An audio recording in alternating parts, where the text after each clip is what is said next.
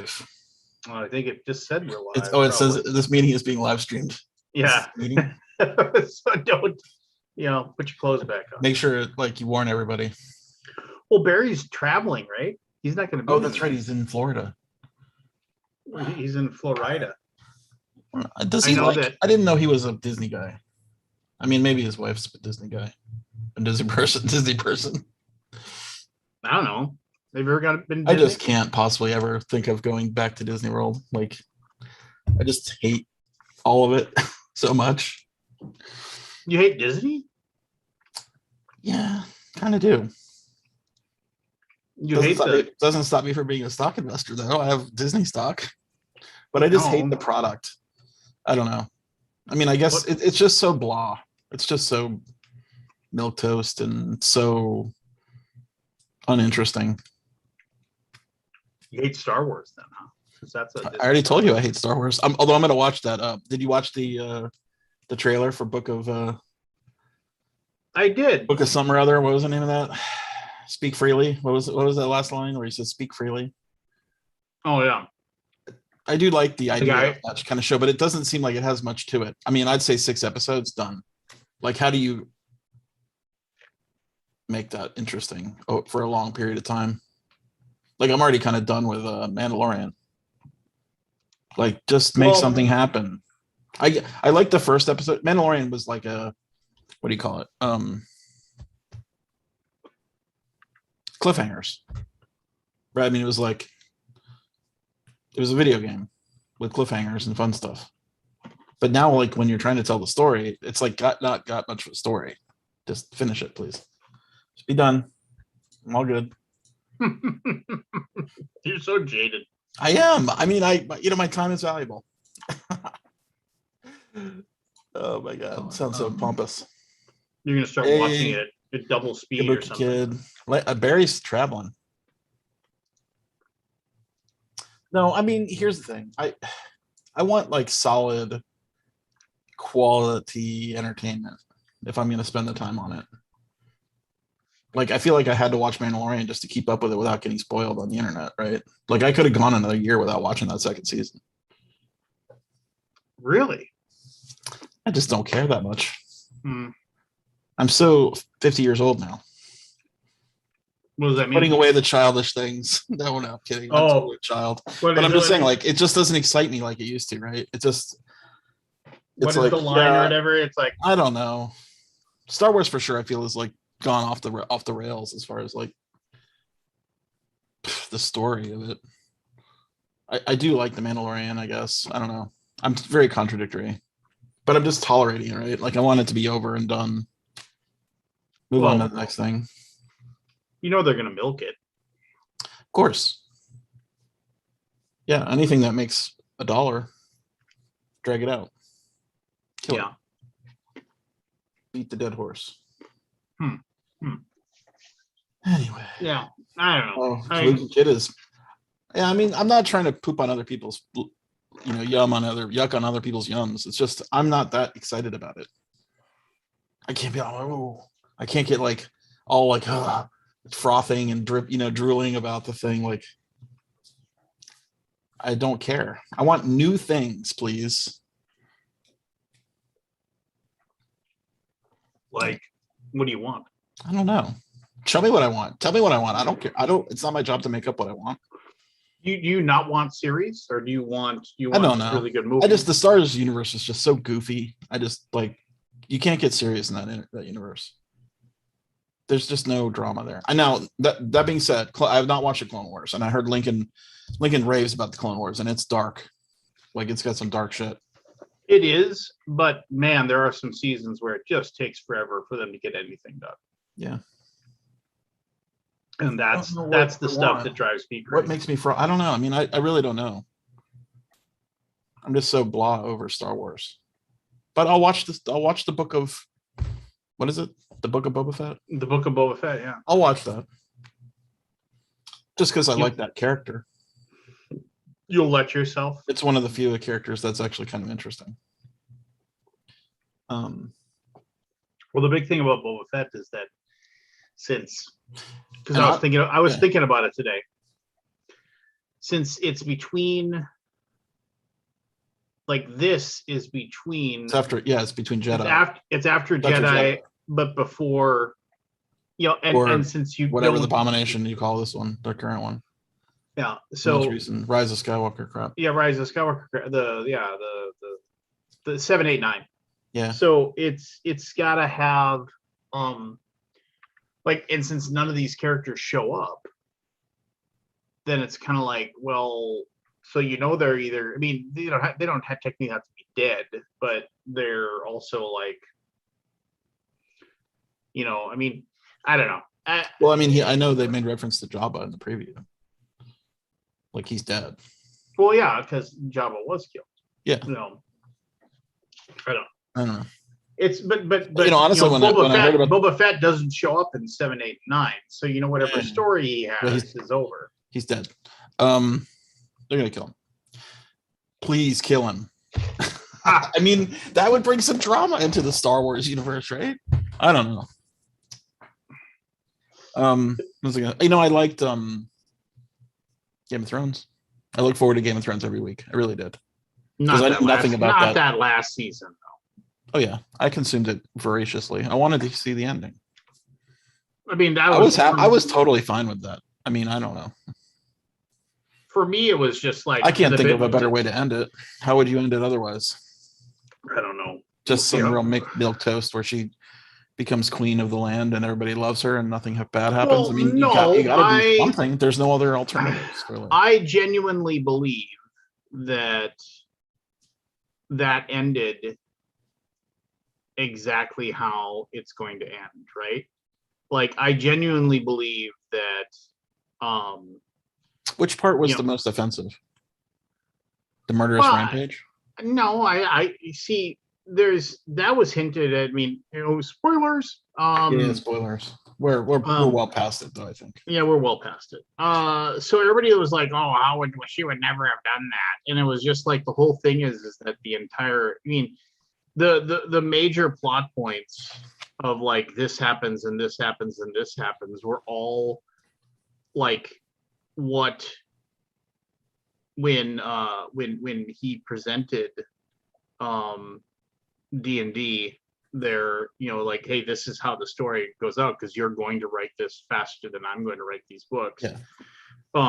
So her losing her mind, I wonder if he's going to change it now that he saw the fan reaction. I doubt it. I mean, his big thing is that I saw a meme today that there was just the thing from The Hobbit where Bilbo says, I think I've come up for an ending to my book. And like, when he says that, and he goes, and he lived happily ever after, he says that or whatever. And then it cuts to it cuts to George R. Martin. He's like, really? Tell me. What is it? Yeah. That's a good meme. I mean, so yeah, they had character deaths in 7, 8, 9, but what would been really dramatic if Rey heel turned or whatever, which I was hoping for. We were talking about that. Like, like what if Rey had actually gone to the dark? Yeah, I mean, it was something. It was so bland. Whatever. We cannot go down the Star Wars path again. Well, I mean, it's just, I think most people just agree that, I mean, even the people that were like, I think after all was said and done with 7, 8, and 9, you had people that were just like, who thought 8 was amazing. And to this day, I still can't understand why people did. I mean, and we've been down this path. We're not going to go down the path again. Yep, we're not going to go down the path. And so, I don't understand that. I don't think I ever will understand that. But whatever, it's fine. So I think what had happened is that even the people that, I mean, I can think of a plot line right now that would be 10 times more interesting than what they had. So for Rey heel turns and kills Poe. Yeah. Drop. I mean, fucking A, right? Like, that would be like, oh my god, Star Wars is like amazing or something, right? People would lose their shit. But 7 and 9, like even the people that like thought 7 was like, okay, well, they just basically redid, New Hope. Yeah.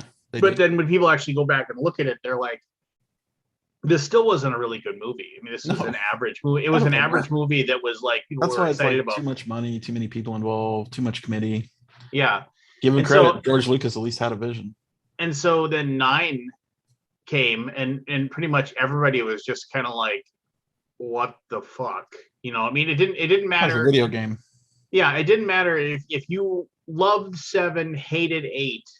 It didn't matter if you thought 7 was like meh and you thought 8 was amazing. You got to 9 and everybody was just like, really? Yeah. That Thank God it's so over. yeah, it was just like, well, we're done. Pack up your bags, everybody. We're out. Okay. I just demand more. I'm very picky these days. It's my old joke. I said the best thing about the Matrix is they only made one movie. Yeah, just like that being said, now I am excited about the new Matrix, and I'm very excited that Keanu's in it. Like, well, and I think that'll be cool. But I also, how much of that is the sisters who are going back to Matrix to redo it, right? The Wachowskis or whatever. Yeah. I mean, it's like, how much of that is, well, none of the other shit we've done has made any money, so let's head back to the well. I'm sure they made money on those things. I don't. They weren't like a Matrix. I mean, the Matrix is a once in a generation type movie. But the thing about that is almost like universally, like everything that they've done other than the first Matrix movie. I mean, it's just like almost everybody has agreed that, like, yeah, okay, it's visually.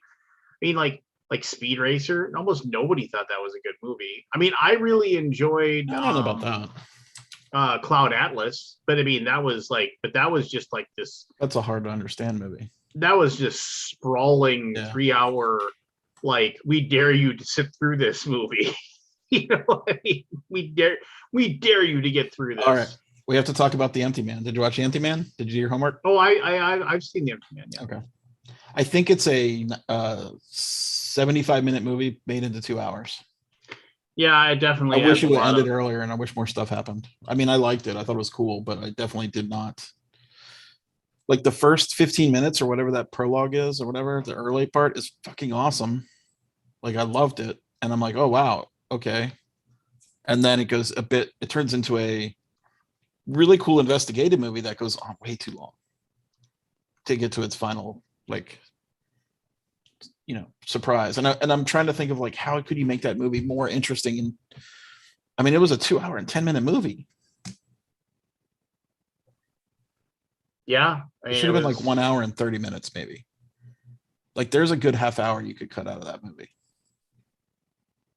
I don't know. I like long movies, but it just didn't hold. I was like, do you like long movies though? I do. I love long movies. I love long movies.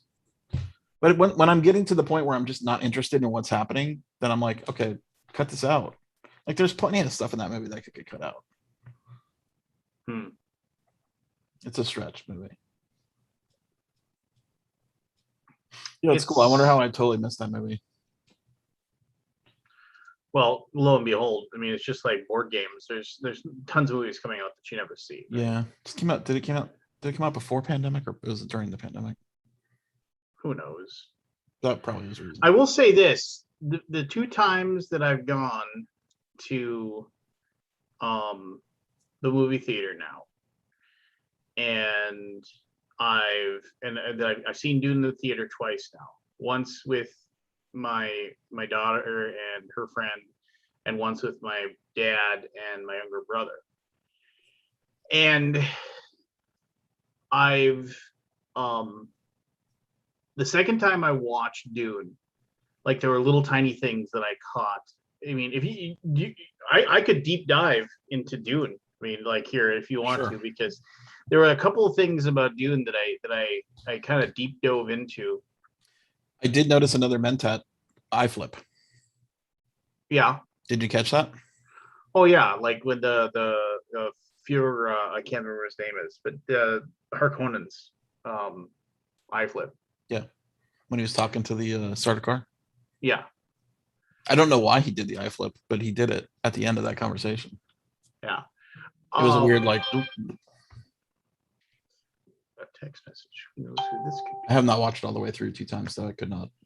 I thought you liked long movies, Scott Alden. Only when they're interesting. Hold Was on. it Lovecraft though? I don't understand how Empty Man was Lovecraft. I guess it's a secret cult and and worship it's a demon. It's like otherworldly horror, you know. Yeah, they sort of don't really tell you where the Empty Man comes from though, except that it's a being who you can will into existence by talking about it. Sorry, my daughter just texted me something here. 2 pinches. She's got to feed my fish for me. Kabuki has corrected my pronunciation about the Harkonnens. Harkonnen? Well, I'm like, wait, you are. Yeah, I do believe it's pronounced Harkonnen. Yeah, I do believe, according to the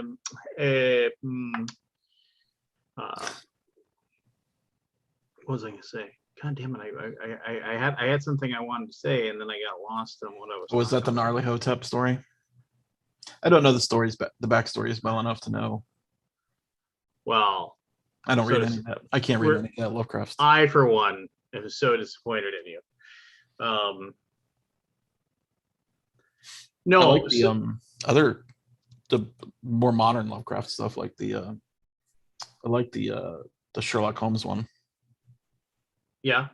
What is it? Something green. Study in Emerald. Study in Emerald. Yeah, I like that one. And that's the perfect length. Perfect length. Done. 5 pages done. Gets right to the point. Oh, you're cute. Yeah. You're so angry. Not angry.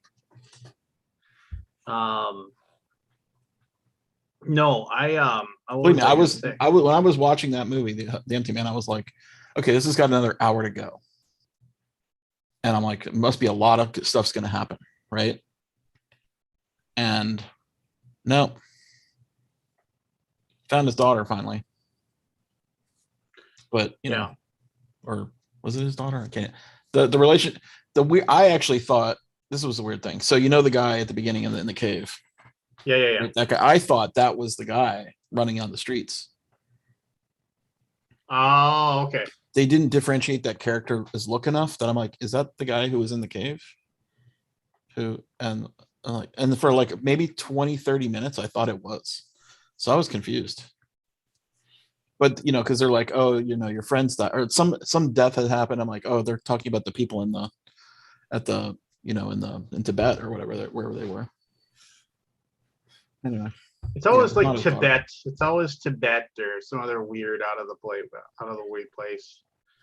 Yeah, it was not his daughter. I know, but you can tell it's confusing if you jump from a scene where only one person is alive at the end of that scene, and then you go to a scene where a guy's running on the street and they look a little the same. The biggest you kind of think I thought it was him. Yeah, I got you. The problem with anything Cthulhu is that it is a tough sell for because it's a type of horror that you're not gonna win, right? You're gonna lose no matter what. So there's no like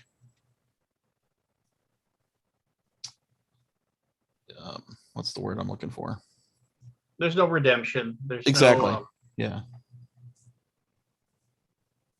No, I agree, man. I mean, it's a tough thing to. Sure.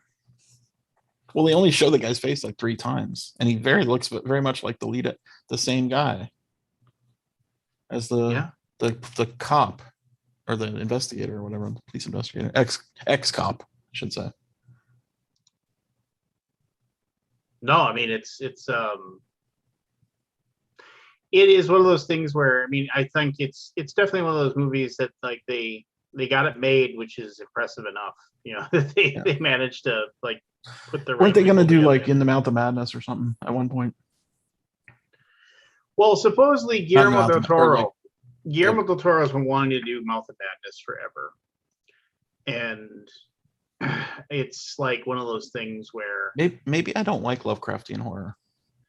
because I didn't like that. Well, it's how do you That how do thing you in the give how do you get people excited or terrified of cosmic horror? I mean, it's just like I don't think you can. I mean, it's just What people was that want. one on that spaceship? We always mention it. The Oh, horror. Sunshine. No, that one I like, but the other one where it's the demons that appear, the channel to hell. They open up a Oh, gateway to hell or yeah, something. yeah. Event Horizon. What Event Horizon? Like that, I hate that. I hated it. But like, it's just hard to get. Yeah, cosmic horror is hard to follow. You want it manifested somehow. Well, that and it's just like and nearly all Lovecraftian horror. I mean, nobody wins. I mean, it's just That's like, exactly right. There's no good outcome of it. yeah. I mean, even It's if not they like Halloween where manage, they kill Michael at the yeah, end. they drive Michael Myers Yeah, no, away or you're gonna whatever. lose. Yeah, it's you're yeah you are punching a brick wall. Yeah. And you're not gonna be able to pull it off. It's just. I mean, I do like the twist in that movie. It's a fine movie. I just felt it was too long. That's my final criticism. That's it. But I don't know how you make that movie. I don't know. And I didn't understand the suicide pacts. Like, if you're trying to grow your cult, which they were, why does 6 new initiates kill themselves? You know, like, it's just like they were in it. Like, remember that scene? There's a scene where they all look at the one out, the one girl who's talking to the investigator. Yeah. The high school scene where they're all her friends are all hollow man, empty manned, and they all like they're in it, right? Why did you kill them, or why did they commit suicide? Like, it doesn't make sense. Well, it's because it's their, But it's everybody, insano world or whatever. yeah, and then the whole like, I did like the scene where they're running around the fire, and the fire goes up, and he gets all like, the galaxy is floating. It's like it's pretty cool. That reminded me of True Detective. Oh yeah. Where yeah. And that was the other thing too, where it was like, I mean, like they pretended to touch on like the Lovecraftian world with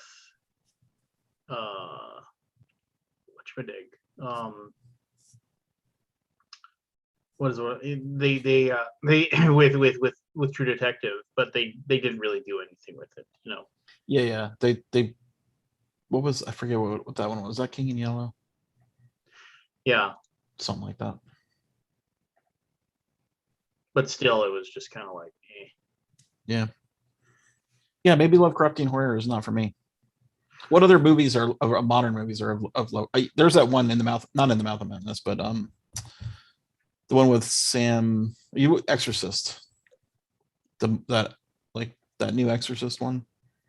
Is that a Lovecraftian or is that satanic?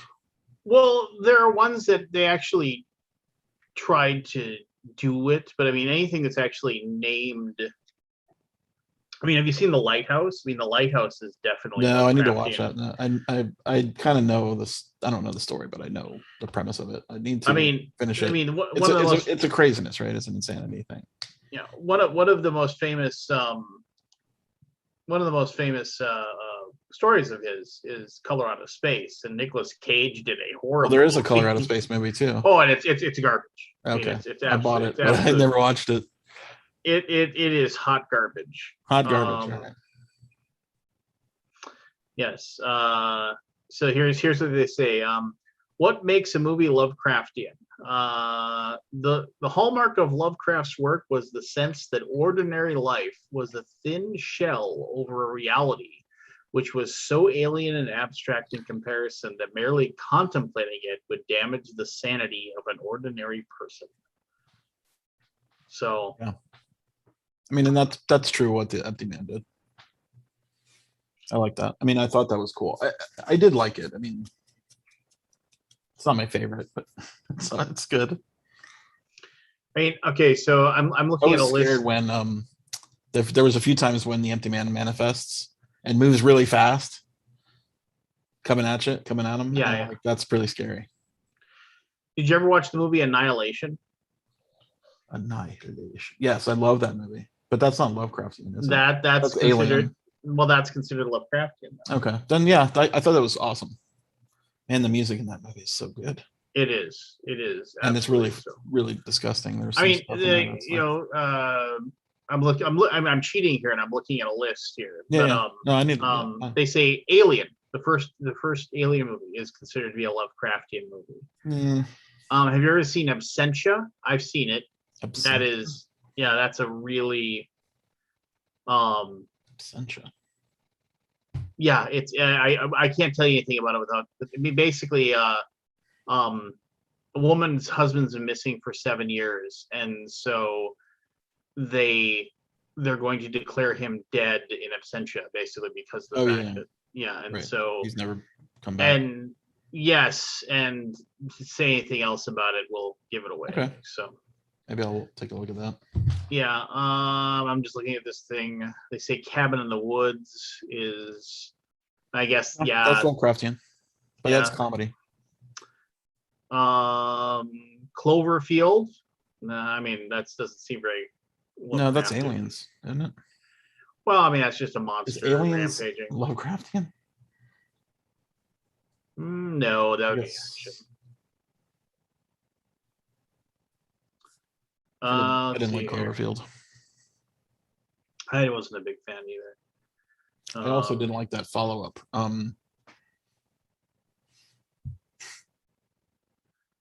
mean, like, with the actress from. Here's a movie that I know we both like, Dark City. Yeah, I really like Dark City. Oh yeah, Dark City's totally. I don't know if you call that Lovecraftian, but it's definitely like pretty interesting, like premise. Yeah. Did you ever watch Europa Report? It's on. I think it's streaming on Amazon. I mean, I can see why they're considering it that one Lovecraftian. In a movie? Yeah. No, I never watched it. That's an easy watch. You could. Wow, budget was less than 10 million. You know what the box office was? What? 125 grand for Europa Report. Yeah, should have taken that 10 million and put it in your back pocket and said, "We made $10 million." Yeah. Did you ever? What was that movie with Scarlett Johansson, where she was the alien? Yes. Under the Skin. Yeah, Under the Skin. Yeah, I didn't like that. Didn't like it? Yeah. The movie The Mist is considered Lovecraftian, which I can buy. Yeah, that's totally Lovecraftian. Did you like The Mist? I don't remember. You need to watch it again. It's old, right? Yeah. Isn't there a newer one though? Didn't they remake it? Well, what's his face did it? Frank Darabont or whatever. Yeah, can't remember if I've. Prometheus. I like the premise of it. Prince of Darkness, the old John Carpenter movie. Yeah, I never saw that. I really like. Is that the one with Alice or what's his Alice name? Cooper? Yeah. Alice Cooper. Yeah, Under the Skin is creepy, but I didn't like it. It was creepy with not enough. There's almost no exposition. Exactly. Right? That's what I was going. Yeah, not enough exposition. And The Thing by John Carpenter. Sure. Said, which I can buy, totally. And a lot of these are like older movies that I'm not familiar with. But that was just like a rough list. Yeah. Not my favorite genre, I guess. What is your favorite genre? I don't know. Oh. Maybe mysteries. Whatever's whodunnits. in the back room of the video store. Yeah. I really like here. According to Ghoulish Media, this is the top 20 best H.P. Lovecraft inspired films. And that I would think be we've talked about this before, but when I was a kid, there was this something I caught on TV where it was a kid who was the understudy of a wizard, and he goes off on his own into the space, ether, something, and gets caught by a Cthulhu monster and has to be saved by the wizard who comes in and saves him at the last minute. And I cannot fucking find that. I've looked for it. I've gone on like deep dives to try to find this damn thing. Yeah. I sorry. Yeah, I There you know. go. It's not there. It doesn't. It's a figment of my imagination. Yeah, this is Ghoulish Media's. Well, I remember one time I picked up a book on a lark at the library, and it was like a mystery novel, and it was like about this like standard kind of cop becomes private eye investigating whatever kind of things, and I read and I picked it up. I grabbed a book off the shelf at the library, read the first like 2 pages. It grabbed me. So I was like, okay, I'll check this out. Then I found out that the guy had like 3 or 4 other books all with the same character. So I read all of them. And then every once in a while I'd be like, I wonder if the guy wrote any more books about that guy, but I can't remember the name of it to save my life. And like I've tried Googling what I can remember, what it is, but I can't remember. Anyway, here's ghoulishmedia.com, the 20 best H.P. Lovecraft films. The Lighthouse. I haven't seen it. From Beyond. I've seen that. Oh, it's not good. I don't like it. The Endless, the 2017 movie plays more like a thriller than pure horror. It has a mysterious cult, true and strangely otherworldly entity that is sacred to the cultists, who is very vague. And it seems like the creators of The Endless were hesitant to embrace the tropes fully. What makes the picture brilliant, though, is the writing and framing to convince the viewer of a larger threat. The Endless. Dagon, despite using the title of Lovecraft short story, Stuart Gordon's final Lovecraftian adaptation, including this list, is based more on the short story of The Shadow over Innsmouth. Starfish, 2018. Starfish. Yeah. Annihilation, which I did think was really good. Cloverfield. Dagon looks goofy. Yeah, it does. Cloverfield, 2008. What was the other one? Starfish? Yep. Starts as a melodrama but evolves into something truly interesting. I couldn't tell you exactly what the director is trying to say, but it's definitely a clear meditation on grief and how people deal with their own past. All right. And then we have Cloverfield. Spring, a 2014 movie. It's a tale as old as time. A young boy meets a mysterious woman in a strange land and falls in love with her, but lo and behold, she harbors a dark secret. The secret of the fish people. Underwater, which I agree is very good. If you haven't watched Underwater. Well, I've seen it. Yeah, it would be. I thought that was super stupid. Yeah, well, but it was definitely Lovecraftian. The Beyond, The Mist, Reanimator, I haven't Alien, seen Water. I'm thinking of a different movie. Black Sight. Are these in 1 to 20? I don't know how they rated these. They're just listed here. Black Sight, gripping with John Carpenter-inspired atmosphere, this 2008 movie takes the idea of the elder gods and asks, what if special forces captured Lovecraftian elder gods and had to send them back to their own dimension? Sacrifice from 2020. Yeah, the opening credits says all in bright pink bold font, inspired by the works of H.P. Lovecraft. This 2020 Barbara Crampton starring movie takes the ideas of Lovecraft and transfers them to the Scandinavian setting. That fact alone makes this an interesting watch. And puts in a land that gives us the Vikings and gods, Odin and Thor. Yeah, let's check that out. The Void. The Void? Yeah. Event Horizon. The Thing. Color Out of Space. In the Mouth of Madness by John Carpenter. That they say that's the #1 HP Lovecraft movie, and they listed Color Out of Space as the #2. For all of my thoughts on how awesome Color Out of Space is, you can read my previous article here. But the short version is Nicolas Cage plus Lovecraft equals cinematic awesomeness. Another believer in. Yeah, Sam Nick Neill's in Cage. The Mouth of Madness. I've heard that one is pretty good, actually. I remember watching like the first whatever.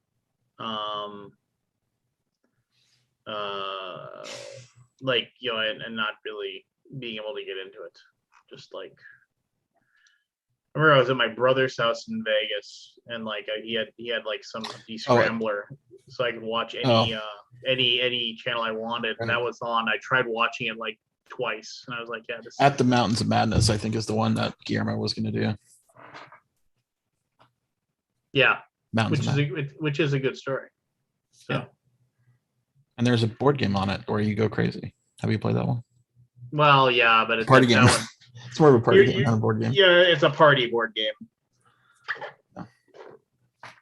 Now everybody's got to talk backwards. I don't know. You're not allowed to speak to anyone unless they're looking at you in the eye.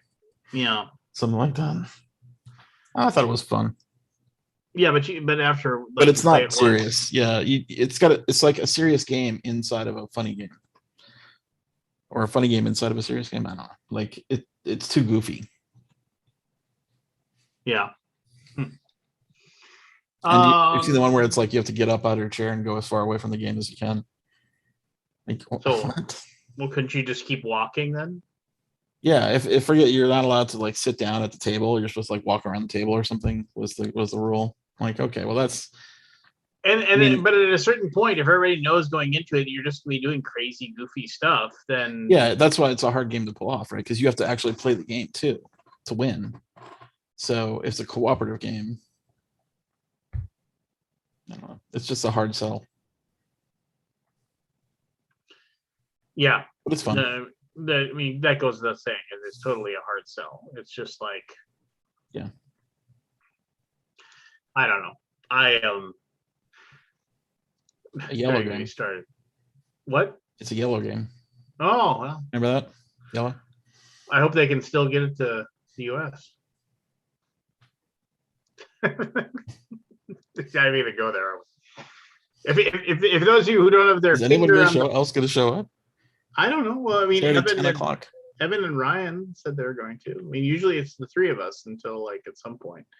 What was I going to say? I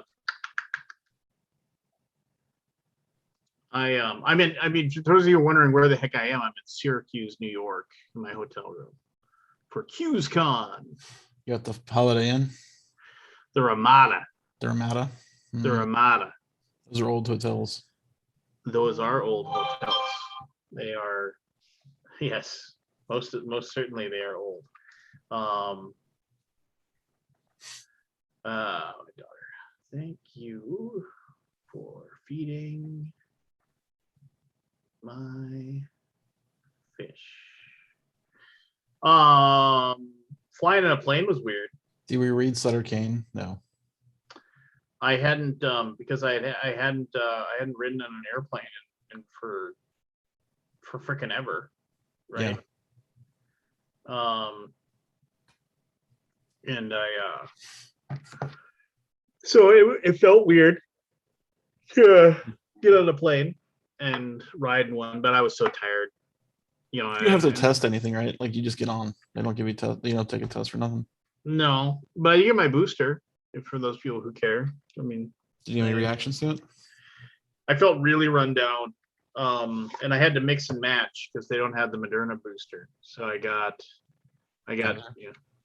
Ooh. But according to whoever people supposedly mix and matching is, you know, not a bad thing. It's actually might be better for you if you.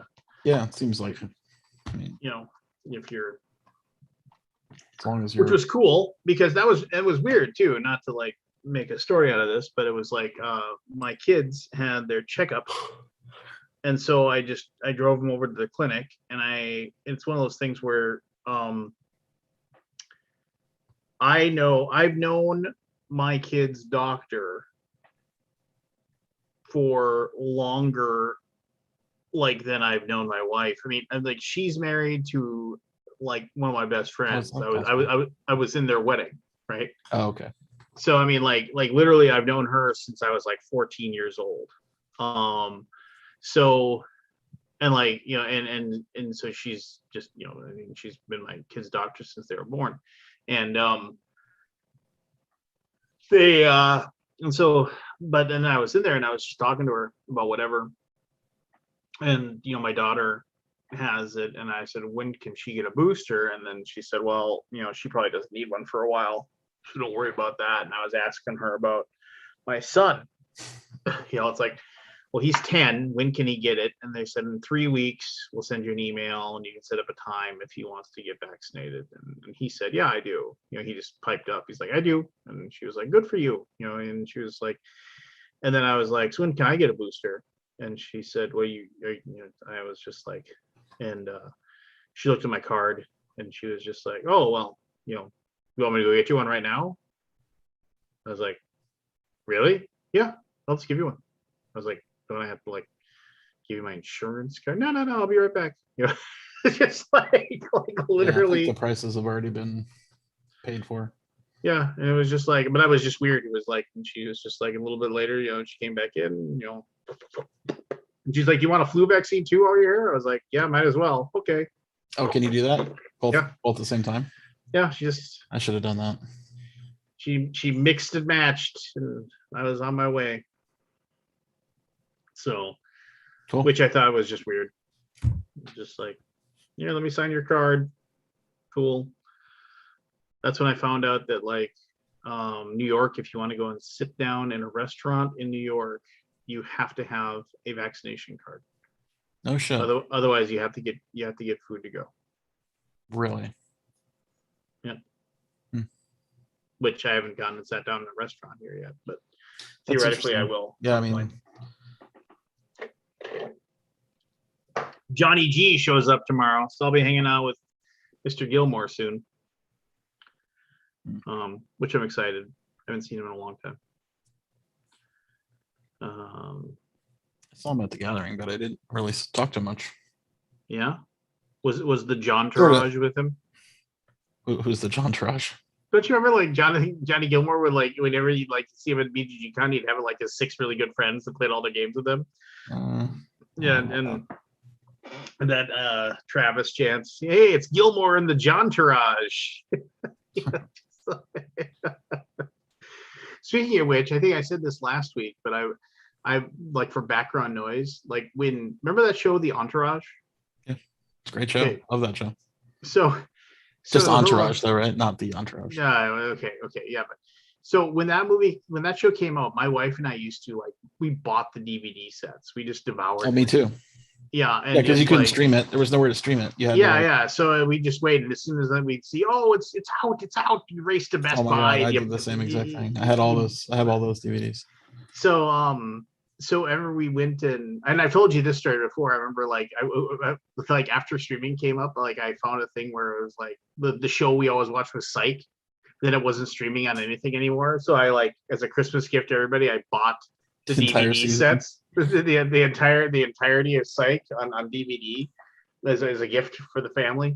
And then we watched the DVDs for maybe 1.5 DVDs, and this is annoying having to get up and replace these and switch to DVDs. Yeah, that's pretty annoying.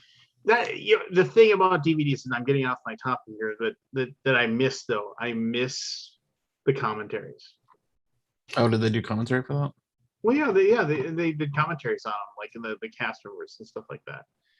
But I miss buying DVDs. I miss having the commentaries. I miss having. Yeah, I probably was a 1 in 10 commentary guy. Yeah. If I really liked the movie, after I watched it, I would just watch it again with the commentary. If you had the Futurama DVDs, the commentaries they had for the episodes were, especially if they had Billy West and I can't think of his name right now, the voice actor that does Bender. If they had those two like doing the commentary for the episode, it was hilarious. It was just absolutely like, because they would just sit there and riff off of each other and do their characters' voices, stuff like that. Because John DiMaggio. Don DiMaggio, yeah, and they both did so many different like voices and things like that, and like, you know, and John DiMaggio would be like, "Oh, hey, here's another scene where Billy talks to himself for 5 minutes," you know, because he does all the characters in the scene. Oh, right. Yeah, and he's just, and then like no, and like no, they were just, it was all like hilarious and funny and what have you. But no, so like I was like, oh well, Entourage. I remember I watched all that. We can all rewatch. Did you watch the Entourage movie? I saw it years ago when it first came out, right? Yeah, and it's funny. Like, can you remember anything of what happened in that movie or how it all ended? How it ended. I remember how it ended. Oh, you did? Okay. You know, with spoilers, the Johnny Drama finally gets, like, you know, he finally wins. Because his role. Well, no, he oh yeah, they're like, we want to make a show because they're gonna make the movie Hyde, and then Johnny Drama was gonna, and then the thing was, is it wasn't gonna get made because the guy wanted to cut Johnny Drama's scenes out of the movie, and so they fought, and so they finally did it, because like he tried really, really hard, like, you know, and to be like a supporting actor, and they finally got it handled, and like, and he got his scenes kept in the movie, and then the thing, Mark Wahlberg, who the whole, like, the show was Mark Wahlberg's idea. Yeah, like that was the whole idea. Like, right? Yeah, well, yeah, and then it started off with, based on like him, like Vincent Chase is him. That was like his idea. Like awesome. he had his entourage, and then when he made it in Hollywood, how he brought all of his friends from Fast and, you know, or whatever, you know, to do the thing. And then the whole thing was that he's up there, and he's there at the Golden Globes, and he said, you know, it's like, you know, the winner of Best Supporting Actor, you know, is, and then he opens it up, and he's like, what? You gotta be fucking kidding me. You know, he's just like, you know, Johnny Chase. You know, and you know, so he gets his redemption, you know, like, you know, and he gets up there, and he, like, it's just all silent, and he's gotta, you know, give a speech, and instead he just, because he was on Viking Quest, he just goes, victory. Yeah. That's all he yells.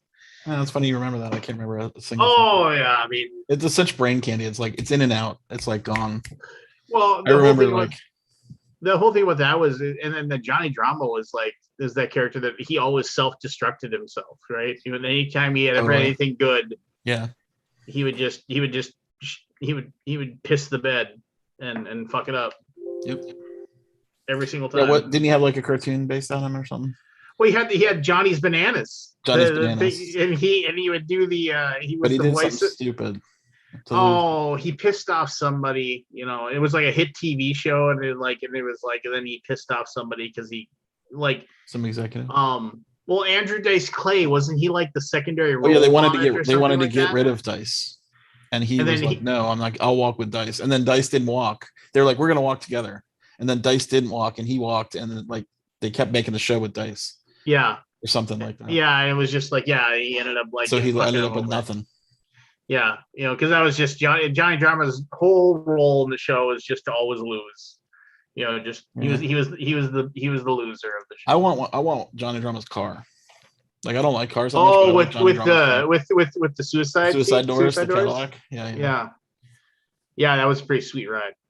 But the thing is that the whole point to where I was getting to, man, that show was made in a different era. You know, I mean, like, totally. Oh, I mean, yeah. I mean, just that show would not be made today. Oh no, you couldn't. You couldn't do it.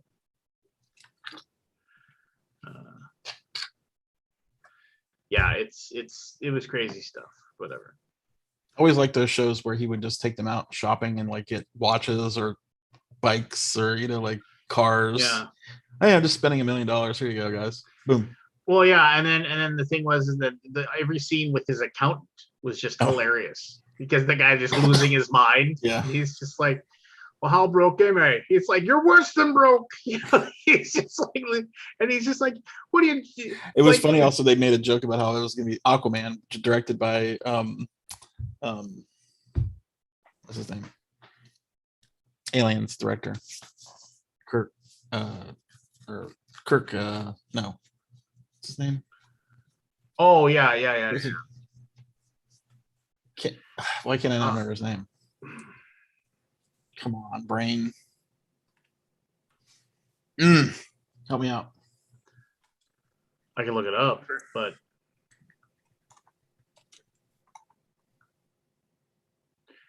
I can't remember. James Cameron. That's it. There you go. I don't want to say Kirk Cameron. Different. Yeah. Very different. Well, no, and then the hilarious thing is that like when Eric gets his own management thing, it was just like because Aquaman was the highest grossing film ever, or whatever, and like he has this plaque on his wall of Aquaman, and it has like 117 million or something dollars because it was the highest grossing movie ever, or whatever. Yeah. And 100 million was a lot back in the day. Ari Gold was a good. All right. I mean, I said forever, I was like, if they did a spinoff that was Ari and Lloyd, I would totally watch that. Oh, I would watch that. Well, no, they couldn't. There's no way they can get away with it now. But I think they could. I disagree. I think that they are locked in a time capsule, and that they would, as long as they go into it knowing that there's going to be so many people that are going to be absolutely irate. I think the other people on the other side who are like, this is how they've always been, would pound their drum just as equally hard. I think they could do it. Mm-hmm. I think it takes some balls by some director, by the company, but I think they could do it. I think they're grandfathered in. Not so sure. I think if it was a news show, I would agree, but I think there's so many people love Ari Gold. Like Jeremy Piven, like that's one of the best TV roles ever, I think. Like he's one of the best characters ever. Well, Piven is kind of persona non grata. I think he's canceled. But they would have to lean into it hard and say, we're making this comedy for people who want it to be the same way it was before, and we feel like if we watered it down, it wouldn't be the same. I think you could do it, but I think you'd have to know that there's going to be a lot of blowback. But I just think you'd have as equal amount of people or potentially even more pushing back the other way. Because how many people look back at Entourage with fond memories? Like, that was a sensation. Like that was huge. Yep. Because at the end of the day, would both of you still watch it? You would. Which? An Entourage? If they did the spinoff. Like if they did it right now. Yeah. I would totally watch it. Yeah, 100%. But the thing about that is that I don't know. Okay. So harken back to All in the Family, right? How were they able to get away with Archie Bunker being like the loudmouth racist? He was always the bad guy. He always lost. He always lost. He was the bad guy, no matter what, he was always made the fool at the end, and that I think they could also go self-aware. Like I'd be like, you can't do that anymore, man. Like I think they could work around that and like the actual ramifications that he would have to deal with. Like and they even say a couple things. Like one of the things I was rewatching it. Sorry for us, but they were rewatching it, and when he's considering when Ari is considering going to work for the studio and leaving the job at the agency, and Lloyd is telling him that he shouldn't do it. And one of the things he says to him is, he's like, right now, he said, you're the head of you are the CEO of a company that isn't publicly traded. But the moment that you go to work for that giant corporation, the words you get to use to demean me and humiliate me isn't going to be accepted anymore. And he's just like, oh, like he's actually like, he's like, I can't be an asshole anymore. Yeah. Did you hear that there was a QAnon rally in Dallas last night? Ew. They were waiting for JFK Jr. to show up. Oh, wait, I saw And There they was were like a gonna, take crazy ass lady who said, "Yeah, JFK and fucking Junior. Trump were gonna run together." Yeah, he was gonna be his running mate. Oh my god! And they were gonna appear last night in Dallas at Daily Plaza. I will say, like that is totally the left wing media like spotlighting that lady because everybody, like, I imagine 99% of those QAnon people are like, no, she's kind of bad shit. Like we don't like. There was a lot of people here. Well, I'm not saying, yeah, but I'm saying those people probably don't agree with that insane theory. Like, I would be really interested to know if they pulled it. Like, why would everybody be here then? I want to, because it's just a QAnon rally to show the support. I doubt they really thought that JFK like was like Tupac was hanging out and he was going to come and like announce. Like, there's no way the majority of those people could have thought that. Like, right? I want to have more faith in humanity. You should watch some QAnon rally stuff and see how crazy. I've looked into the QAnon and what they believe, and like, I definitely think there's some shades of truth there, but not for most of it. Well, yeah, like you can't, like the Jeffrey Epstein thing. Like, there's some fire there. We all know there's some fire there, but to say everybody connected to him ever, but I don't know what the theory is. We don't want to talk about Jeffrey Epstein. That's I don't want to talk about. That's way too late. Like that. Oh yeah, that's going to be a Netflix special. That's going to just destroy one day. Well, HBO has already got a special. Oh, do they? Yeah. Yeah. Like I maybe have too much faith in humanity, but I can't believe most of those people believe that. That's like I don't know, dude. You like that you might have to recheck your faith. Like that he hid away for so long, and now he's like, "Oh, Trump's back. Trump's here. Now I'm going to reveal my like." That's a lot of suspension. There's people who believe that the Democrats are whatever. We're not going down this line. I don't want to go down that line. I am high on board games right now. I am just so energized to play everything that I can get my hands on right now. I'm loving it. What do you got new? I just did the new Uno game tonight. We played Uno and then some Gloomhaven, but it's Uno triple play. It's got like Uno Haven. Gloomo. I bet you if I made a Uno Gloomhaven like variant, that would do huge. People would watch that video and try. Make it happen. Do it. I don't like Gloomhaven enough to do that. So essentially, I like the fact that you said you don't like Gloomhaven. Whatever. I like Gloomhaven. Like Uno. So pretty much it lights up, and then depending on where it lights up, that's where you have to discard a card. But the unique quirk is, as you do it, the lights change color, and then eventually it gets to red. And then so it's like, oh, I have to put a card here, and it might explode or it might not explode. And so you draw cards. My kids really liked it. Is it only we played it on game night, and it went over miserably. They hated it, which is to be expected. But I like that. There's a new game in the Sequence series. I got Uno and Sequence to talk about. Sequence stacks. It sucks. Just that's all you need to know. It's pretty bad. Don't get it. Not that you were going to anyway. It has one big issue where you have to play cards even if you don't want to play them, which literally takes away nearly all the strategy. And it's just not fun. Good. But I did a skip the rules video on it, and it's going to do gangbusters. I can tell you that much. I believe. You'll be raking in those quarters. Hey, I did my month end video. I do a month. What are you making now? I made 168 off the YouTube money, but then I got a couple other balls in the air. But at the end of the day, I don't have to make anything, because we're just not paying for childcare. So it's like, oh, there you go. It's essentially like I'm making $12,000 just for that. The house is cleaner, food's cooked, but I'm feeling the board games right now. You don't have the feeling like I'm doing work and I should get paid for it feeling? Like I don't feel like I'm working. Unless I'm doing Kickstarter crap. No, nearly all my videos now I have fun with. As soon as I switch my reviews, because I always did the middle part that Tom does, that you do, Lance, where it's like, this is where I explain exactly how X, Y, and Z works. And it's not a full tutorial, but it's just like a brief overview. Once I stopped doing that, reviews became so much more fun. And I just say, if you want to see a gameplay video, I'm sure there's plenty of them out there. So pretty much all the segments that I do, I really enjoy doing. It's me sitting. Okay, with well, my let's friends. ask you this: have you found that more people are watching all of your videos, or do you think you're getting more views out of your videos now that you just don't do any rules explanation?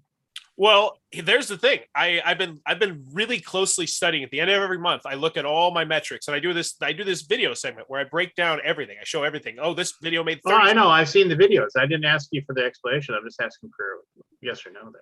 I don't notice that much of a difference, but most of my reviews didn't get that many views ever.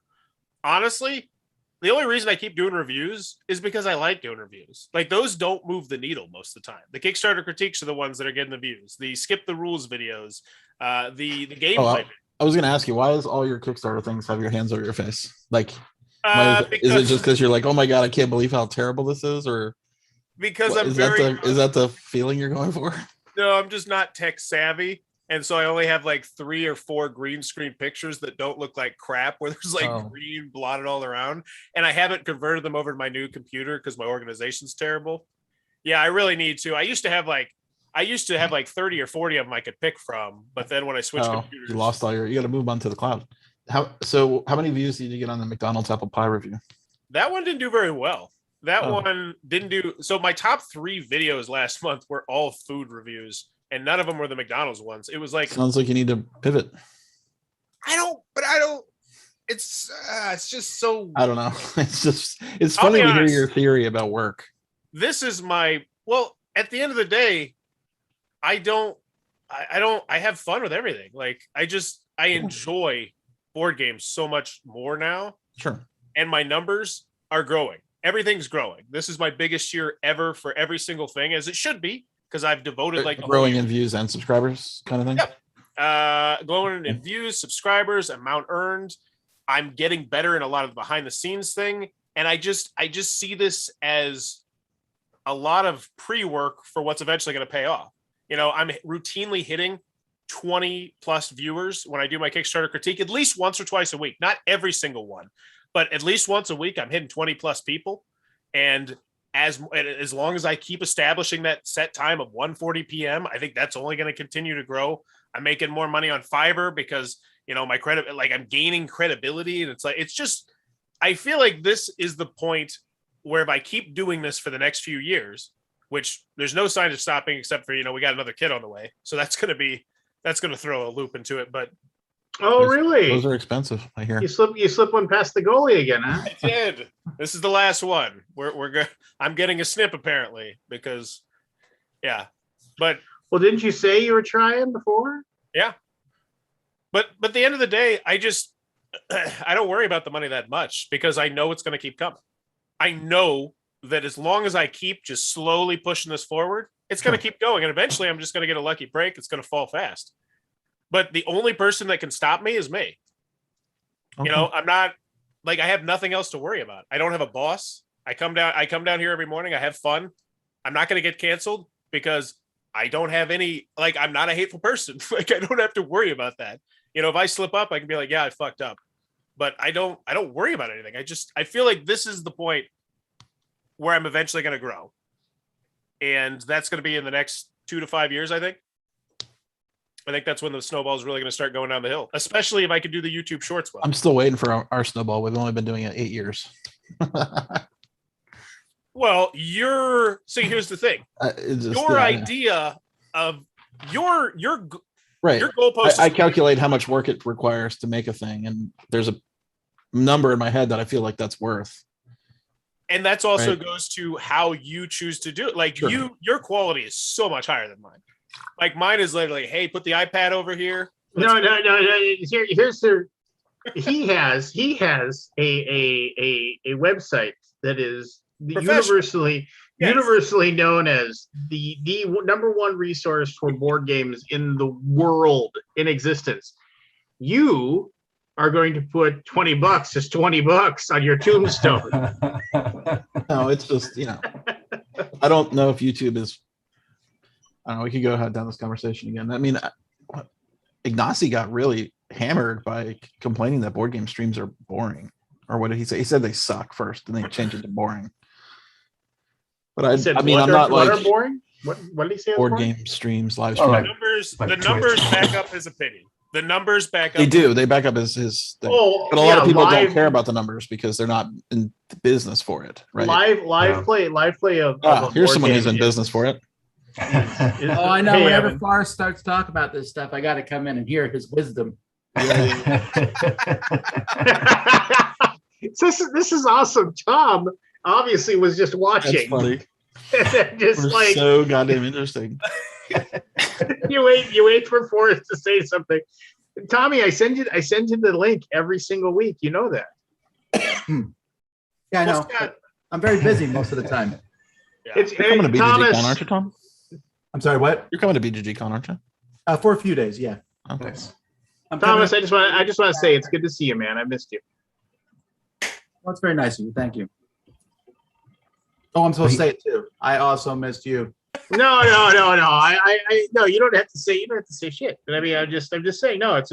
Thank you for joining us. I appreciate No, it. it's interesting for us. I thought, with your different, I want to say more mainstream games, I guess, Yes.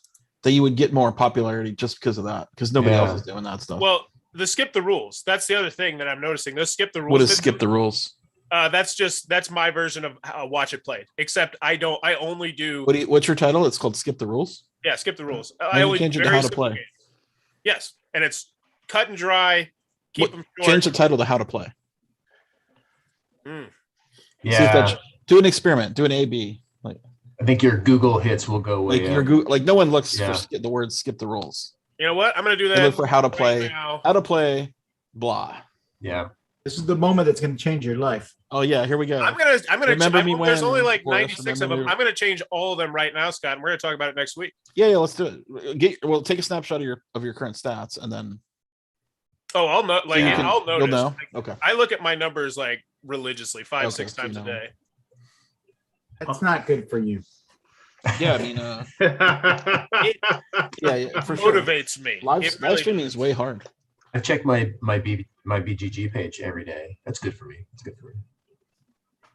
You keep your stats. Do you track your? No, not for my own Ratings? plays, but just for after the Empire. Just like That's what I oh, meant. Do you oh, track are- the rating changes? Oh yeah, of course. Mm, Every day I'm Probably like, not good for you either. I don't. I no, wouldn't it's dwell on not. it too much. It's not. Just wake up one day and be like, oh, there we are. Huh, that's good. Yeah. I'm like 8, what? Yeah. I used to watch my numbers really closely, and I still keep one eye on them for sure. But you watch them all the time, and you get depressed when they go Any down a little- little bit. Yeah. Yeah, Sure. yeah, totally. I had that last month. This year is definitely a down year for BGG. Is like because last year was just crazy Yeah, because of pandemic, right? How can you Right. you can't attain that level?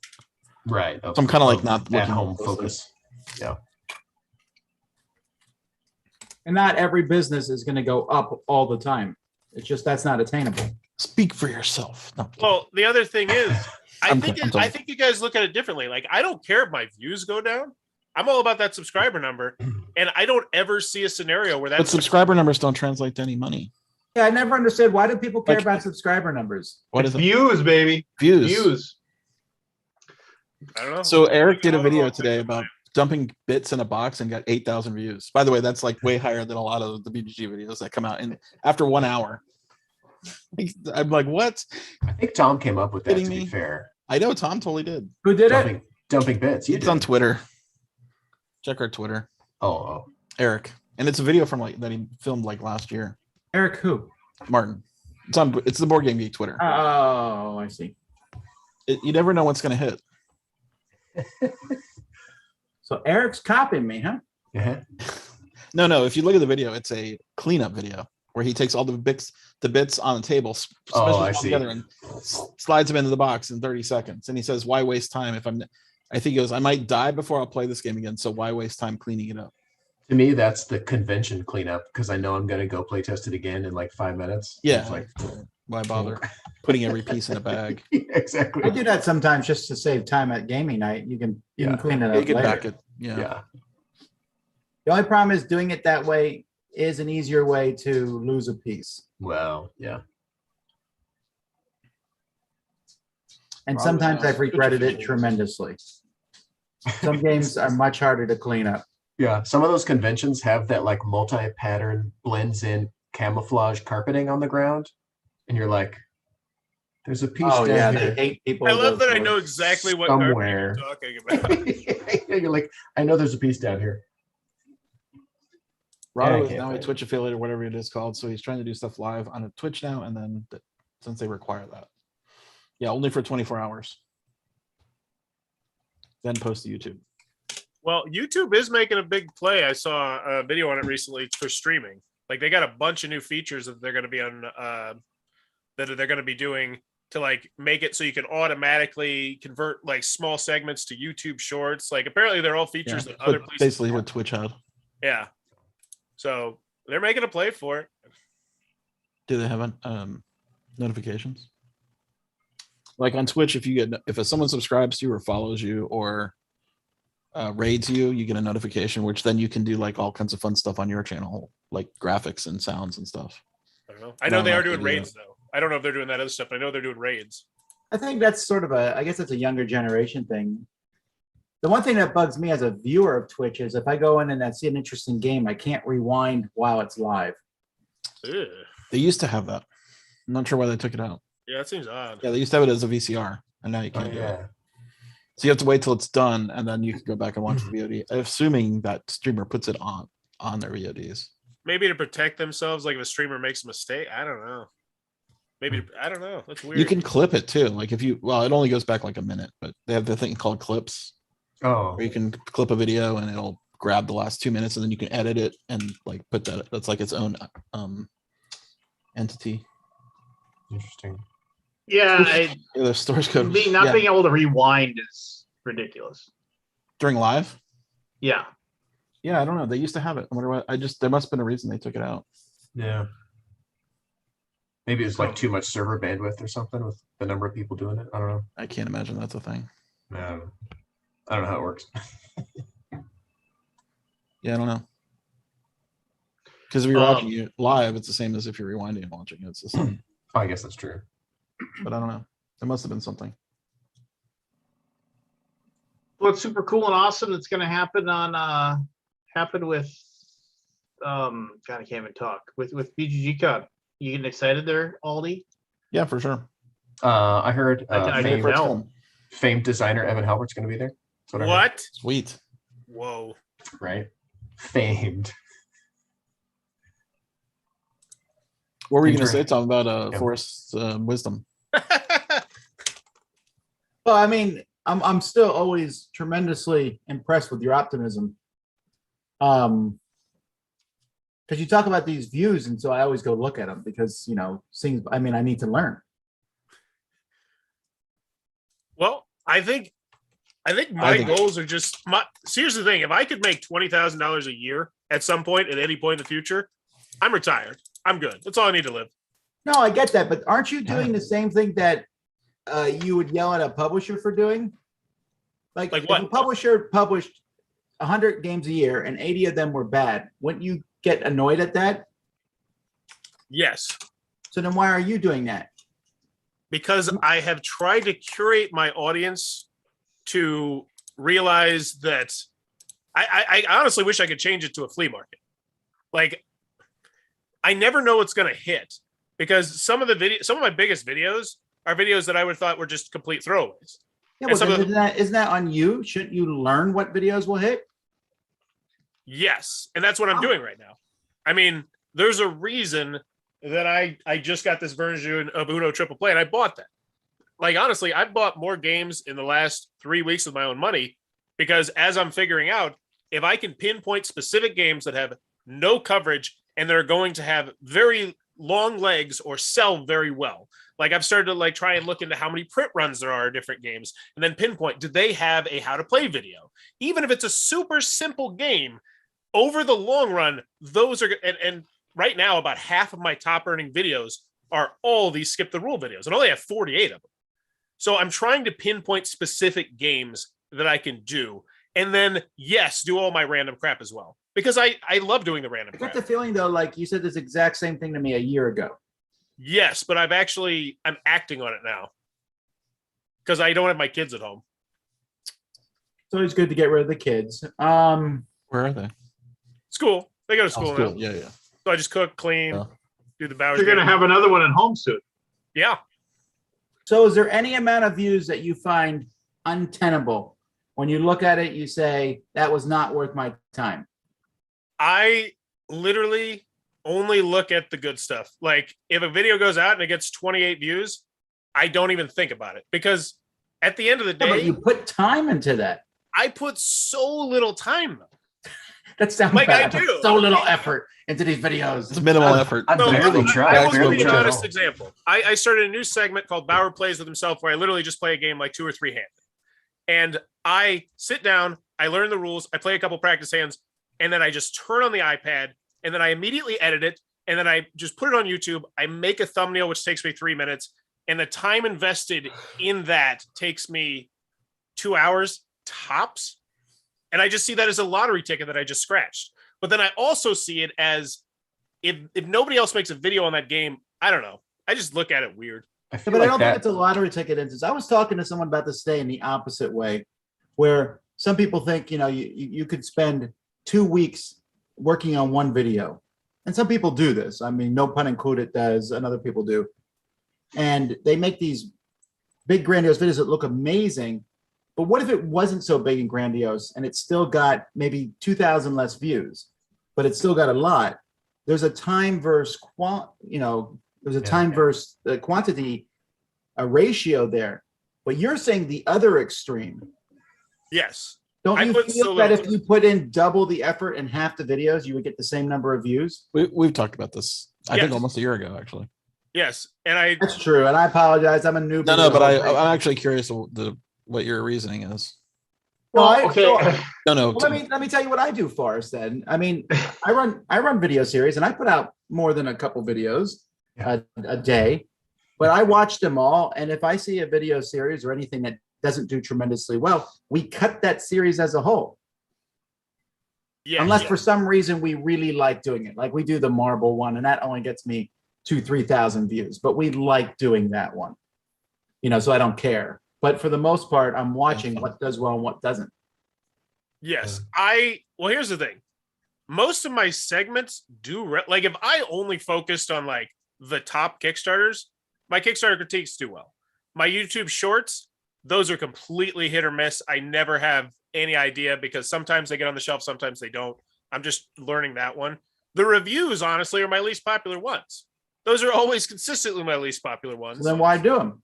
Because I'm a reviewer. Like I like being a reviewer. I like reviewing, and also I see it. Here's the thing, Tom. If your reviews didn't get views, would you cut it? Would you stop reviewing? I don't Like, know. let's say your live plays got more, like 10x more reviews than your reviews. Would you just say, "Oh, I'm not going to do any reviews"? Oh, you mean if our live plays got views, Yeah, so yeah. many, and the reviews didn't? You would- I guess I would pivot. You're going to see me pivot in a big way very soon, and Mysterious. that's not that mysterious. But I gotta be careful. You always make these. I've learned in the past. You like an announcement coming soon, and then people blow it out of proportion, and it's Yeah, not that yeah. big of a deal.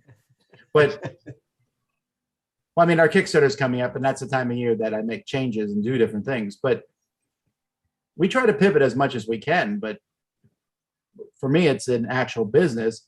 But at the same time, I want to keep it fun. So you have to keep that stuff in mind. The thing of us, obviously, our top 10s are our most popular thing we do. But the crowd surfing show has kind of gone through the roof, and we're pretty happy doing that. And the live plays. Although live plays are more work than people think. Yeah. I don't ever Right. do those. Yeah.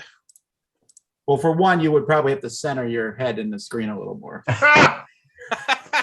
See, little things like that. I feel like I've curated my audience to just be like, so when you keep saying you curated your audience. What's your audience? I'm looking at these videos here. Don't you want a slightly bigger audience? I'll get them. Like I honestly, I don't worry about it. Like I know, like I've come to the realization that even if I do have to go back to work, bad stuff happens. Bowers Game Corner is still going to be there, and it's still going to grow.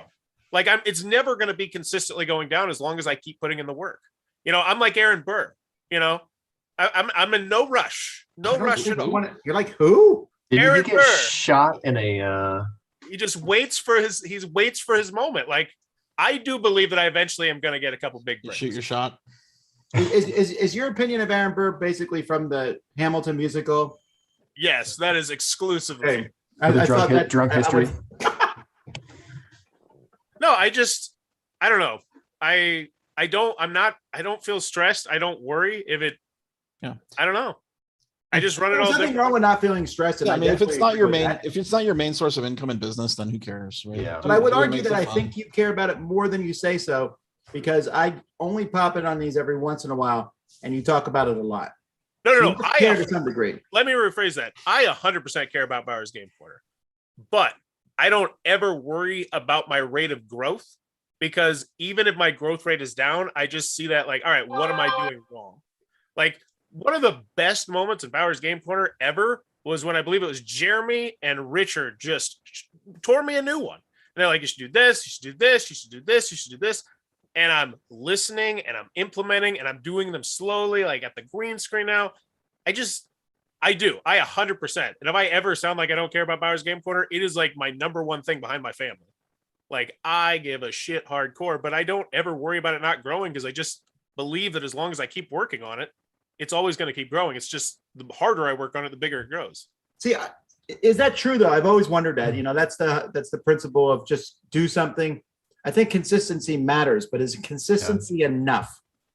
I think, well, here's my, I guess it'd be empirical evidence, was that Bauer's Game Corner, aside from when I would do the big Gen Con stuff, was on the back burner for the last 8 years. And it just slowly, well, I mean, I worked full time. I went through college. You know, I raised 2 kids. What's repeat what you said? Bauer's Game Corner has always just been kind of on the back burner. Like, I okay, put in Forrest, minimal but you just said your wife's pregnant. So is it going to go on the back burner then when you're going to be raising a kid again? No, it's going to be in between sleeping periods. Like, oh, the baby's down. Well, you do realize that the child grows and ages, right? And then the sleeping periods Got don't. one already, Lance.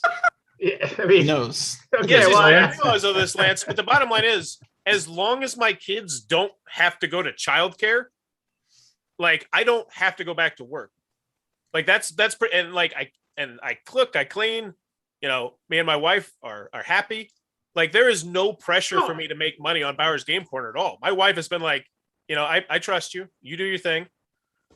And honestly, I do believe I'm going to grow, and I think it's going to be the Kickstarter critiques that do it. Like, that Okay, number is. okay, But you say that's changing things, right? So let me be just real frank here. So you started like 8 years ago, right? In the past 2 years, my 9-year anniversary is this year. Yeah. sure, but you started caring. You said, I don't know. About a year and a half ago is when I really started to put in more effort. Okay. Well, that's actually pretty good, because around that same time, so did Board Game Co. and Quackalope. Their channels are a Massively. magnitude larger than yours. Yeah. So what are they doing that you're not?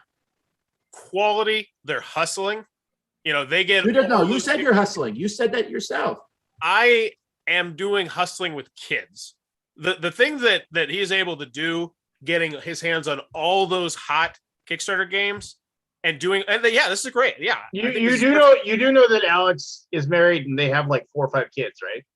Yes. I'm talking more about Jesse. I'm talking about more about Jesse on this one. I want to hear more about how kids stopped you. What's the name of your channel? What? Bauer's Game Corner. Oh yeah, Bauer's Game. I was just checking some stuff.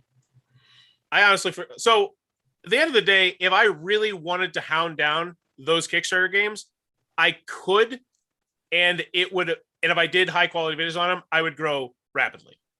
But then it would feel like work, because honestly, anytime I do a Kickstarter video, it's pulling teeth. I hate it. It's burnt me out a couple times.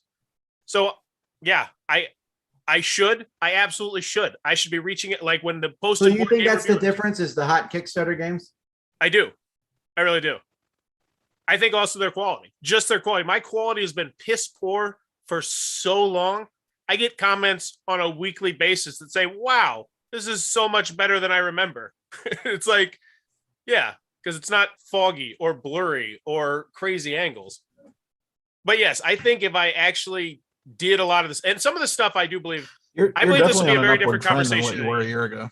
What? You were definitely on an upward trend of what you were a year ago. And it's only going to continue, because like I said, I break down everything at the end of the month and I try and learn from it.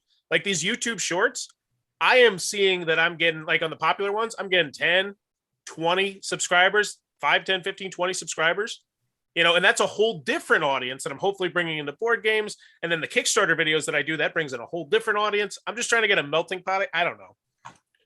I don't worry about. Do you get a lot of comments on your stuff? I don't know what a lot of comments is. Let's say more than 5 per video. Per video, no. Okay. But then again, you invite it on some videos. I do. Yeah, I always try and prompt it. But like I said, on typical reviews, I might put it up and might get 30, 40, 50 views. So most people won't respond. On the Kickstarter critiques, I get much more engagement. The live chat, sometimes I'll have 30, 40, 50 comments going in there. It really depends on the video. I think and honestly, a lot of people have said this, if I just focused more on specific things, it would go better. Like Tom said, cut out some of the stuff that doesn't work. But I like reviewing. Well, I mean, and Forrest, these comments come from love, because you're my brother and everything like that. Oh yeah. Remember when you were doing the Forrest is live at Gen Con stuff or whatever, and you were like, oh, I love those. I'm gonna start doing those more often. Yes. Have you started doing those more often? No, because it doesn't. I actually tried this week the Twitch in real live stream, but I'm only at conventions, 2-3 times a year. I do plan on implementing more live stream stuff, and I'm slowly starting to interweave that in there, because I think you got a spike on September 27th. What was that from? That's probably Gen. Was that Gen Con? Yeah. And then you went from 10,000 to 28,000 in like. I watched your live stream for Gen Con. And so that's what so next year, like we're planning on doing like a 48-hour crazy live stream where we'll just hand it off to random people like, hey, Lance Meister is going to take over the camera for 15 minutes or whatever. Like I'm going to reach out to people and see if they'll do it. No, I'm not. I'll be unavailable. No, but I just like the experimentation. Like tonight, I just posted a video of like what if board games were like prison, or my friend Lucy slaps me in the face and like calls me a bitch. And it's like, it's like prison. It's a YouTube short. So I'm trying, I don't know. I'm just trying everything, throwing it all against the wall. I mean, nobody's ever going to say that you aren't out there, but I mean, And I do want to answer Tom's question very specifically. He said about the kids, because I thought it was good. Part of the reason why I started to stay home with our kids during the pandemic was because I'm in early childhood education. It's my major. Like, I just love. To be clear, that was just a joke with me referencing the fact that I have 7 children. That's all. Oh, okay. Well, I don't want to answer it though, because I feel like it's really important. Like, my mental health took a huge hit. Like, it was so hard being with my kids 24 hours a day. That honestly, when I said I've seen an uptick since the last year and a half. Honestly, it was more like last November, because I don't know, something clicked last November, and then my kids went back into school. I cleaned my house a lot more. Like, my mental health is so much better than you keep going back to this. I clean the house more. Like, I mean, like that. I can't. Like, I mean, because we used to live in a really. It wasn't like the kind of house that would get condemned, but it was just like the kind of house where there was a bunch of stuff always stacked against the wall, and so the rooms just got slowly smaller. And it's just one of the biggest moments of my entire life was, honestly, and this is going to sound terrible, was in the last year realizing how important it really is to clean. I was a horrible piece of garbage husband when it came to cleaning. I would never guess that from your background. for a huge portion of our marriage, and then it finally all just clicked with me. And so yeah, cleaning is super important to me now, as odd as it may seem. And yeah, what about? I mean, so did you finally get rid of all of those board games then that you swore that you? Well, no, I'm gonna post shitty reviews that get no views before I get rid of them. Obviously, Lance. But no, well, what do you do with your board games when you're done with them?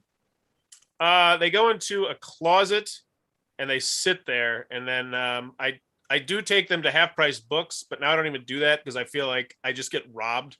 Like, I honestly think I'd have more success just sitting on a street corner and selling them for $1 a piece. As a heads up, you would not, but yes. Whoa! No, you wouldn't. Put them on eBay. you know what? I now want to take this snippet and I want to do a segment where I sit on a street corner and try and sell them for $1 and be like, Tom Vassell said that you couldn't do this. You would not. I want to say this too. I mean, and it's just and this also comes from love, and I want you to know that everything that you're It's gonna be real saying. negative, by the way. It's always No. gonna be super negative when he says that. No, I no. honestly, this is what I want. I want negative feedback. Like, Okay, it helps me. so everything that you tend to be saying, like throughout all of this, is that it's like the stuff that's hard that will require you to like do something that you may not technically in like anything that would like require effort, right? I mean, like even when you're saying things like, oh well, I sometimes take in the half price books, but I just don't bother. Oh yeah, I could make those Kickstarter videos, but those just aren't fun. And it's just but the ones you're talking about is like, oh, the reviews I do now, yeah, they take me no effort to do whatsoever. These shorts that I do take me no time or effort whatsoever. I mean, and the thing is that you and the Kickstarter critique thing that you're doing, which I mean, I think you do a good job with them, but I mean, that also doesn't take a lot of Time or effort. I mean, like, so it just seems like you want to funnel towards no time and effort. That's what and 100%. So I mean, it's when, and this is and it's not everybody, but when, like, if you actually put time and effort into things, that's where you get your positive results. That's why you see a channel like Quackalope or Board Game Co. like actually like doing really well and growing and exponentially. And it's just like, and I'm not saying that what you're doing isn't actually growing your channel and isn't building it up, because what you're doing is, but like, I think you should recognize the fact that you are going to be it's a gradual, right? I mean, I don't know. I mean, I want you to have everything that you want, dude. I really do. But I think that the chances are, I think you should maybe switch the needle a little bit towards the like, let's do some stuff that has a little more time and effort, behind it. And I think if you did that, you'd see the results you're looking for. And yes, it's sacrifice, man. I mean, it's like anything else. You think I want to sit down and look at a spreadsheet all day long trying to figure out how to do all the logistics of shipping 7,000 board games to Kickstarter backers and agonize over that, making sure I don't make any mistakes over it for 3 or 4 days? But here's the thing, I don't want to do that, but I get paid really good money. Yeah, I get paid really good money to do that, and Right. I get to work in board games. But he too. doesn't have to. So why does it matter? Well, I'm not saying he has to do that. What I'm saying is that if he doesn't have to, he doesn't have to. And that's fine. I mean, he's in a situation where, but he also would really wants to have a YouTube channel that he says what he wants. Well, if the want YouTube overcomes the what do you call it? The effort required to make that happen, then that will never happen. And I guess what I'm saying is want that is not high enough. I think Forrest has enough charisma and has enough ingenuity that he could, if he would put that little bit of time and effort, just more than an hour a day. Or whatever it is he's doing. I spend probably about 6 hours a day on Bowers Game Corner. Oh, so I do want to, like, it might not look like there's a lot of effort. that's a full day. But there is a boatload of a little bit of effort going around. And I do want to ask you, Lance, because here's one thing. I used to be big on the Kickstarter grind, and I could still do it. But that's when I started to get burnt out. And I don't want that. Like, I definitely don't want that. You need to do Kickstarters to be successful. Everyone keeps saying that. I don't think it's true. You need to, I mean, you need to get a copy of Unfathomable the first moment you can and do a video within that first week. Yeah, you need to do it in the first week. Yes, popular games helps. It doesn't need to be right away. One of our biggest videos this year was Dune. Came out a year ago. Yeah. Well, that's also, I imagine there's a lot more interest from everything around it. But well, sure, right. But I mean, so if you want to do that, you can take advantage of it. But it doesn't have to be just Kickstarters. Kickstarters is an easy way to do it. but everyone else is also doing Kickstarter. So the sea is more frothy there. You know how many people are reviewing published games? Not that many compared to the Kickstarter. Well, that's another thing, and that's something I broke down in my video. Like I did a video on the Neil Patrick Harris game that came out at Target, and I see you do this a lot. I'm going to get more of those newer games.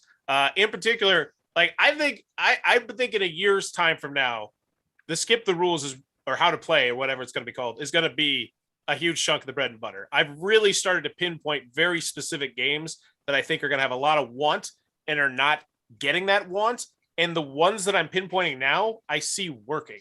Like I just put up a video for Yahtzee Junior and it's mind boggling to me that no one's done a video for Yahtzee Junior yet. And I think that's, and I honestly, well, there is. It also has 15 views and one of those is mine. Yes, but that's because I posted it earlier today. I'm not looking at the reviews now. I'm looking at the views long term. And this one, once it gets into the YouTube algorithms, I think is going to be huge. I think it's going to be my biggest video ever, honestly. I think it will get over 130,000 views. Is this the with the whoa. Is it with the We have a guess. How long will it take to get 130,000 views? I want Where are you at right now? Video. 3 years. Where are you at right now? Well, I just posted it like literally like 3 hours ago. So it's like 13. But what I'm What's your saying is what's your biggest video right now, like on your whole channel?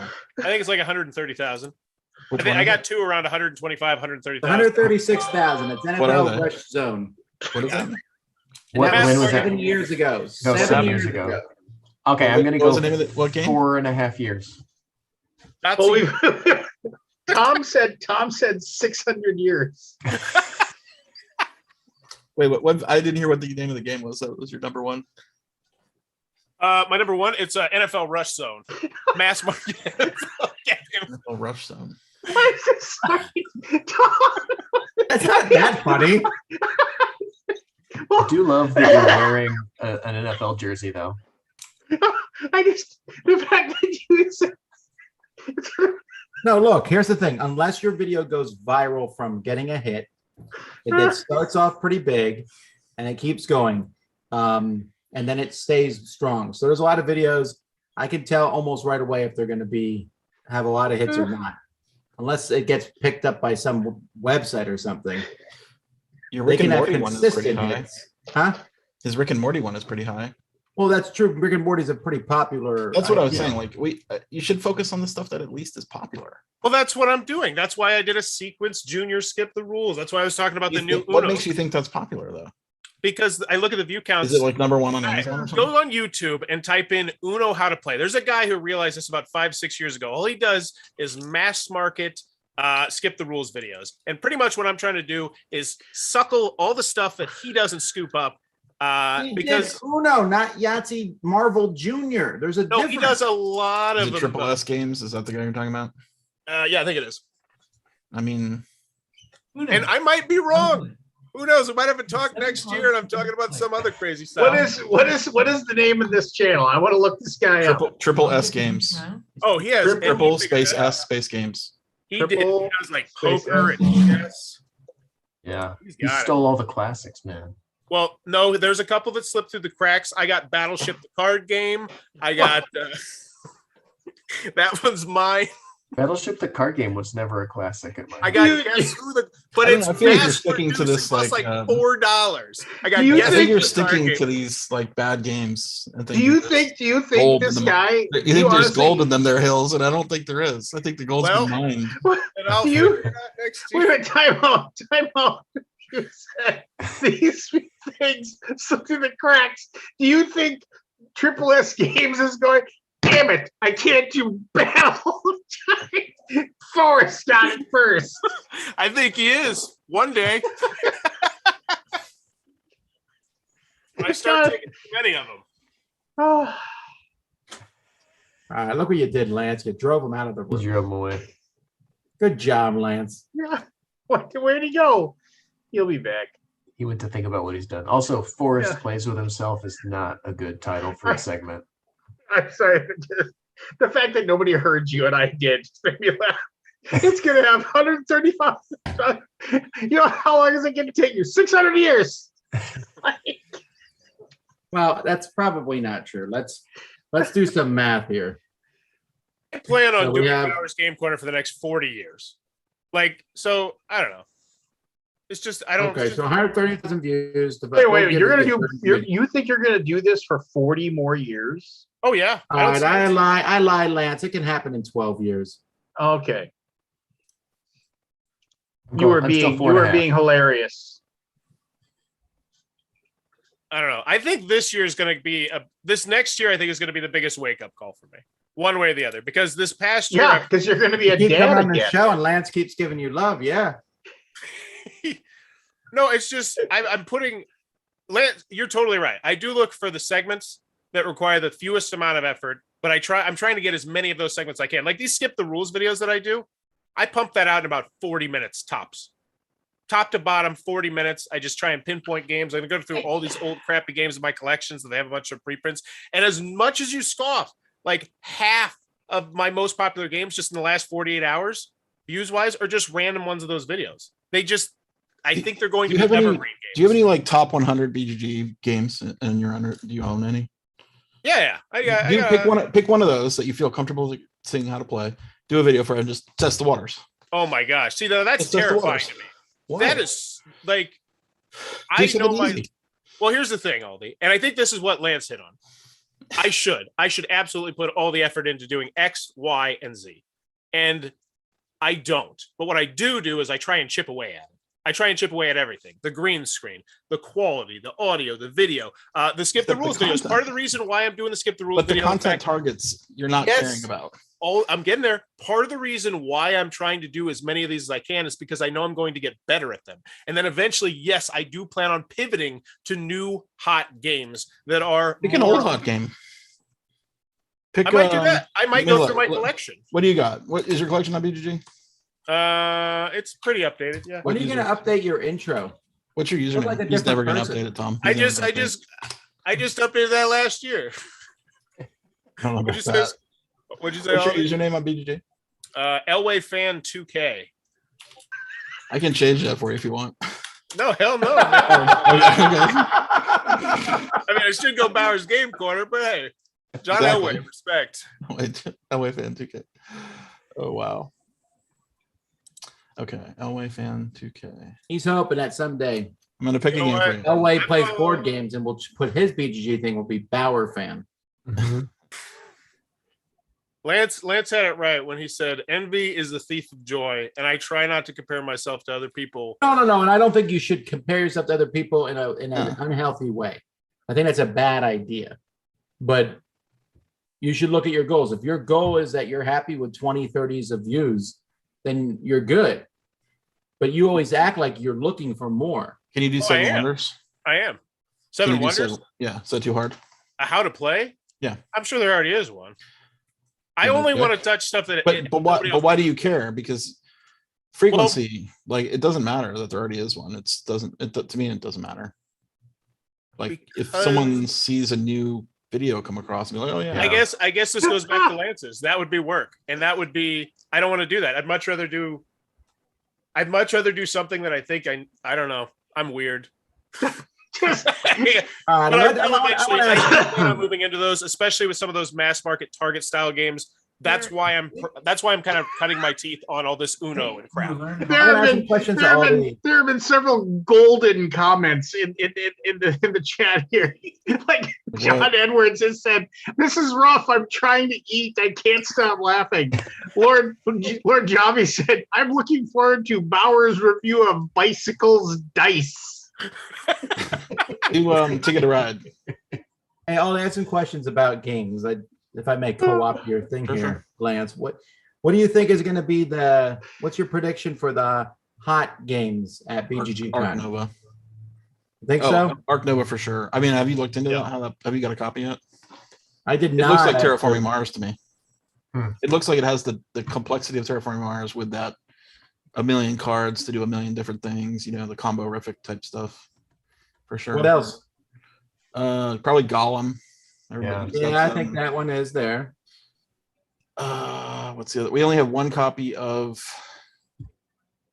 Hold on, I have to look at my pictures to remind myself.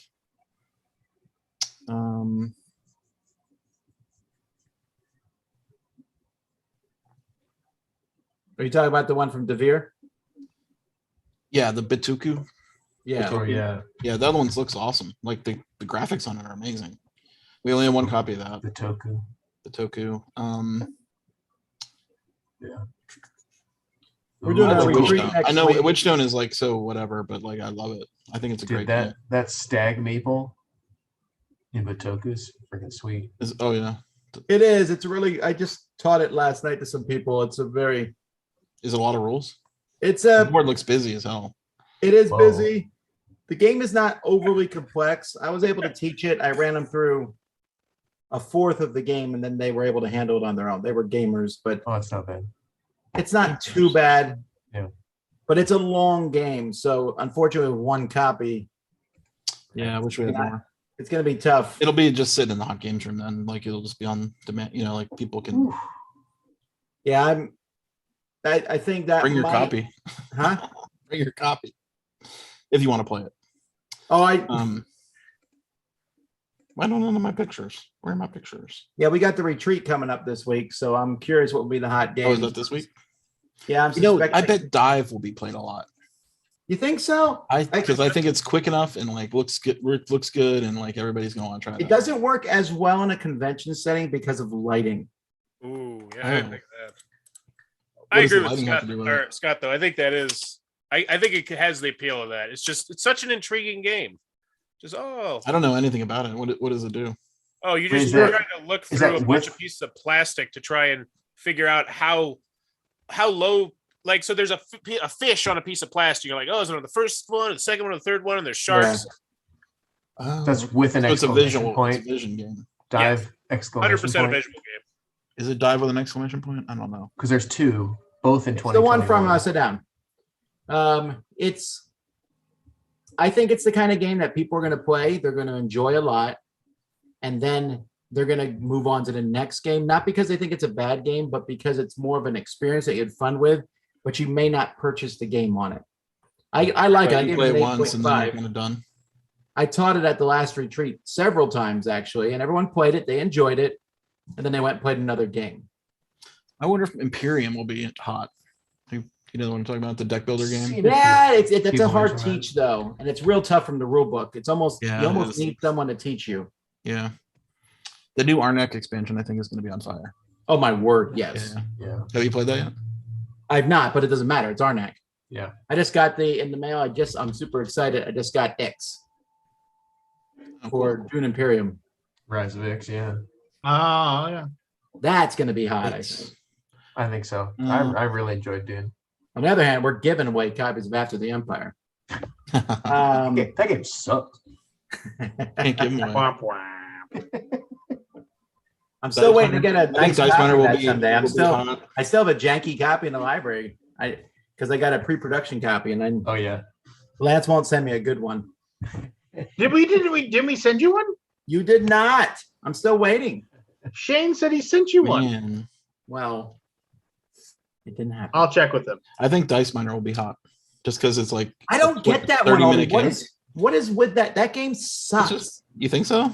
Wow. It's so What game random, sucks? and everyone loves it at the I gathering. thought it was Everyone- fine. Yeah, I thought it was fine. Oh, No, it's which so game? random. Which game? It's called Dice Miner. It's a dice. Oh yeah, I've seen it. Yeah. You play 3 rounds and you're collecting dice to try to get a high score. And Atlas there's some games. reroll rules and there's some like special rules like powers and stuff. Oh, there's a cute little dice tray kind of thing. Oh, that dice tray is actually not helping. The dice don't No. fit in it very well. Oh, that's a bummer. There's a mountain though. The deluxe versions have the mountain, which I don't think we Oh. have. The Oh, that's deluxe. what I'm looking at. I'm They have looking at the they have mountain. cardboard mountains. Okay. Gutenberg will be hot. I have Yeah, another answer, by the way, for why I fuck up and why they succeed way harder. And Lance, you could probably attest to this one. Man, When I it thought comes was to that doing good. social media and interactions with companies, I'm terrible. I'm terrible at emailing. I'm terrible at pinging when I do reviews. Do they I'm do that? terrible about all Is of it. it because it takes you spend 6 hours working on Forest Yeah, I Power? want you to and actually- can you- and you Can you write you down can't what you do spend a day? an hour to like just do tweets and do those things? Now I do. This is one of those things that in the last year, I've been so like my Twitter has grown a lot too. Like these are the things that I'm trying to do now retroactively. tagging companies, all these stupid things that I never did because once again, it was always on the back burner. It was always just a little side hustle, the thing in the back. Those, like, I am doing more of those now. So yes, I'm on email every day. You know, part of the honestly, self-inflicted wound. I am not a Fiverr certified seller. I was like a level 2, and then I got bumped down to not level 2 because I was so bad at responding to little emails and stuff that they ding you down on there. So yes, all that stuff I'm now starting to do. And that stuff's huge. I mean, that goes so far, and I see that. Like, I see that on like the metrics. When I share it to a company and it's a great positive video and then they share it, it makes a world of difference, which of course it does, but it took me 8.5 years to do it. Aldi, you think you'll have the new Hero Quest in time? Is it shipping? Yeah, I've heard some people already have it. Maybe, Ooh, that's gonna be maybe hot. I'll get it. I ordered 2 copies. Picture Perfect is hot, I'm sure. Oh Yeah, yeah. that one is so much fun just because it's so unique. It Yeah. looks super cool. I'm definitely want to play it. What else is here?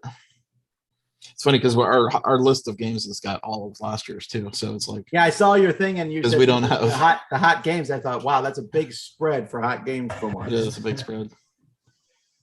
I don't know if Squaring Circleville will be. I can't tell. I don't know. That might be like more of a strategy person's. I think Unfathomable will be. Yeah, I hope I can get a copy. I just got my notification that my pre-order is going to be sent soon. So Oh, okay, well, then maybe Possibly Unsettled. Unsettled. Yeah. Yeah, it's a new one from Orange Nebula. Well, if they send one to us, we'll have it. We don't. I mean, we didn't. I feel like of all companies, they should send you. I one. know. I should write to the guys. I think Bad Dinosaur company. What about World. Bad Company? Dinosaur World from Panda Stars. Yeah, hopefully they send us some. The Origins from Board and Dice. Yeah, Oh, they yeah. look pretty cool. What about Uh, Bad Company? Is that on the list? Bad Company, I don't know. I've heard I mean- I think pretty positive stuff. Oh, I really like it. I mean, I What? really like it. It's not as good as Space Base, but it's in that same Yeah, category. if it's like a space base, then I'm sure it'll get popular. It'll get like. But word of I don't mouth. know what the buzz is about it yet. Right. I'm not BG necessarily saying the best games. I'm trying to think of the ones. Yeah. I wonder if the I new wanna play Seven that, Wonders will be hot. The new Seven Wonders and the new Azul. Have you played the new Azul yet? That's one I don't have. You It's beat me tough, there. man. That is a tough game. They've made it like it's normally it was like all just one color, like you match colors, right? You want to get the colors. Now it's colors and shapes, so it's a 2-dimensional like scoring system. So you either have a group of colors with different shapes or all the shapes with different colors. Like you Yeah, can't have Z any said it's two- basically Quirkle. the Quirkle. Quirkle Yeah, is it's a Quirkle-esque type thing, but it's harder to see. I don't know. It hurt my head. Also, you have to the bidding is really tough because you have to spend currency, which are your tiles, to get pieces on the board. But that was always the case with Azul. So getting like the really valuable pieces on the board is really hard. What about the And new? You're also I don't- drafting board pieces, which is different. I don't have the new the new game for the people made Underwater Cities. Messina, 1347. yeah, that. I haven't heard any real super positive things yet about that. I mean, I heard it's nice. Yeah, I mean ratings so far look decent. On, What about Gutenberg from Grana? Yeah, Gutenberg will be hot. I think we only have one copy of that. That's one I'm excited about because I like the whole theme of the printing. Yeah, I press like and it too. Tiles. I think Paleo will be hot because I think a lot of people haven't gotten to try it. It was Oh, really yeah. hot at the last It's retreat. been out of print. Yeah. We snagged a couple copies in Germany, like just to have it. Oh it's yeah, not Beyond the available. Sun will be hot too, just because. We only have one copy of that too. Which one?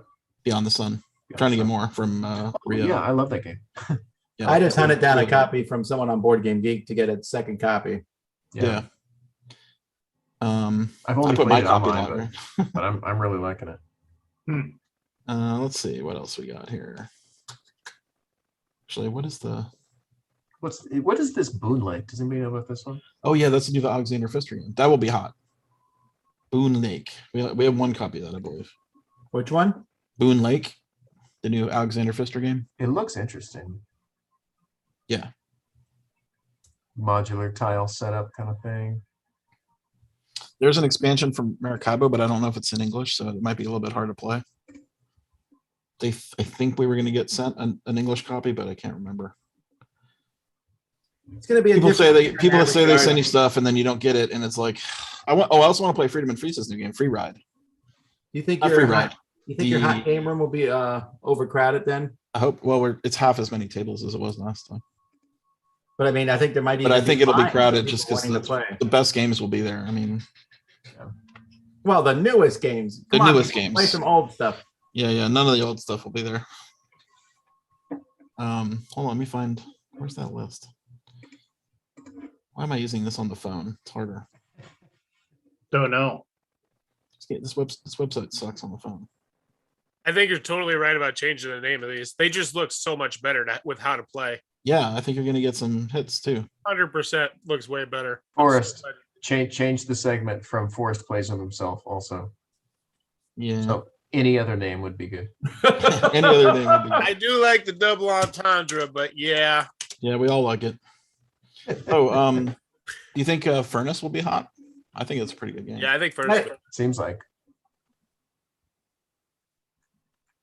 I don't think people It is a play little more than once a old-ish, weekend, but I but think and everyone the Daviler too, because I think a lot of people haven't had a chance to play that one because that's been out of print or unavailable, I should say. I don't know. I like the Daviler. That one's fun. Oh my word, I love that game. Yeah. I've only played it online, so I didn't have to do the math myself. I don't know if I would like it as much in person if I had to do the math myself. It's not It's not so that bad. It's not hard. that bad. It's not that bad. And there's an app you can score it with it. You, Oh, just- okay. you type in what you've got in your Tableau and you're done. Yeah. Scores. It's a little bit of an anticlimactic. I was told there would be no math. Yes, right, exactly. Which part of it though? I mean, the orange is the only one. that's Tabanusi probably tricky. too. The rest you just add up. Say what? I don't know that anything in the game is very tricky to add though. I mean, none of it's like difficult math, but it's just like It's a lot of it. I'm It playing always it. feels good though because your score is so big in that game. You played Tabanusi yet? That it's debuting at PGGCon. I set it up and got 4 guys. One guy came in, he had already played it and he hated it, so I packed it back up. And Oh. I don't want to play a game with someone who hates it, you know. Oh yeah. Yeah. Is that Builders of Ur? It's just called Tabanusi. I don't know. Oh, okay. It looked interesting. I don't know with those games anymore. They're starting to bore together to me. Yeah. It's got some reed boats on the front. It's interesting. We only have 100 votes from the Hot Games poll. That's like not many. What got the number 1? It looks like Azul, Okay, that makes sense. That one, Arc that should be able Nova, Boone Lake, Coffee Traders, Gollum, Gutenberg, Witchstone, which is surprising. Which one? Witchstone. Witchstone? Witchstone. Oh, really? AEG one. I mean, it's only got 29 votes. I mean, I'm all for it. I like Witchstone. I think it's great. I like Witchstone. I feel like that's one of those games that in 2 years no one will ever mention again. I don't know. Yeah, you're probably right. I'm already kind of. I mean, I want to play it like 3 more times. You know, like I my think first part game, I of that's didn't do because well. it's a super generic theme. Bent over by Mickey is connected. That's Barry. It would be Maybe. very. Thought maybe it was Grant. Dune Imperium will probably be hot because Yeah. Dude. Dune. Yeah, Dune Imperium, Yeah. Arnak, and Beyond the Sun will be the 3 games from last year that I just Yeah. constantly played. And Paleo. Paleo is Yeah. We just got. I still haven't played Beyond the Sun. I have a copy sitting on my It's shelf. great. It's really, really. Fan- Good. It's fun, man. It definitely bring your missed out on copy. a game of the. What did it come out last year? It came out last year, right? it came Bring out your last copy year. to It might get a BGG, game of man. the year this year. We'll play it. You think so? It'll be up there. Was it I'm not bringing last one year? game with me to BGG Con, and that is High Alive. High Alive. Yeah. I'm trying to decide if I want to bring my own copy of Eldritch War. The problem is the box is like, you know, it's a big. It's all the expansions in one, and it's just massive. Hit I'd have to the babysit car? it the whole time. What's that? You can just bring it in your car, though. This is I not know, hard. but it's just, you know, you got to lug it in and out of the hotel. Use lazy. a suitcase. Yeah. It's your damn convention. Why can't you just be like, I'm setting this shit right here. Nobody touch it. Yeah. Well, Like it's your convention. Like I feel like there's a yeah, lot. it'll be for my. It'll just be for my personal use. But we do have a copy. We're playing Elder Tour on Thursday night. Put your foot down, man. Oh yeah, which one did you say? Have you we're played playing? So Clover yet, Tom? Yeah, I like it a lot. Pretty good. It's a good one. It's one of those party games that like one turn in, everyone stops, forgets about the score, and you just play. Yeah, yeah. You're like, let's just play it. Whatever. Who cares? Is that the one with the grid and the numbers from 1 to 20? No, it's you get dealt an array of cards that fit on this little plastic clover. So it's got like it's a clover like leaf with 2 lines on each section. I haven't That seen make it. sense? I don't know if I can Yeah. like it, and then the cards align on there, so you have 4 sets of 2 words. So you might get like black, water. Yeah. And then you have to write words on there that would make people one word that ties black water together so that they align the cards on your clover correctly. And there's a dummy card thrown in. So it's Yeah. a little like, what's it like? It's like something, but I can't think of what it is. I like that. It's really yeah. cool. We had a great time with it. I So like that. I might write oil for black water, right? So you get all these cards and they have tons of words and you have to arrange them in the clover so that they all make sense in every direction they point. They go The up thing and is down, that- right? Aldi might cool. write oil for black water, but then he also has 2 words which he cannot think of a good common word. So he Yeah. picks You'll get something something like, weird, and we can't get, like- figure it out. yeah, you'll get something crazy like steel wood. I don't know. That's actually not. That's actually kind of easy, but like something like some random word. Like cathedral Yeah. and bubbles. What are you Yeah. supposed to do? Yeah, to yeah, get for between sure. those Something 2 more like things? that. So you'll think it. Right. You'll think, and sometimes you'll find a word that actually. Sometimes doesn't you will. fit. Yeah, and sometimes you just go with one of the words. I think that's sort of a loophole in the rules. Is like you can make one of the words match real well, but not the other. So you might just get it by because the way the cards go is they can only go certain ways to make sense. Does that make you know what I mean? Yeah. Sure, but because you can put it on either side. But you're right. But I think you should try to play where it. Yeah, you matches. should try to make a match, but sometimes you just can't. Interesting. Yeah, the game, it turns out the game I was thinking of is called Lucky Numbers. That's really fun too. I've had fun with that. Yeah, it's Yeah, you pretty turn over a simple. tile, you try to put in your grid, and you try. Yeah, to figure it out. It's really easy and basic. But they're little clovers. it's fun. Yeah. Oh, I haven't rated lucky numbers yet. What are you doing, Barry? Who, me? Car? Yeah, I'm in the car. I'm trying to get used to the Zoom on the phone. How was Disney? Expensive. And the white You're in- people you're in down here Florida, are nuts. You're in Florida, right? Yeah, I'm in Celebration. I'm heading up that way in a few days. Oh, is I'm that heading what you out did? in Saturday morning. Oh, good. So How many I'll miss people you. show up to that thing? Here? To Tom's retreat. I was. Oh. At the Disney, it's quite a few thousand. No, Quite just, it's a little over 200. That's it. It's like my gathering of friends, really. Is it invite only, or do you just whatever? No, I don't like that. Oh, okay. So no. Whoever wants to uh, pay can come. Yeah, I mean, once it fills up, but I like it a lot because I like those small events because you just play games. Nothing else Yeah, there's matters. nothing else going on, and that's what I feel. BGG cons this year, like, there's no puzzle hunt. There's no. I mean, unfortunately, I miss it, that kind of stuff. But there's no puzzle hunt. There's no game show. There is a poker tournament. Is there any panels? No, I don't think Oh, wow. there's a few people that are coming that are fun, but like, I just didn't want to. I don't know. Hang out, play I games. think we need a year of reset. Yeah. See how it goes. I'm always a little disappointed in the attendance of the panels. People want to just play games, man. They don't show up for the panels. I am I mind-boggling. mean, I had a mind-boggling panel last year. Lance did it. Remember, Lance? We had everybody. We had a star-studded panel. Yeah. No one. I mean, it was like maybe 10 people in the room. 15. People just want to play games. We had It's hard to we had tear Eric people Lang away. and Rob Daviau talking about legacy games. Yeah. This was at Dice Tower Con. There was 3,000 people there, and I think 5 people came. I was blown away. Yeah. We also had Elizabeth Hargrave, and we had Eric, we had Matt Leacock, Rob Davio, Alan Moon. Oh no, he didn't show. He didn't come to it. He What a was on the shocker. panel, but did not show. He was too busy playing. I'm like, games. you couldn't get a bit better panel. 10 people showed up, and 2, including me and Lance. Right. It was more than 10. It was probably Yeah, it was like kind of 20. poo-pooing. It was like, yeah, 20. it was maybe a couple of, it was maybe 24 people. Yeah, it was probably and 25. And it was the same 3 people asking questions. Like Yeah, nobody. those are tough because, like, I don't know. It's just not that interesting to me. I'm not convinced that special guests add much to the smaller cons, and I'm not even convinced they add anything to the huge cons. They're just kind of expected.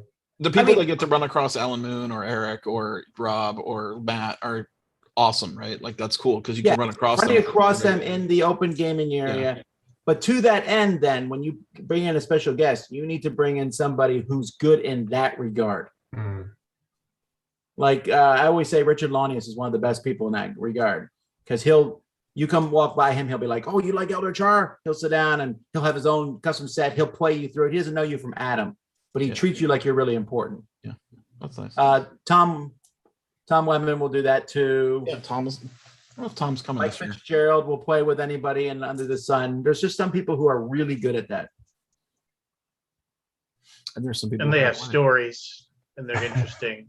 Would you say, Holly? Rob is dead. Rob is. There's some people who hide away. You never see him. Yeah. Rob is coming. So we had previously scheduled the tabletop network, which is a developer and designer conference ahead of time with usually like 100 people came last time I should say, and we canceled this year because it was just lack of participation. Yeah. And some people didn't tell the special guests, didn't get Oh, no. communicated. So Rob is like, I'm coming in on Sunday. I'm coming in on Friday night. Like, I don't think you should come in on Friday night. You should come in on Tuesday or Wednesday. No one had communicated to him. Or he got the email but didn't see it. But I would have verbally called everybody. Be like, we're canceled, or message them on Messenger or something. Yeah. Hey, do you have a list somewhere on BGG that tells you what publishers are showing up in any official Yeah, on the capacity? tabletop.events board game Okay. con. Publishers in the same room it was last time. No, it's combined into the main hall. There's only about 20 coming. Maybe less than that. We'll be proud to be there. Yeah, you're going to be definitely a highlight. Yeah, Pretty sure we Indie should- we'll Board be, Cards is coming. I'll be. That was enthusiasm I heard there. Yeah, Roy and I will we're gonna have 2 prototypes of Last Light, and Last Roy will Light, have yeah. one, and I'll have one, and we'll be roaming the halls and making people play. Oh, Roy himself. Oh, Roy's coming? Roy's He coming. better be. We bought him a badge. Gray Fox. Yeah, Roy is one of the best people ever to sell his own game. Yeah. I'm excited to play it, man. I still haven't had a chance. Posted the link in the chat. Oh, thanks. Oh, that's not the actual link. Exhibit hall map. Yeah, it's pretty light. We had 85 publishers last time. Wow. That's a lot. Well, There. Cool. plus you had a guy that does his own circumcisions in his mobile home. Yeah. And he cooks hot dogs on a foil thing on top of them. Bucks a buck. Stronghold. $20. It's SEA, $20. Elf Creek. Hopefully Elf Creek has that Merchants of Dark Road game. I want to check that out. I don't. Yeah, that looks cool. Be there. The last thing I saw from them is that they are in shipping hell just like the rest of us. Yeah. Gray Fox, WizKids, Indie Boards and Cards, Okay, Wormwood. that's- I didn't know Wormwood was coming. That's news to me. Everything Epic, last minute edition. I don't know who the rainbow one is. What does that say? I gotta go look at that and see who I'm It's gonna hard to read, I know. pester with I'm not sure. emails. Game Crafter. We have the BGG booth and the prize booth, I should say, and the BGG store. It says Boardgametables.com. Yarrow. Pardon? It Yep. says Yarrow Studios. It says that they won't be fulfilling until December, so I would be really stunned if they manage it. Yarrow Studios. Yeah, they make battle maps, like play maps Oh. for wargaming. I Okay. see. Yeah, I'll be Uh, back in a bit. I gotta yeah, go pick up my car. The tow truck's on the way. It got stolen. and Oh they yeah, I found was it. going to ask Oh, you you got your about car back? that. Is it The any, cops any found luck it. on the credence? The cops found it today. They took the Credence tapes, They man. took the Credence tapes? I would Not much. hold on. I would hold on help for your briefcase or the Or the credence. credence? Oh my god! They left the Fogarty solo stuff, but they took the CCR. Right? Oh, come on. All right. Yeah, I got to go pick that up, but I'll be back in a bit. Good luck. Yeah, I want to hear the story behind that when you get back. Okay. Okay. Sounds good. Or the Yeah, credence. I'm thinking I'm gonna get a lot of games in. I mean, I don't have a lot of Do we got our Glasscock Things room to do. ready to go? oh yeah, dude, I got a Glasscock for everybody. Yeah. Well, no, but we got our secret special room again, right? Yeah, we do. Oh, sweet. My room. Yeah, I'm coming Your in. room. When you I'm coming in? coming in Wednesday and leaving Saturday night. So that's I'll be there for most of it. Yeah, that's good portion. You coming in Love Field or DFW? What Oh, airline? American. Yeah, DFW. Duffwa. Direct It's a little flight. bit of a drive. That's all that matters. Direct flight. Yeah, for sure. Yeah, it's me and Roy are flying together. Southwest hub is Love Field. Hopefully, shit doesn't get canceled, man. I'm worried a little bit. American's been dropping the ball. I was worried. I mean, American, because I'm in Syracuse right now. I mean, it was like one of those things where it's like everything I read was, it's about maybe 10-15% of all flights are just getting canceled. Yeah, I it's like, don't- well, if and no you get an reason- email. I'm assuming they just don't have the pilots. My flight from Fargo to Chicago was fairly full, but man, the flight from Chicago to Syracuse, it was, I'd say, a third of the spots were taken. I mean, I had a row all That's a to little myself. commuter plane, right? No, it was. I mean, it was. Full size? It was probably a 727 or a 737. I mean, I don't know. It wasn't like it wasn't a puddle jumper or anything like that. Okay. But yeah, it was weird. I got in and I sat down and I had the window seat and I was sitting there and you keep doing that, waiting for the person. You to like sit down everybody next that to you. walks by, you're like, you sit motionless, still like, please walk past me. Please walk past me. And then they just And then they close the door and you're like, they're closing it up and I was like, sweet. I'll be putting all my stuff here then. It's very exciting when that happens. It is. It's like you have that. You don't want to. I do remember when I flew back from Japan. I remember like the giant plane was weirdly empty, and I remember like I was in a row with like a full row, and I was on an aisle, and the guy walked by and he looked at me and he's like, as soon as we get off, he's like, I got a row set up for you in the back. As soon as we start cruising, he said, I'll take care of you. And like, and then I remember, and like he came by, he's like, go on back there. And I went back there, and he had put a blanket over like the whole middle thing, put everything up. There's a pillow there, and it was just like, yeah, stretch out. He's like, you want something to drink? And I was like, he's like, you didn't look really comfortable back there. And I was like, I wasn't. That was. Yeah, I could have given that guy a tip. I would have. But he wouldn't accept any of my money. I tried to give him like $20. And he's like, no, don't worry about it. some of these logos, I know Watzelpogue, but I don't recognize this one with the red and black. When we don't have the greatest like resolution on these things, but when your logo, where your name of your title is so small compared to the rest of your logo, it's like, Oh, rethink Only it. I was going to ask you, how do I confirm that you guys got our games that we sent you? I probably Right to just Jeff. shoot. Yeah, right to Jeff. I should probably just shoot Jeff. Why aren't you on keeping track of this for me? Damn it! It's not my job. I just All want to right, make sure. gentlemen, I'm going to bed. So Thomas, Yeah, see you in thank a you couple so weeks. much, man. I look forward to seeing you, man. I hope maybe we can actually play a game for the first time in a long time. I think the last time we played a game was at Origins. We played Magic Maze. Magic right. Maze. we need to both be quiet. What? I'm We sorry. could both be quiet in that game. That's a bad game for the two of us. Yeah, I know, but it was Magic Maze, and yeah, I was just walking back, and he's like, "Get over here and play with you. You want to play Magic Maze?" And I was like, "Yeah." I that's still fine." That's a remember though, game I Lance, that wanted to one time finish. you and I were talking in Gen Con when we found out we walked all the way back to our rooms, which were right next to each other. the entire Oh, time we had You're no like, idea. We were just, okay, I'm going. This is my room. I'm going. Oh, here's that awkward, like, are you coming back to my room? Or Yeah, am I- no. And then we ended up, and it was just like, We oh, got yelled at by a guy in the hotel because we were talking too loud in the hallway.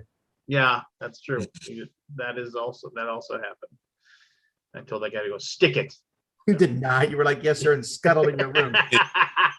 Yeah, there is a streetcar that I just learned about. So if you go down the tunnel, across the road, there's a streetcar that will drive you to the Bishop Arts District, which has all the barbecue and the food and all that stuff. Well, that's good. Pretty I'll be remembering that one. All right. Out, All right. guys. Hey, Thomas. Hey, man. It's up. Well, there you Is go. weed legal in Florida?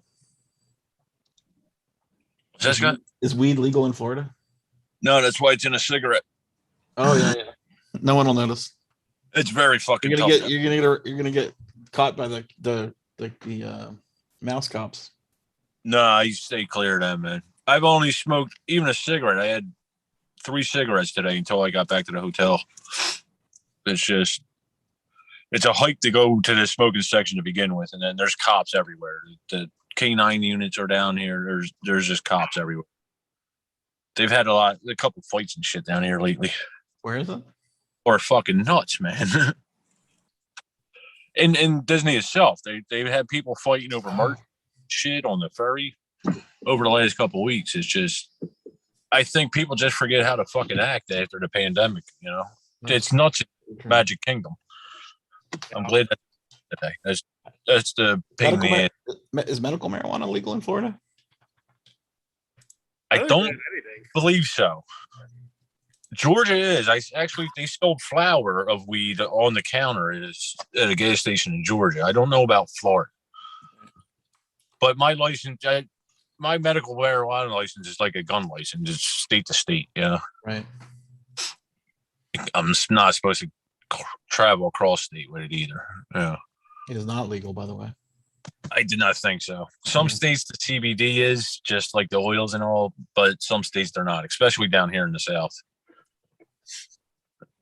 The North's a little more loose on that. Oh wait, medical is, I think, because you can get an identification card to purchase medical marijuana. Yeah, but mine wouldn't Yeah. work now. Oh, okay. Mine would work in like anywhere it's totally legal, like Colorado or California, Maine, Connecticut, I think, or Massachusetts, one of them, but not in like Pennsylvania. It's not. Jersey, it's not, even though they have their own legal system. Yeah. There's a lot of gray area with it.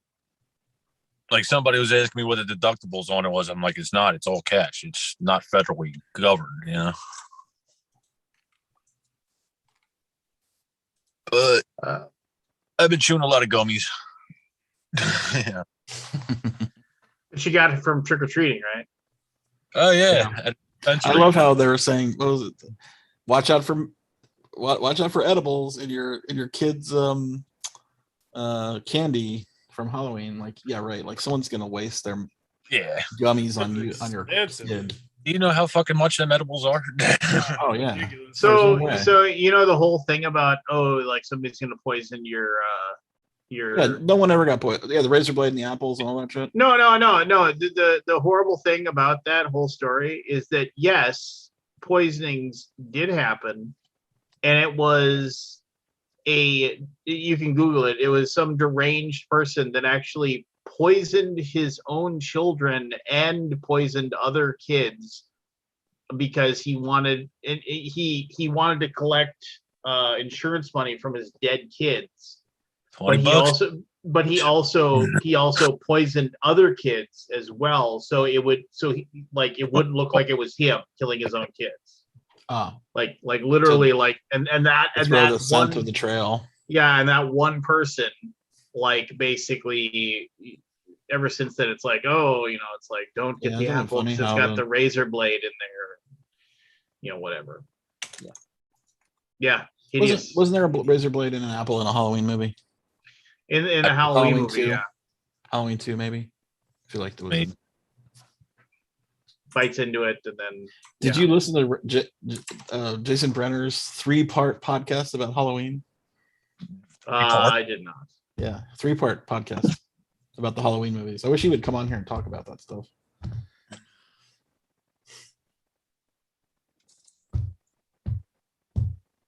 Oh, Scott, I was watching the thing. Michelle, what are you guys voting on the other day? There was a bunch of amendments. She voted. I did not.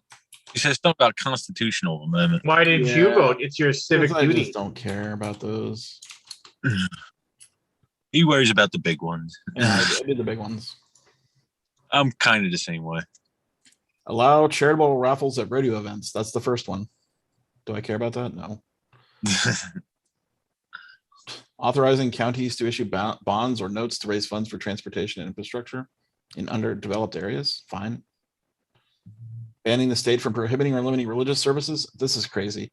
So the state cannot shut down a religious service. So, because they did that with this is the anti-pandemic proposition. Oh. So they can basically now avoid getting shut down for global, the global pandemics or something now. I didn't understand what that one was. Okay. Requiring candidates who have 10 years of experience practicing law in Texas to be eligible for election for the Texas Supreme Court. Fair, whatever. They all pass, by the way. Allowing the State Commission on Judicial Conduct to have oversight of candidates running for judicial office. Allowing residents of nursing homes and assisted living facilities a designated essential caregiver who cannot be denied in-person visitation rights. That's also an anti-pandemic rule. Yeah. Limiting school district property taxes incurred by the surviving spouse of the person who with disabilities who is older than 65 and has died. Okay. So you don't have as much property tax if you're a widow. So they're going to wait. Which that's probably huge. Expanding eligibility for residential homestead property tax exemptions to include spouses of military members killed or fatally injured in line of duty. I mean, those can pass or not. I don't really care. That's a state thing? Yeah. Wow, I figured that would be federal with the VA or something. Huh. It's homestead property. So a homestead is, I guess if your spouse dies in the line of duty, that you can't claim a homestead for them. I don't know. Not sure exactly how that works. There's a homestead exemption for property tax, which lowers your property taxes by a lot for your main residence. Okay. Yeah, I just saw Texas Constitution. I thought you were trying to rewrite the Constitution or something down there. You keep saying it's a shitty state. What's that? You keep saying it's a shitty state. I thought they were rewriting the Constitution there or something. The state Constitution. They've written it so that the pandemic can't shut down anything.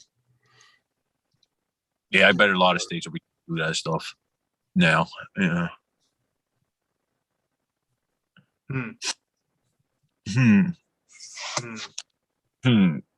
Oh, Michelle voted. I don't know. I don't know what she voted. What direction she voted. Don't care. Don't care. I'd vote if they made weed legal. I don't think that'll ever come up. Maybe they'll be like the 50th state. Yeah, Texas to legalize it. Texas is pretty anti. Do they have progressive medical agendas? What's that? Do they have medical or no? I don't know. Like I said, some states, especially in the South, some do, some don't. Some it's only like CBD oil. Yeah, there's a lot of weird laws with it. Yeah, we do. The compassionate state program. I think most states do in some form. Yeah, I mean, you got to have like really bad disorders, like yeah. terminal. That's how it is in Delaware. Well, it should be in Delaware. Yeah, you can't get one of those like I'm distraught. I need medical marijuana, right? Like, isn't that like how it goes in a lot of the other states? You gotta find the right doctor. Delaware is a checklist. It was cancer rather. I think PTSD, chronic pain. Chronic pain's where you get it. Chronic pain. Others. I've heard that's the biggest one. So in Texas, it's epilepsy, seizures, multiple sclerosis, spasticity. I don't know, another type of sclerosis, can't say it. Autism. I didn't know that was a thing. Terminal cancer and incurable neurodegenerative disease. That's pretty strict. Those are pretty. Yeah, it's pretty strict. Yeah, I don't see any like pain in there. Yeah, that is true. Well, you are I right. just Googled. It is Texas.gov. So Yeah, nerve damage is hard to prove. You don't have it. Well, I remember the one jury I was the jury foreman on. Like it was the person or whatever said like it was a car accident situation, and somebody was like, "Oh, I've got pain in my leg," and it was just one of those things where it's like like there was nothing physically wrong with the person's leg. Like they couldn't actually. Right. They No couldn't. They couldn't. No visible trauma.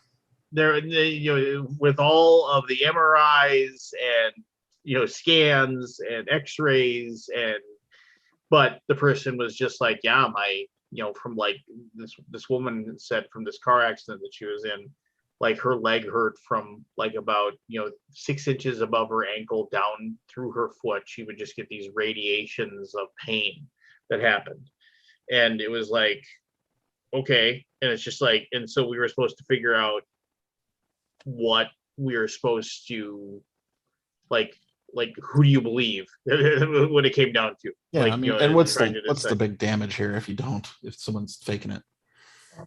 Again, well, I mean, well no, so like, I mean, it was weird, so like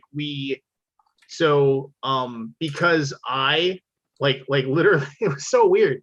So like I was trying to be like, when we actually got done with like all of it was weird because of the fact that we were there to do the trial, and then it like literally started taking way too long, and even the judge said this is taking way too long. Trial for what? And then like it was a civil trial. Like basically like there was a woman for the pain person. Yeah. So the basically two people were going down a street. Their cars collided. One person's car left the road and actually went over a fire hydrant, and the other person like didn't get as much damage. And it was a woman like in her 50s was driving the van, and a college student was the other one. And the woman in her 50s was the one that had the pain in her leg. And it was just, and there was something for me, and I wasn't trying to be judgmental or anything like that, but there was something about me. And the thing was, it had happened like 3 years before. That's how long it took to get to this point. And like so basically she was suing, and at this point she wasn't suing the college, or she wasn't a college student anymore. They weren't suing the woman anymore. They were suing the insurance company. Yeah, because you end up suing the insurance companies. Yeah. Because the insurance company was basically saying, yeah, like, because they went and they were like, yeah, here's our settlement offer, and they declined it. Here's another settlement offer, they declined it. Here's another settlement offer, they declined it. And the biggest contentions is somebody on the jury, and it wasn't me, actually asked. Oh, you were on the jury. Yeah, I was on the jury, and I ended up being nominated the foreman. Somebody on the jury actually said, can we know what amount of money was actually offered to her that she declined? Like was she offered $75,000? For sure, too much prejudicial. Yeah, and it was as soon as you start judging them on their and it was denied, right? And so it's like, so it's one of those weird things. And I'll be honest, I was wondering. I was like, what was she offered? That she said, no, I'm not going to accept that. I mean, I remember when somebody ran into my car, my piece of shit car that wasn't worth, it was probably worth maybe $1,200, but somebody rear-ended me, and I was just like, and I remember being I remember arguing with the insurance company for a week because I said, yeah, I mean, the car isn't amazing or anything like that, but I can't get another car for $1,200. I can't just go and buy it. The car ran great.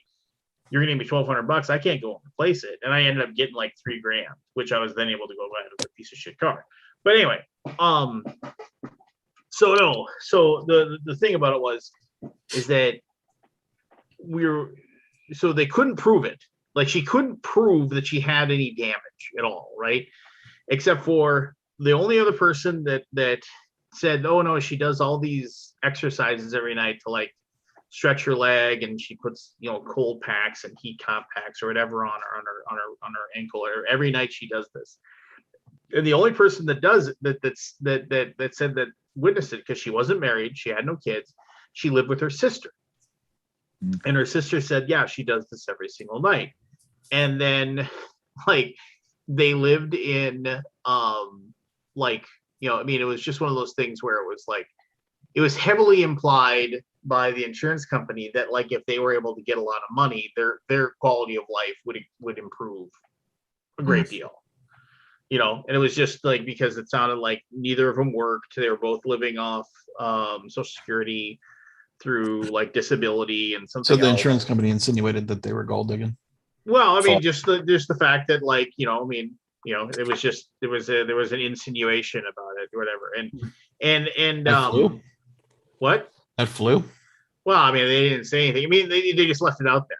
Like, you know, I mean, I remember when they were asking when the other lawyer asked the sister, I was like, they said something. Would it be safe to say that if you just ask the question, would it be safe to say that if your sister were to get a large settlement at this time, that your quality of life would improve?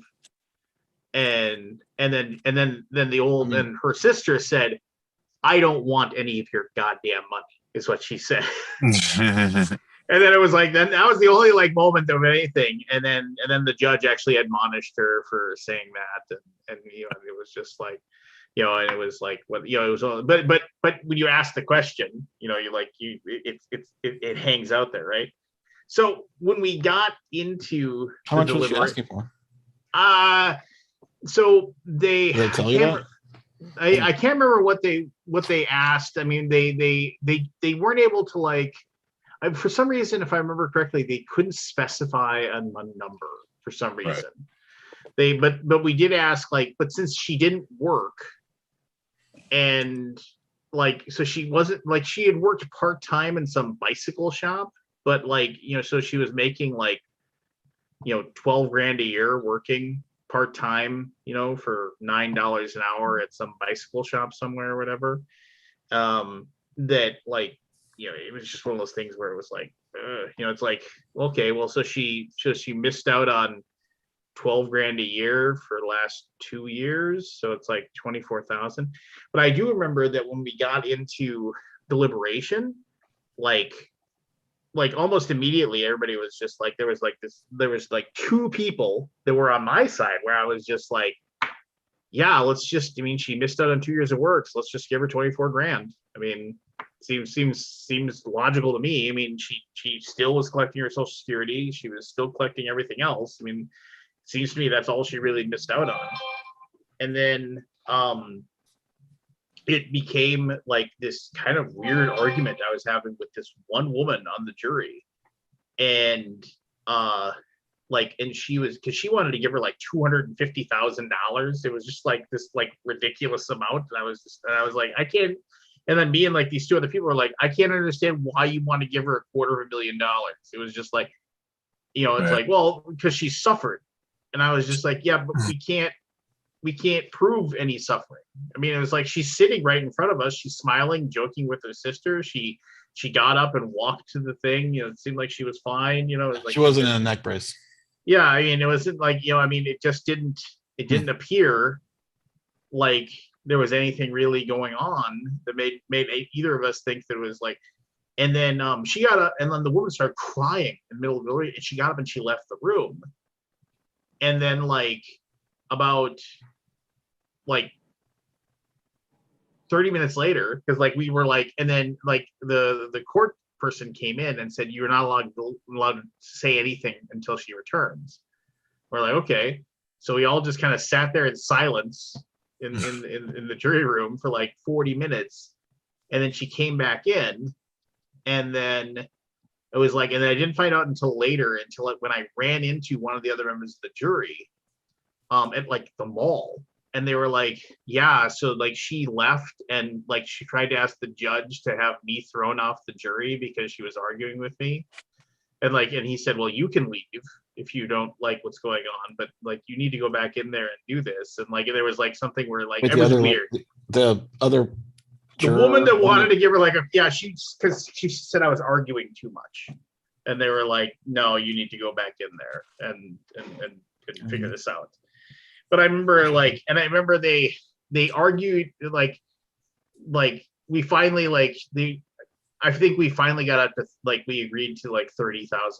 Like and it was like one of those things where it was just like fine, and we got to a point where it was like 30,000, and then like we agreed to it and we turned it in, and that was that.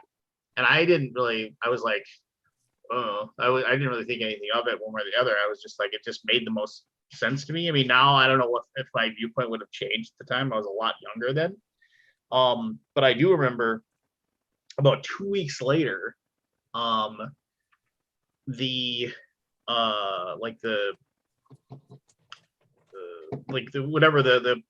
defense attorney had this woman that was like, I don't know, his legal aid or whatever, I don't know.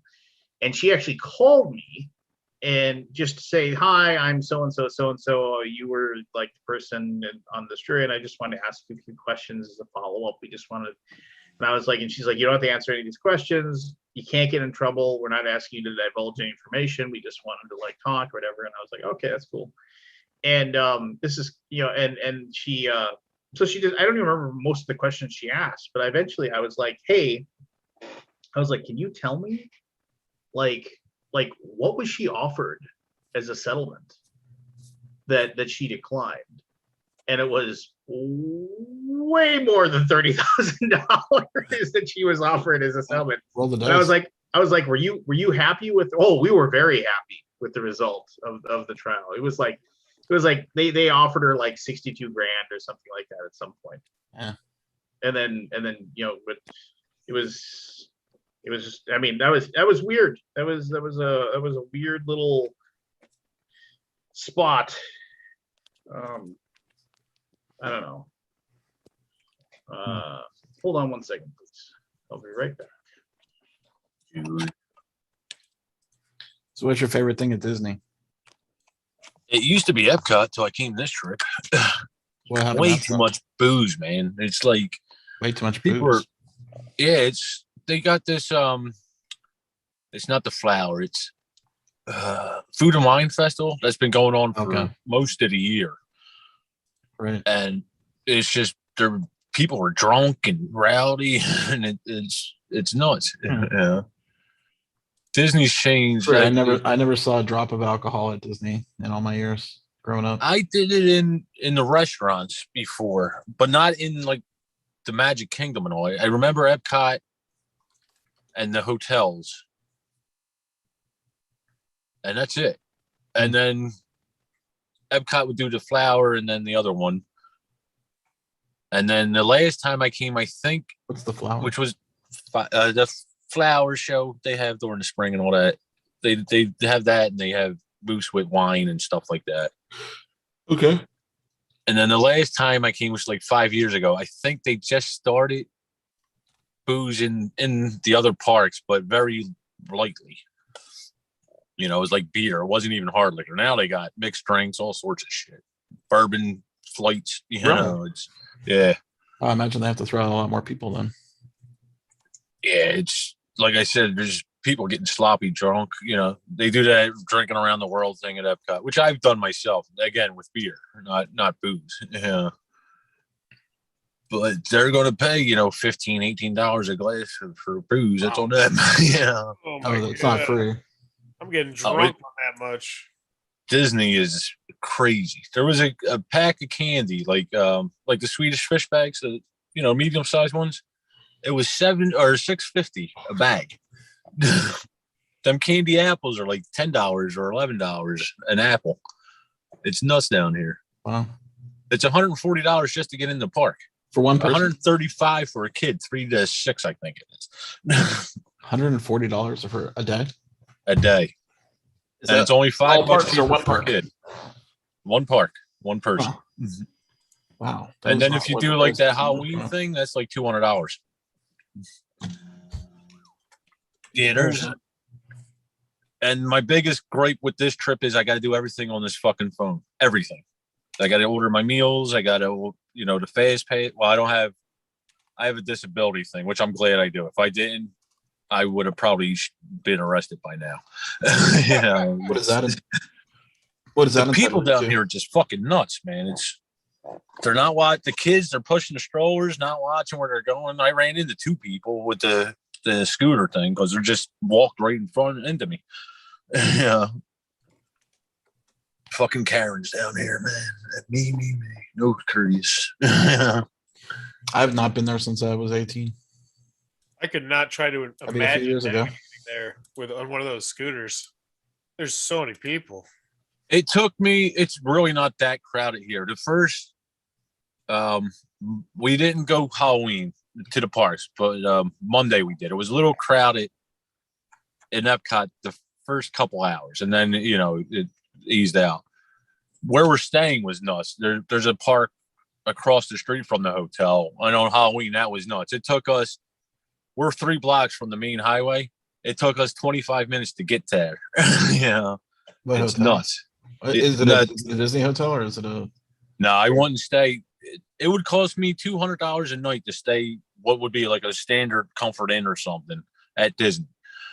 Yeah, Right. for a room that small. I didn't think it was worth it, especially since they're not offering any amenities. You got to pay for parking now. A bunch of the entertainment's not running still. I wouldn't bring a family down here now if I had one. I don't think it's worth it. I was telling Jen that. Yeah. We planned this a year ago. It's our 10th anniversary. Are you both into Disney, or is one of you more into Disney than the other? Jen's more into it only because I usually pay for it, but before I met her, I've been to Keep it Disney separate? once. Yeah. I was 18 or something, She's more into it than 19. you. Since I met her, we've been down. We've What's been the- to Disney What's the 6 attraction times. for it? Huh? What's the attraction for her? What is she I like? don't know. I don't know. The whole. Well, I proposed there. That's one, but Okay. the rest of them, it's maybe she didn't try. Yeah, I don't know. Well, her mother took her here too. She's sentimental with that shit. And she grew up in Florida. No, but her mother would take her down here when they were younger. She grew up in Lansdale, right outside of Philly. Well, in Philly and then outside. My uncle and her mother were best friends. You know what Aldi's Like a favorite thing Roman. about Disney is? Not You being know there. what What did Yep. I say? you know what Aldi said his favorite thing about Disney was? Mhm. Nothing. He hates it. Yeah. You hate Disney? I'm over it. Like, I just don't get the whole allure. I like the rides. I had to be careful. I scared the shit out of Jen on Thunder Mountain, but I got to be careful with the neck and all. On Thunder Mountain, I was watching the camelbacks, and I was actually lifting myself off the seat, so when I came down, it wouldn't be as hard on the back. And one, I misjudged how far it dropped, and I went up a little high. She grabbed me. She thought I was going to fly out of the roller coaster. I scared the shit out of her. You were like trying to stand up while it was going up. I wouldn't stand up, but I would like kind of push up on my legs so the force on my back wouldn't be as bad when I came down.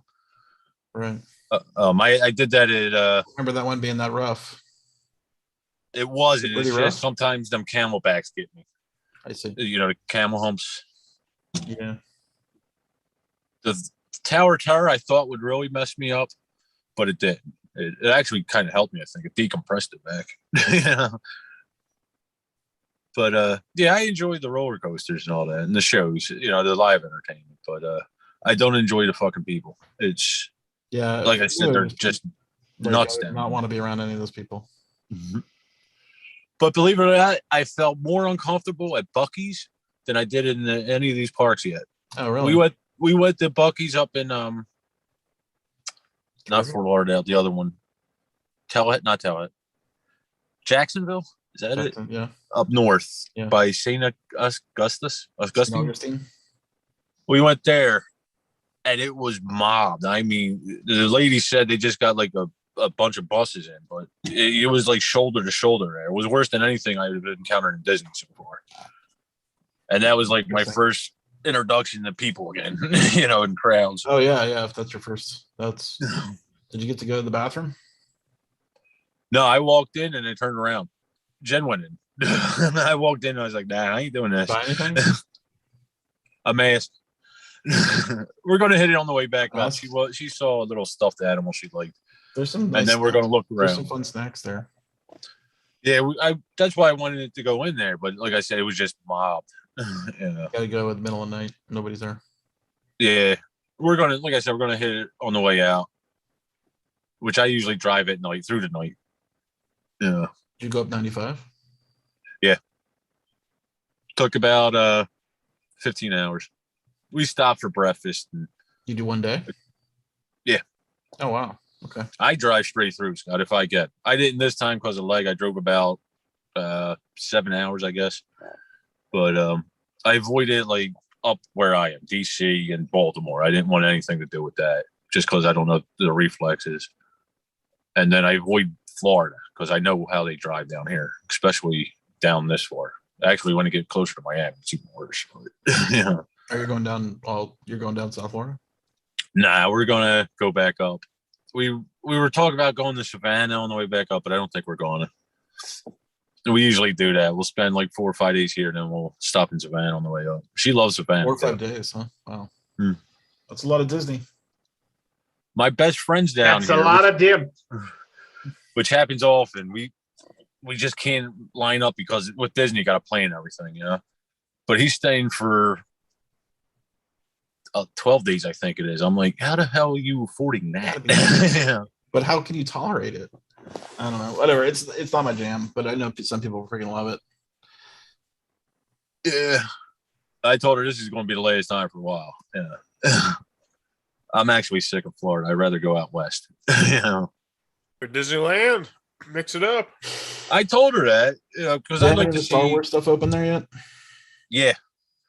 And with this disabilities thing, I've seen everything. You know, I was impressed with the disability thing. What does that get you? Like you can just get in early or No, there's special entrances? 2 different types, and I don't want to get into it too much because people abuse it. But if you have certain conditions, it's not completely physical. Okay. It's sort of like a fast pass, but you punch in the phone, you know, what rides are available, you hit it in and it'll tell you to come back at a certain time. And then it's like 5 minutes from there. No, instead of waiting in a line, like that one Rise of the Resistance thing was 180 minutes. You know, the line was. No fucking way I'd stay in the line for 3 hours. No, neither would I. You'd have to be giving out gold bars. Mm. I mean, like seriously, 3 hours for a 5-minute ride? Not even 5 minutes, probably. You're lucky. That one was a little longer, but yeah. I said that with Jen, the Mine Train one, the Dorse one. It was open the last time we came, but I'm like, I'm not waiting in line for this. And we went in it this time. And I think there was problems with it because it stopped a couple times, but I was like, this was 2 minutes. You know, they wanted you to wait an hour, 2 hours for this. You know? Yeah, I can't even think about that. I get antsy if I'm waiting 5 minutes. I mean, I'm like that with certain like food. We had a appointment at the DMV and we had to wait. I had to wait like 10 minutes and I'm like, fuck this. I just did not want to be there. You're just too impatient. I'm getting too grouchy. I was at the DMV for about 15 minutes myself today. And same. Time's worth money. It's too long. You know what makes me And I'm not even saying that in like a sarcastic or negative way. Like your time is worth a lot of like. Yeah. No, I'm not saying my time's worth anything. I just don't like to spend time waiting. I'd be doing something else. Yeah. Yeah, I mean, I can spend 15 hours, not that long, but I can spend like an 8 I hours think- playing board games where I'm not. I doing think it is anything absolutely productive. ridiculous in this world where everything is being handled digitally. Why can't you just log in and order a replacement ID? I understand that if like, it's like every 8 years you need to retake your driver's test or something like that. Fine, you got They to go take in and do that. pictures, new pictures. You retake your test? I think it's every other third license you got to take a picture. Really? Yeah, at least in Texas. Oh, take a picture. Yeah. Yeah, because people change. So it used to be in North Dakota, like literally, like I got my new license like a year or two ago, but and technically I'm a horrible human being. I should have a Minnesota driver's license, but I don't, because to get a Minnesota driver's license, I've told the story before, I have to go in, I take a written exam, and I got to pay the state of Minnesota $180 to get my Minnesota. You don't have a driver's license of the state you live in? Well, because technically I How long have you gotten away with that? technically I have a residence in North Dakota. Oh, So I can, and so I can still legally get a license in North Dakota. Right. Just waiting And for you guys in. yeah, and I can have, whatever, it's like, that's the wonderful thing about, we live in a free country where you can own multiple homes and you can have a license, whichever one you want. Like so this one expires in 2023. So I must have gotten this one in 2019. I'm almost positive I got it in 2019, but I got it in 2020. But the one when I went in 2019, I went in, gave them their $20. They said, go stand over there. Yeah, they go stand over there. They took a picture, and the only thing that took a long time was I had to sit there and wait for them to make it. Yeah. The time before then, and the place was packed, and it was just like, and it was like literally like, and it was just like, they don't mail it to you? They mail it was well, you could. They said, we can mail it to you, or do you want it? It should be ready in about 20 minutes. I said, I'll wait. Who cares? I'd be like, fuck no. Well, no, and I remember the reason why I did it was because my license had already expired, and I was actually going to be traveling. Well, no, and I was going to be traveling, and I was like, what if when I get up there and I show them my license, they're like, yeah, this isn't valid or anything, like, because it's an expired license. So I was like, I need a paper license. Oh, I had a paper one. Anyway, so I never did. But the time before that, honestly, all I did was I walked in. There was like 7 people standing around doing like waiting to take. I walked over to this thing and they're like, "How can I help you?" I was like, "I need a new driver's license." And the guy said, "Oh, sweet." And he's like, "You got $20?" And I was like, "Give my $20." And he goes, "Go stand over there." And he took a picture. And like literally, since I was the only one that was getting licensed, it's like he said, "Give me like 3 minutes." What's everybody else doing there? They were waiting to take their driver's tests. And so I was sitting there and I was like, and I walked over, he took a picture. He said, yep, takes about 2-3 minutes. And then boom, came out. It was still hot from the thing making it. He handed it to me. He's like, thanks. See you later. Check it. I was like, cool. Check it. Yeah. Good to go. Yours color? Yeah. So the licenses here aren't in color anymore. They're just like black and white. Is that the way they are? Yeah. Apparently that's more accurate as a representation of your physical appearance than having color. Yeah, let me see. Yeah, mine's still color. I'll cover up the very important. Yeah. Oh, that looks like color. Yeah, it's totally color. When did you take that picture? That would have been old there, my friend. Yeah, it was 2019. I don't have my license here. I'd better show it, but I don't have it. Been a lot of hard living. The hair looks a little browner.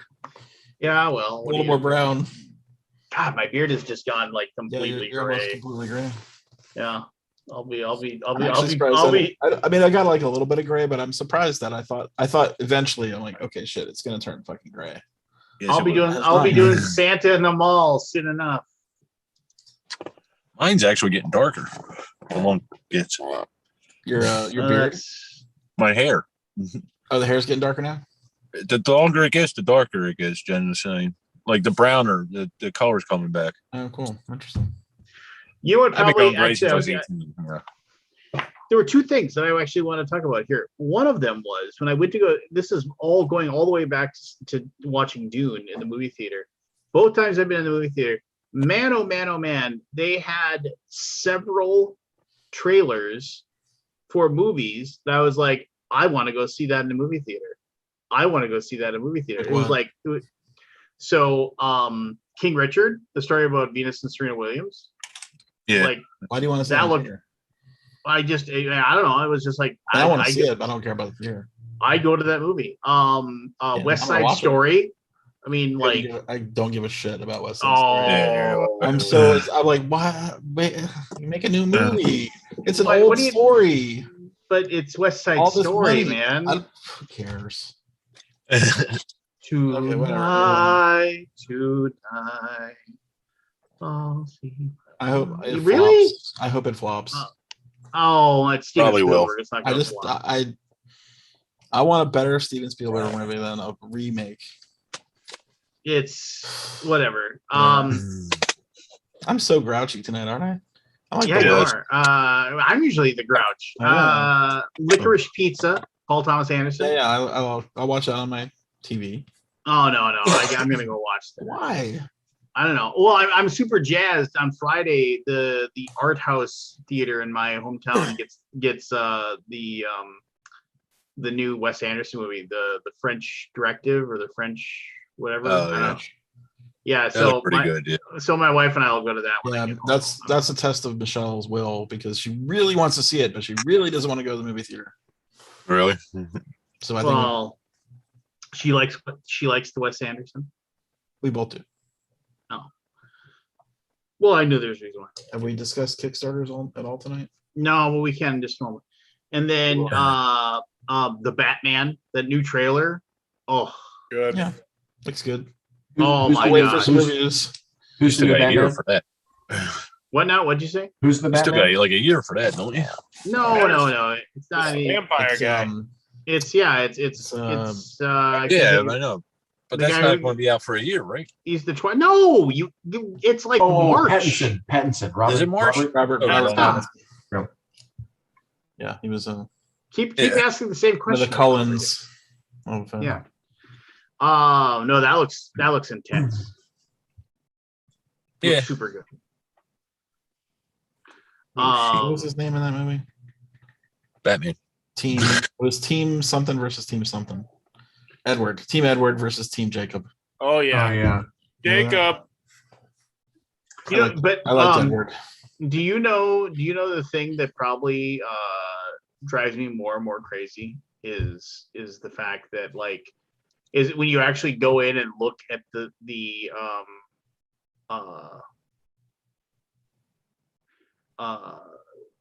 how on earth can you go and like when you look at your Kickstarter stuff, the stuff that hasn't delivered.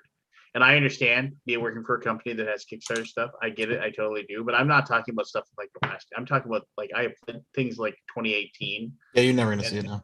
Oh no, you're never. Yeah, because if you weren't gonna see it in 2020 or 2019, you're not gonna see it in 2020. I want Kickstarter to give me the ability to just delete it. Just delete Yeah, it. yeah. I want so to I can't unfollow. I don't want to see any updates. Just get it out of my profile. I got tons of those. Yeah. Like our archive. Can you give me the archive ability so I can archive off? The fact that there's no innovation on that Kickstarter website, it's mind blowing.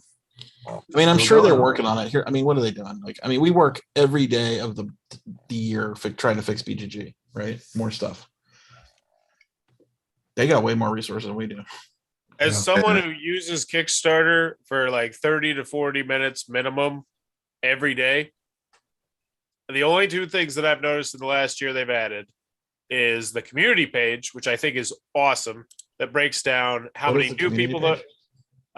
it's one of the tabs you can go to. It shows you where the backers are and how many people. It's cool, but it's completely unnecessary. I mean, But they probably could have written that in about 5 minutes. yes. I guarantee And you. then, It's and not then hard. I'm not. I agree with you. I think Kickstarter is a total piece of shit. And the more I use it, the more Well, it irritates me. Yeah. Okay. Yeah, I see the community tab. How much better it could be. The more I use GameFound, the more I realize how much better Kickstarter could be for just a lot of the little things they do. Where it's like, oh yeah, why doesn't Kickstarter just steal that? Just steal it. And the other thing was now on the front. This was only about a week or two ago.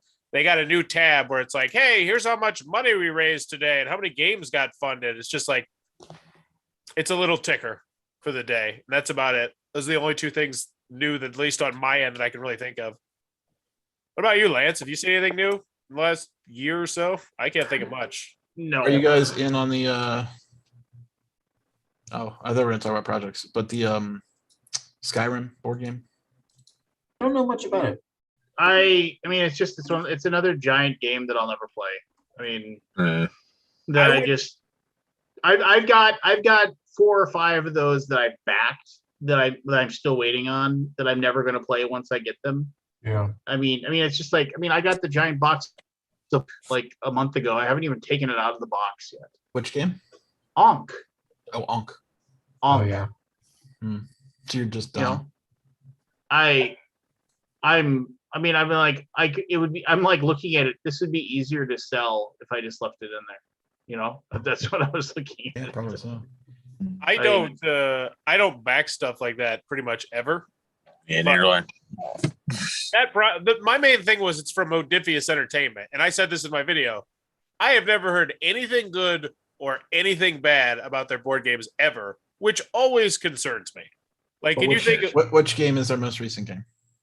I think it was Kung Fu Panda, which I was actually excited about, and then it landed, and then I saw it at Gen Con at like the cheap, weird, cool stuff kind of store. Yeah. Like, that's my concern is the company. Like, I think the game looks cool though. I think it looks Seventh Continent-y. The board They're looks trying to cool. make it look like a minis game, which Yeah. but The it highest feels. ranked game on BGG is Thunderbirds, which I thought was pretty good. Oh yeah, the Matt Leacock one. Yeah, I don't know if I ever got my Siege of the Citadel. Which game are you talking about now? Thunderbirds. Yeah, it's based off the old Skyrim. series, but they Yeah, rebooted it's the animatronic, not animatronic, the puppets Yeah, spy show that was. It was more Yeah. popular in the UK. my kids are Yeah. big into it for a little bit. Can't buy that game right now. It's out of print. Yeah. Second highest ranked game, and now they drop pretty hard. Thunderbirds is 1093, and Fallout Wasteland Warfare is 3,860. Siege of the Citadel it must not have shipped, right? That was a Kickstarter, wasn't it? I don't think I ever got my copy. Siege of the Citadel? Siege of the Citadel. So old Games Workshop game, they redid it. Yeah, and then they drop off pretty hard in the 7,000s, 8,000s. Was this like the Modifius group? Yeah. God, I thought I backed that game. And I didn't.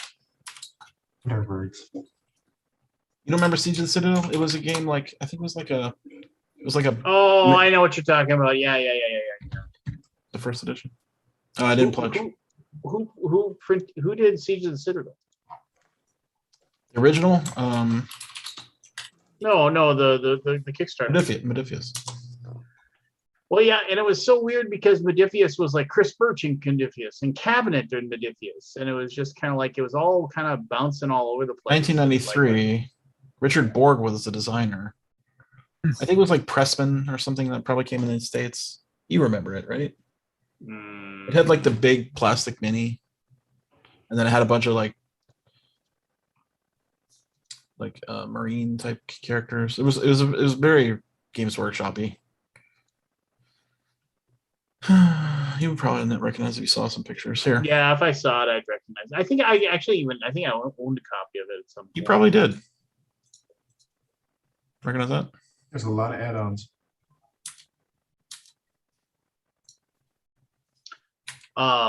It had these little boards that you put little pegs in here and track.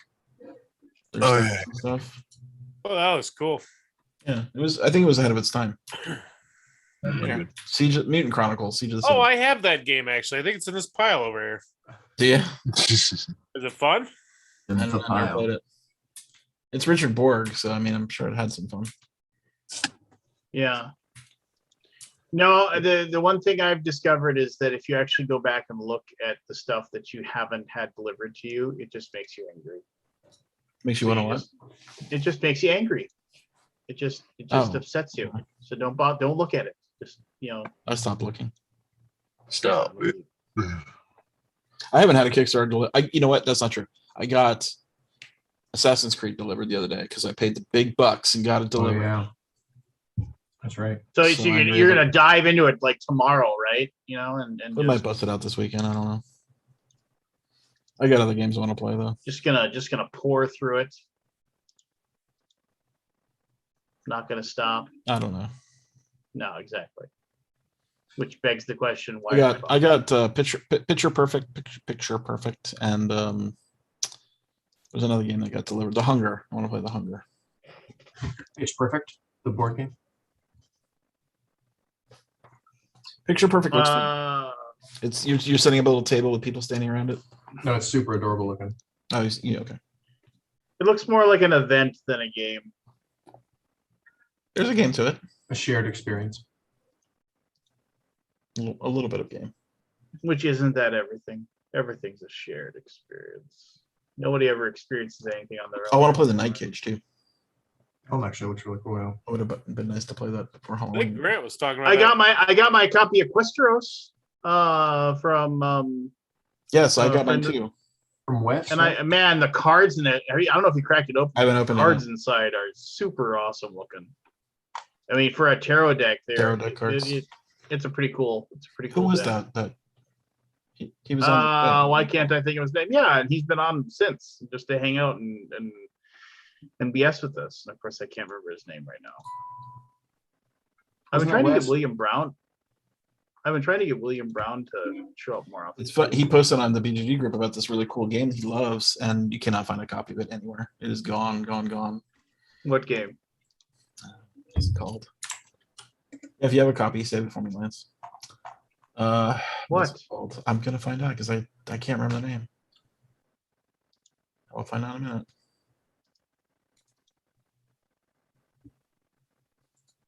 Nope, that's not it. I want to gripe about something. I got a gripe too after Lance. Everybody will make fun of me. It'll be great. So here's a gripe that I have. There was a Triora, City of Witches. Sorry. Otherwise, I'd have to sit Thank here you. and wait half an hour for you. So here's my gripe. So Mothership is a fantastic grim dark space RPG that basically is like, oh, you know, like you can come up with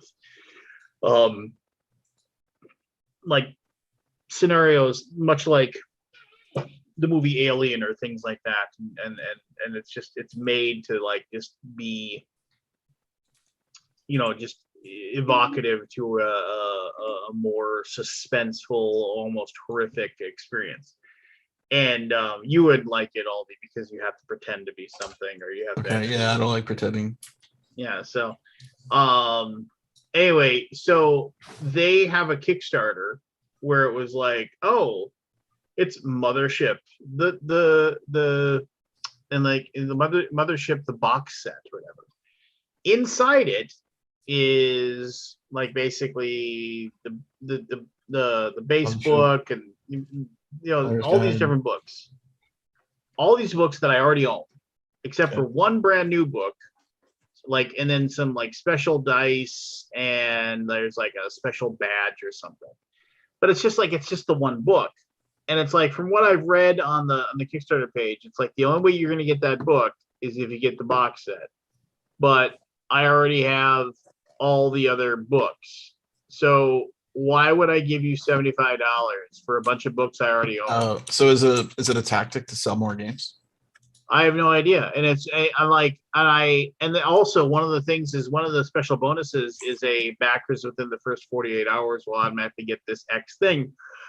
So I backed it, and just so I can cancel the pledge at some point in the future, because I haven't had a new Kickstarter pledge in forever. And this was like the first thing, a brand new thing I actually backed in like a few months. And I'm like, I'm going to cancel it. I should probably just cancel it right now before I forget, because it's just like, this is me. In my opinion, offer me the box set with just that extra book and the special dice or whatever, and allow me then to put my books into the box set once I get it. But no, it's just not an option. So I think they're bastards. That sucks. That's Did you back the Too Many Bones that's the Kickstarter? bottom line. I'm sorry, say that again. Did you back the Too Many Bones Kickstarter? No. Where are they I at? don't have time. I don't have time to play a giant I love. You can play that in a couple hours. It's not a long game. I love every you can single one of those pause. people. I think they're amazing humans, and I care about them dearly. And they're Minnesota people, and yeah, they are just flat out awesome human beings. But I don't have time to dig through all that stuff and play games like that. Yes, you can play a game in just a couple It's hours. a fun game though.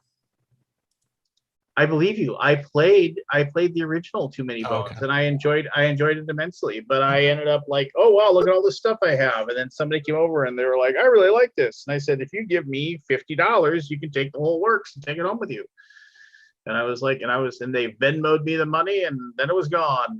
and I know exactly where it is if I ever decide I want to play it again. So It's I wouldn't No, watched just- Efka's review. It's an hour video. Wow. And he basically That's long says- for him. what? A Efka, review of what? Too Many Bones. And it's pretty negative for the most part. But there's a good amount of positivity. Who did the review? Efka. Who? No pun included. Efka. Yeah.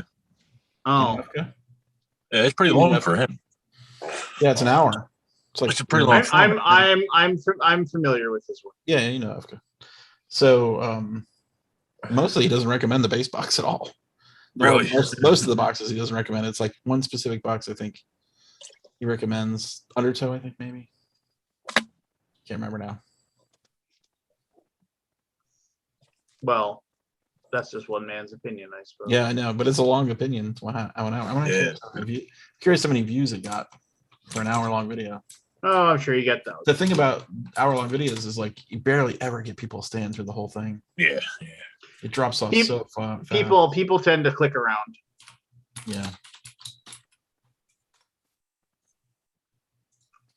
37 they'll- views so far. That's pretty good.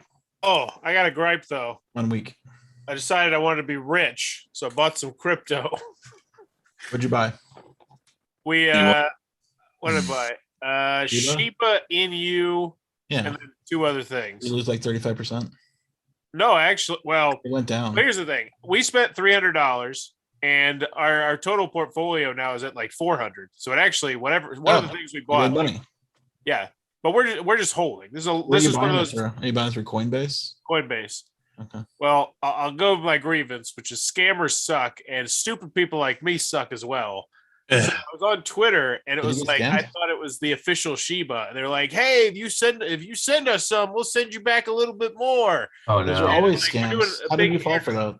Come on. Because I'm It's an bars. idiot. why would anybody send you more of what I sent you? I didn't know. I thought it was the official Shiba people. It wasn't. I feel like a grandma. I got scammed out of $100, and now Oh I know. man. What? You sent them $100 worth of coins? It was Jeez. like I- 80 something. Yeah. I don't wanna rub your nose in things here, but Oh, it's But he stupid. will. Rub it in there. how?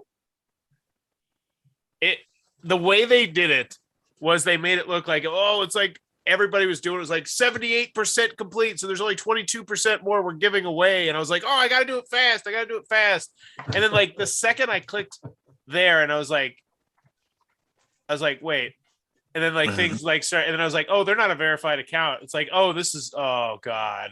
Yeah. And then I was like, cryptocurrency. Can I So, wait. undo things? Describe the deal.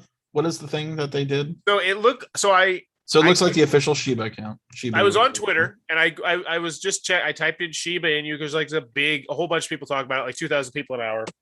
And one of them had like 38 retweets and like 36 hearts. And it was like, hey, we're doing another airdrop. And it was like, click on here and send this. We'll send it back to you. And I thought like, oh, I'm just stupid on crypto. Maybe this is how they trick the algorithms or some bullshit. And then like shortly afterwards, like a minute or two after, I was like, oh, fuck, did I just get scammed? And then I was like, I'm sorry, dear. Like we were driving home from like this trick or treat thing we did last night, because it got postponed. And I was just like, dear, I am an idiot. I just lost $100 of our dollars. I'm sorry. And she was cool with it because like this doesn't happen routinely. Yeah. But it was just like, I was just like, they got me and I'm an idiot. I'm a damn idiot. But yeah. So there you go. That's my gripe is that scammers suck and be more careful. Unlike me. Here's the Shiba Inu account. I will brighten up someone's day and I will send them 1 Ethereum, which is worth $4,500. You must follow me, retweet this post, and comment. Done. I will pick a winner within 24 hours. I wish you all a wonderful day. Thank you. Right. Come on. That's how you grow your At least audience. that's one where you don't lose money. That's like those. I don't know if you guys played much Magic, but people always did this repacks where they would they would sell like there's 1 Mox in here and some lucky winner's Yeah, gonna get it, and they sell the packs of There was just no Mox in there. there was no Mox in there, and it's just garbage. So you buy this garbage and you spent $10 on it or whatever. It's like $10 adds up. A whole bunch of Let me see if people my do it. Doge is worth Yeah. I bought some Doge like 3 or 4 months ago. Oh, did you? I just wanted to get in on it. Like I just hear Well, you that did. like people are making You've already generational wealth. Lost your 100. You Hopefully, got into it and you were scammed out of it, and now you're done. no, he still has his. No. We're gonna He hold broke on. even. He's got 3/4 of it left. Oh yeah. And then I went back and I rebought $100. I was like, dear, I want to go back and buy the crypto that I just gave this person. And she's like, okay. Like my wife knows I'm normally pretty good about sniffing this stuff up, but not. I was just an idiot, just a flat out Yeah. brain I've fart. lost $1,000 in Doge. I've made $5,000 in Ethereum. I put $5,000 in total, one shot. So I'm up 5,000, but down your- 1,000. That's your entire. That's pretty crypto. good. And I have 0.0095 Bitcoin, which is down $100. Yeah, I think I put 12 grand in total into crypto, like in various, like some of the more stable ones and some of the. Anything positive? Yeah. Actually, I should probably sell this. I'm up in Ethereum. I should just sell this. I think I'm up like 10-fold since I bought. Wow. So 120 grand? Yeah. What? That's some serious dough. Well, I mean, yeah. That's amazing. That's How like long ago did you buy it? About a year ago. now I see why you're going into. You got to hold for a year. All right, I'm gonna hold for a year. 50. I'll take 50 grand back. I mean, I I'm think sure I'm gonna lose it frankly- all. It's all gonna be gone. I think frankly, like as long as it's an amount of money that you can stand to lose, just bet it on the long game and don't worry about the little stuff. Just hang out, give it a minute. Did you say that again? The bloop, bloop, bloop. You know, the ups and downs that everybody freaks out about. You just I'm saving it for a planning rainy on day. holding. But you got after the Empire cash rolling in, so you know. Yeah, the big bucks. Living the high life.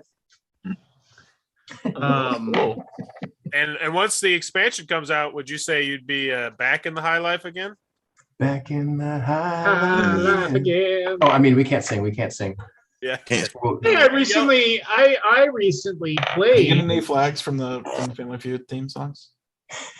No, not yet. Anyway, I recently played the After the Empire expansion and Oh, what'd you played think of it? with Josh. Well, there is one thing that I have to say that is, Yes. I think, probably the best thing. Okay. Like the Yes. absolute best thing about the expansion. Yeah. Is a card. Oh, is Yeah. it? Would it be the card Lord Mikester, who is Uh-huh. a refugee, Uh-huh.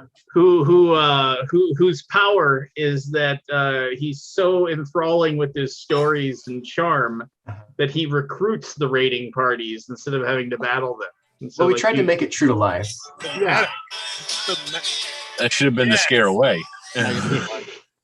No. So I thought that was cool. I was like, I didn't even know that existed, and then all of a sudden, like, it popped up in a game we were playing. I was like, wait a minute, what is this? But That's no. awesome. So that was cool. I'm in the game. No, so, and I of course purchased it immediately on my turn. Like I was like, yeah, Must I'll be have. taking that guy.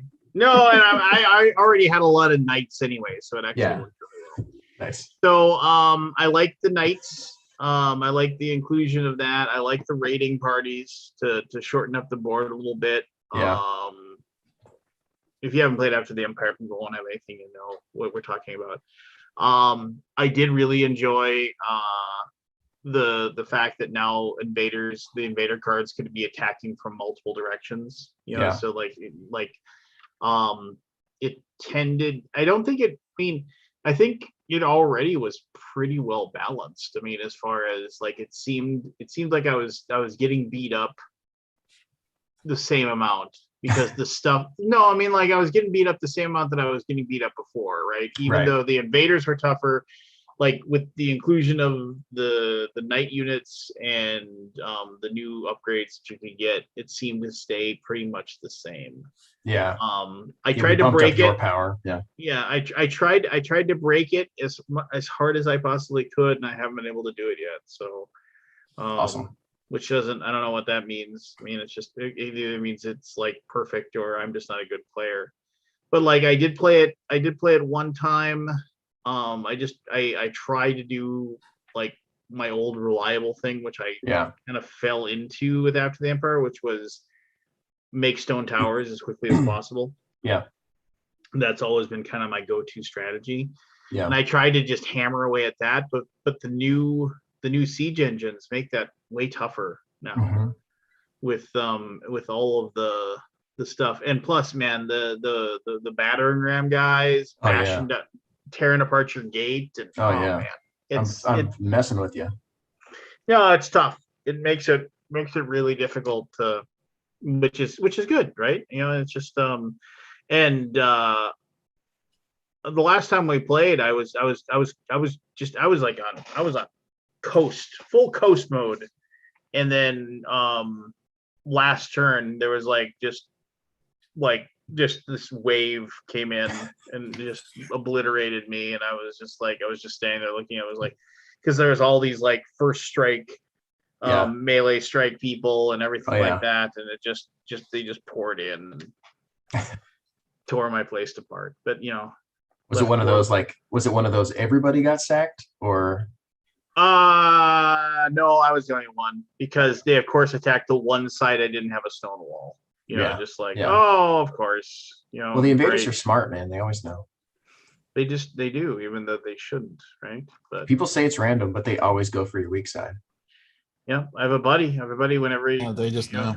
I have a buddy who has the absolute worst luck. I mean, when it comes to anything, poker, he is when we he has stopped playing poker, even though he played poker with us straight for decades. He stopped because he was just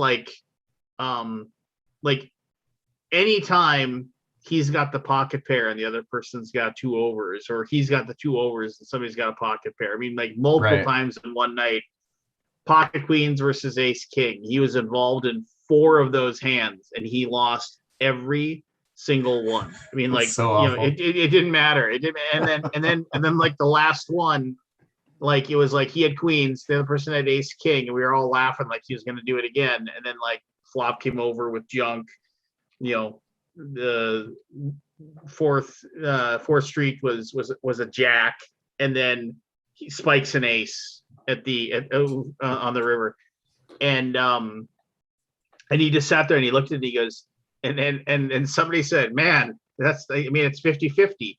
And he said it can't be 50-50 if I lose every time. Do you watch Daniel Negreanu's vlogs? I've watched a few of them. He's on a cold streak, harsh.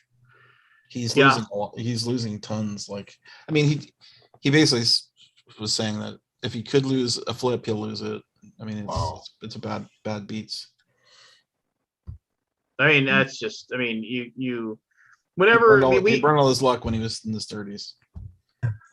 Well, I mean, if you believe in that shit, but poker players believe in this shit. Yeah. Oh no! I mean, no. I mean, I know a guy. I mean, he references himself as a degenerate gambler. I mean, he just calls himself, "Oh, I'm a degenerate gambler," and they take a certain amount of pride, of it. And he has, he's never made a final table, but he has WSOP points. I mean, he's cashed out, and I mean, he's put $10,000 down and gone and played in the World Series of Poker, and he's cashed out. Is that what it takes to go play? Is just you show up with 10 grand? Oh yeah, you show up with 10 grand, they'll let you play. Most people get in a satellite or a super satellite. Qualifier, Yeah, I mean, if you go to a satellite, it's a 10 people pay to table each $5 person to get in the satellite. Well, so what you're saying is I could cash out my crypto and try 12 times. Yes. Yeah. I don't think you can rebuy though. Can you rebuy on the World Series? I don't think you can. No, you can't. Not the World Series. The main event. There's tons of other events that you can rebuy. Oh no, there are tons. But his thing when he would work a 5-day week, and then on the weekends, when Poker Stars was still a thing in the United States, I would be at his house and I'd see it. He'd be sitting at his desk. 8 games simultaneously. 8. He'd have 40 what? cash. How do you play 40 games simultaneously? He had 3 screens, and he had 40 cash games going. And on each cash game, he had a minimum of $100. And he would just wait for one to pop up to say when it was his turn. When it was his turn, and he would look, and then That just he seems was like a bad. No. This is, and he would look at his hand, and he'd see what he had, and like it would either like 90% of the time it was just an auto fold. It was like fold. But if it was like ace king, a high pocket or something, he would just shove all in. What? Like he would just he would just shove all in, and then either people would fold him or somebody would call, and he'd win or lose. And if he lost, he just put $100 back in. And then because he's like, yeah, I worked out the math. He said I will win like 58% of the time. And at the end, and then he would show me his spreadsheets at the end of the day, and he's like, "Yeah, the tournament, or was it just live cash?" It was just live cash. Okay. It was just So live how much cash is he game. making in a day doing that? So he would show me the spreadsheet, and it was thousands of dollars. Just sitting there, and he was just like shove, fold, shove, fold, re-up, put another $100. Only premium hands all in before the flop. Yeah, and just basically, It's like coin flips. And he would he's like, because he said most people will just, they'll fold to it, because they don't have good enough cards. Yeah.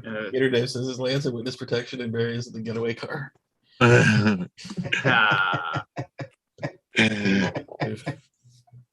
Yeah. When does the actual convention start? For me? QSCon. Yeah. QSCon tomorrow, 10 a.m. Tomorrow. What did you got to show off your swag that you got? Oh yeah, my swag here. You only showed me earlier. Oh yeah, so this is because Whoa. I'm waiting for you, Lance. Out of print, baby. That's awesome. Yeah, I mean, and so, but no, Michael, who runs this one, this is like one of the only things this is the only thing I don't own for Battlestar Galactica. Then he said, well, if you show up, I'll give it to you. Why did it shrink? Did you say we opened it? Never opened it. Okay. So I guess he owned it. Never opened it. I think I've got one in shrink too, sitting away somewhere. I bought all those I bought the whole collection when it was in print still, and then I thought, oh, someday I'll play this, and then I packed it up, and it's been back in.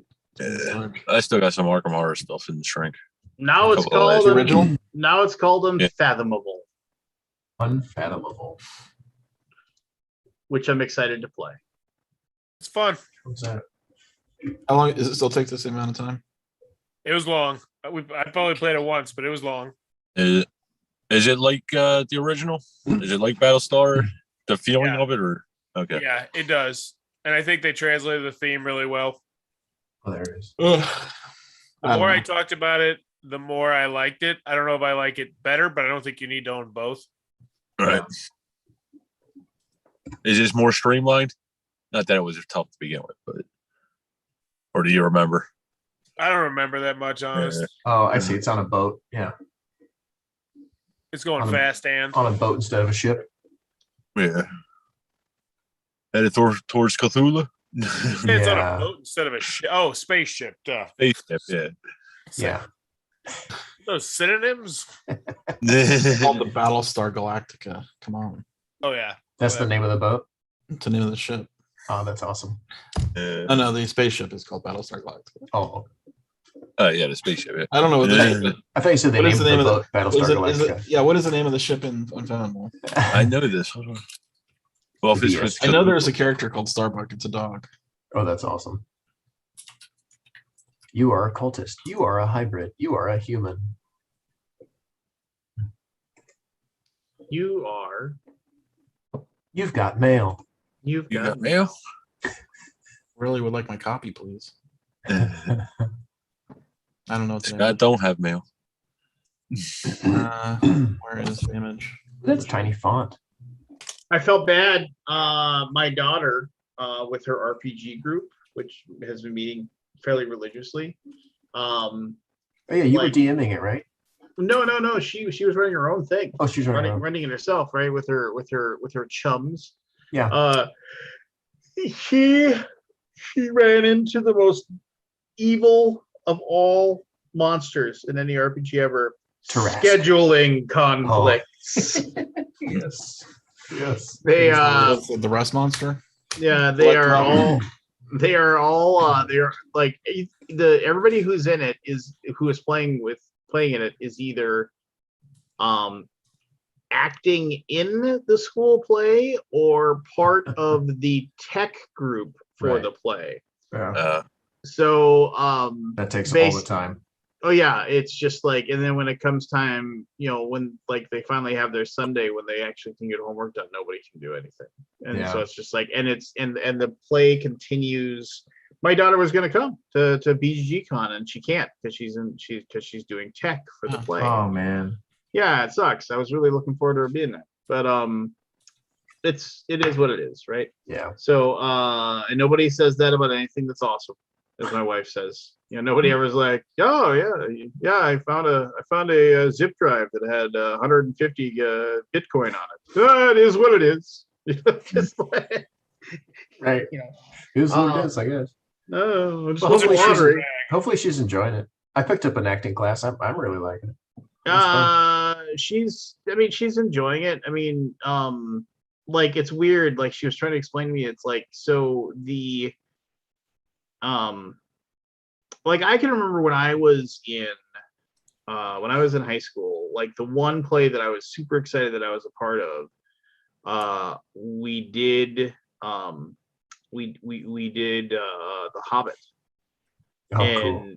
And I remember like we actually we used a fire extinguisher to do Smaug's flame kind of thing, which I thought was a cool little aspect to it. And anyway, so the big thing was I okay, nobody asked, but I played Gloyd. But anyway, I think I had 2 lines in the entire thing. That must have been tough for you, Lance. Only 2 lines. Oh, shut your mouth! You keep your mouth shut for hours, and just when you open it, you just use it to make fun of me. I know you, but yeah. Well, I just thought I was cool because I was a big fan of Gimli, so I was happy that I got to play his dad. But anyway, I think anybody in the drama club in high school was cool. Yeah. Anyway, so the thing is that they aren't using. I mean, they're using set pieces and things like that. And I remember they had this like. I was actually kind of annoyed about this. So like it was one of those things where first they asked all the parents that have their kids, and they asked for a donation. And it was like, it was actually like really like not even like, oh, if you have like $10 or something like that. No, it's just like, like they actually said something in like it's like if we could get at least $50 or more from every single parent, that would make it so we could do this production the way it's supposed to be done. And I was just kind of like, and I'm not trying to be like a stingy little bastard or something like that, but I was just kind of like, it's like there's like like my daughter is one of like 20 tech people, and I was looking at the cast list, and there's like another like good like nearly 30 people with all the extras and stuff, and you're shooting for $50 a person. I was like, what are you? What is it? How much is that? The drama club.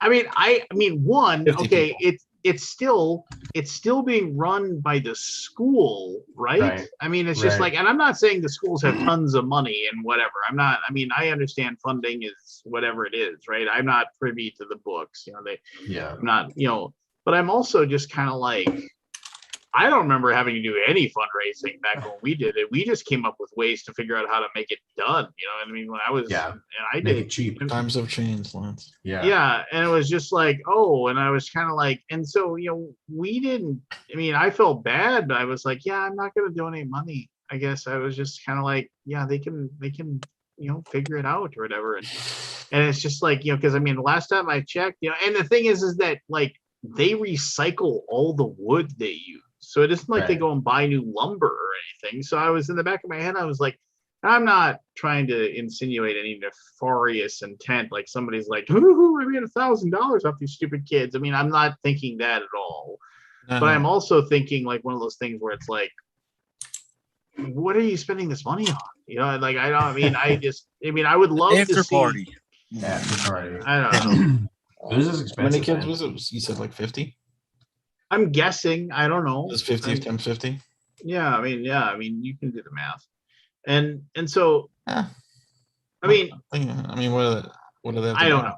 Paint? But then they also were like, does Lumber, anybody have any of paper these mache. things? Like any of these things they can donate because they're doing Bonnie and Clyde, right? Does anybody have any of these things they Prop can guns? donate? And they wanted prop guns. They wanted if anybody had like, and they listed off the type of cars they wanted. Does anybody have a car that would follow like this that we could use for a month and a half? They get a You know, put a that- car on the stage? There's no way. Yeah, like There's no, there's a big giant. I mean, like I've been there. I've gone and helped with making the sets before, and it's just like, and there's a giant garage door to like get stuff in and out. I mean, if they have a car, they can just push it right in. You know, and it would be fine.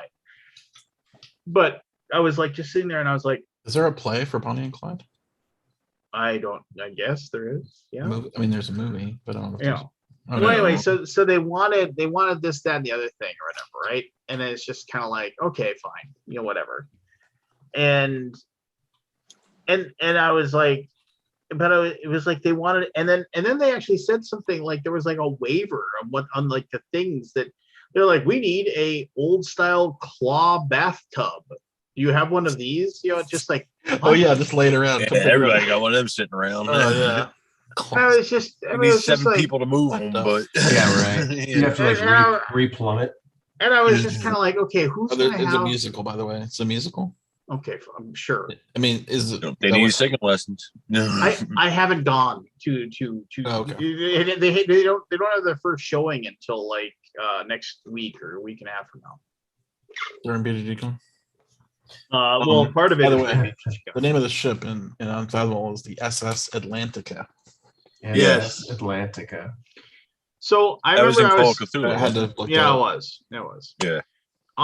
No, so I was sitting there and I was just kind of like thinking this to myself, and I'm not trying to be some like pinch a penny bastard here, but I was Yeah. just kind of like, and you know, and I was just, you want all this stuff, you want us, then on top of all that, you want us to also, want to raise over $2,000 to like make this happen, and maybe that's what it costs. I don't know, you know. I mean, I guess maybe I'm just a product of my time. I just I can remember having to go and sell those damn coupon books. Yeah, right. And so my jazz band could go to Europe for a jazz festival. Yep.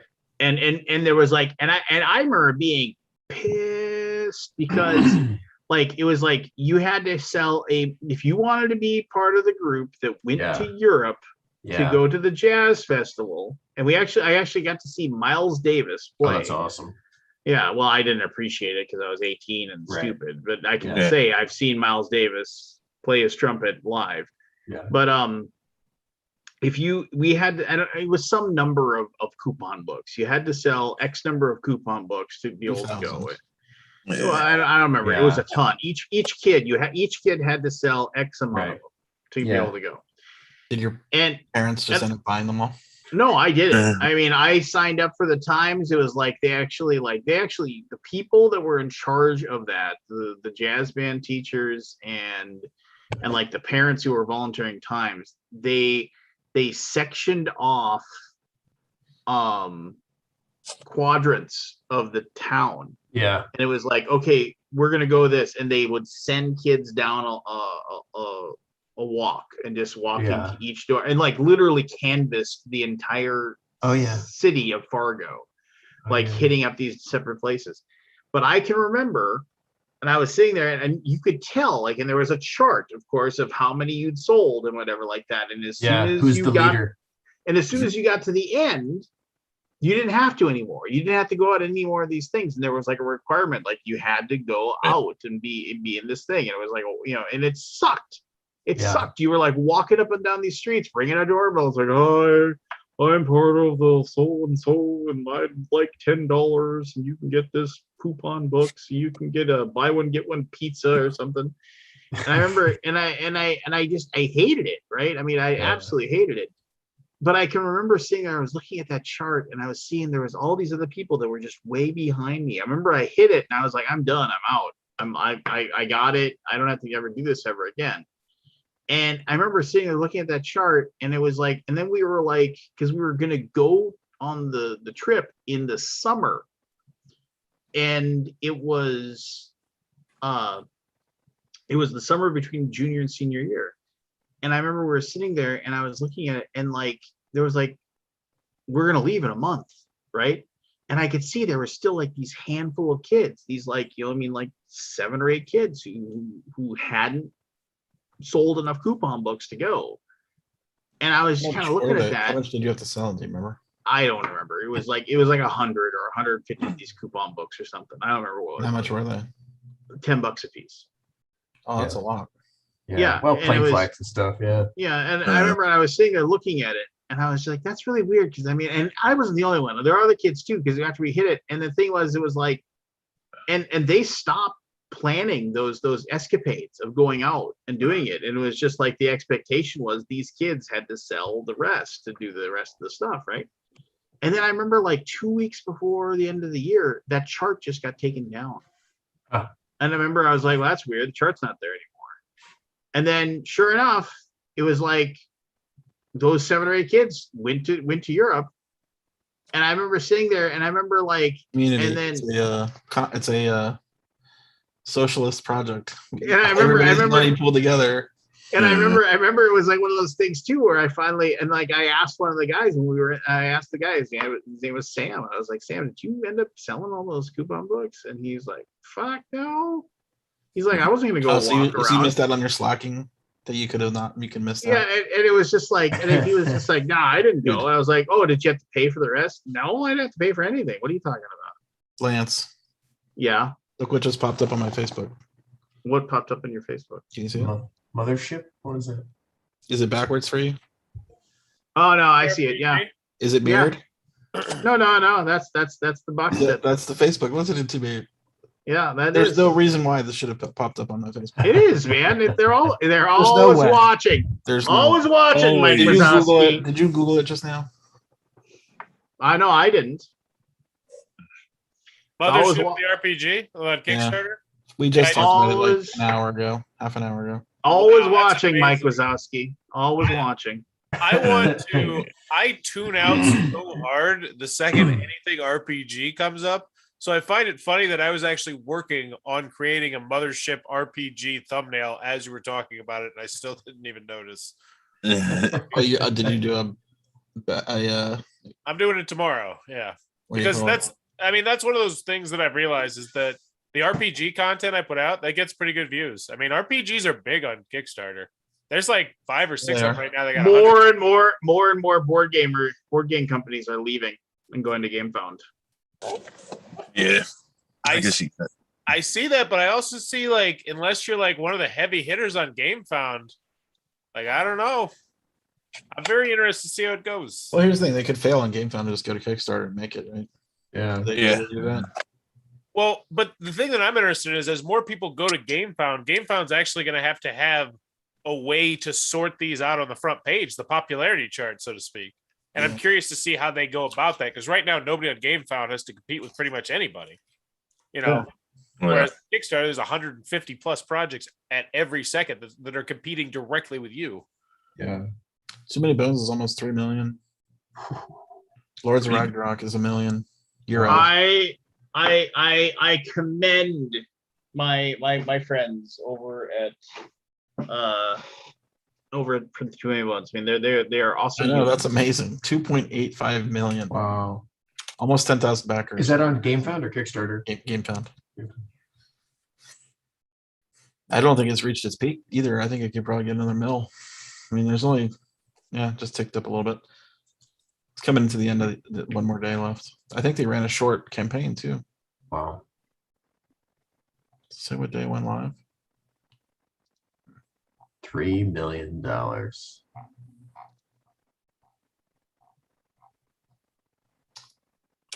It's a I gotta lot. get going soon, but I want to hear about the car. Evan, what happened? Is it Oh, yeah, I functional? finished.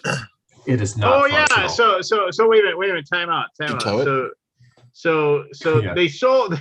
You know you did park it in a handicap zone, dude. It's been fucking stolen. Yeah, it was out front of my house. We went on a half-hour walk around the neighborhood. When we came back, What kind of car was gone. it? What kind of car was it? the most stolen car in America. On a Civic. Honda Civic, 1999 Honda Civic. That's Why what- is it? Why is that the most stolen car? Because you can Parts. take like any old key. All the parts will sell. Fenced. Yeah. You Did can they fence take them the all. airbags and stuff? I Steering think so. The steering wheel is all taken apart. The radio's gone. So tell me, okay, back up, Victor. So Yeah. you Honda Civic 1999. How many miles are Oh gosh, 200 something. I don't on? remember. So the value of the car is minimal, I mean, but yeah, it ran, and it was your car. yes. And how long have you owned it? I don't know, 3, 4, 5 years. Okay, because you're like me. The value. You're like my wife. $302,000. My wife will buy a slightly used car. Like she'll go in and she'll trade in whatever car she has. She's Oh, already yeah. talking about, like, she drives a Honda Pilot right now, loves it, and it is a great car. It's a great Yeah. car. No, I'm And- drive a POS into the ground, kind of. And yeah, I am. Don't mind. I am drive it right into the goddamn ground, and then you call somebody to tow it away, and you just thank them, and they get to keep it for the scrap. Yeah. Hey, thank you very much. I remember when I limped my Buick Century I limped it. The car was falling apart, and I limped it to a salvage yard, and I left it running. And the guy said, and he's like, "How much did you give me for it?" And he looked at me and he said, he's like, "Is it still running?" I was like, "Yeah, because I turn it off, it ain't gonna go anywhere." And he laughed and he said, "Well, I'll give you." And he's like, "I'll give you $100." And I was like, "Done. Thank you. Later." You know?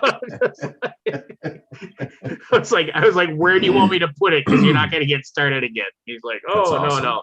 He said, "I'll have a guy. I'll one of my guys move it." I was like, "All right, see you later." But I mean, that was, and then but anyway, yes, I'm a big believer in you don't need a nice. I mean, and I don't begrudge my wife for wanting to drive a nicer car at all. If she gets a value out of that, and I recognize that, and God bless her, and I have no problem with that.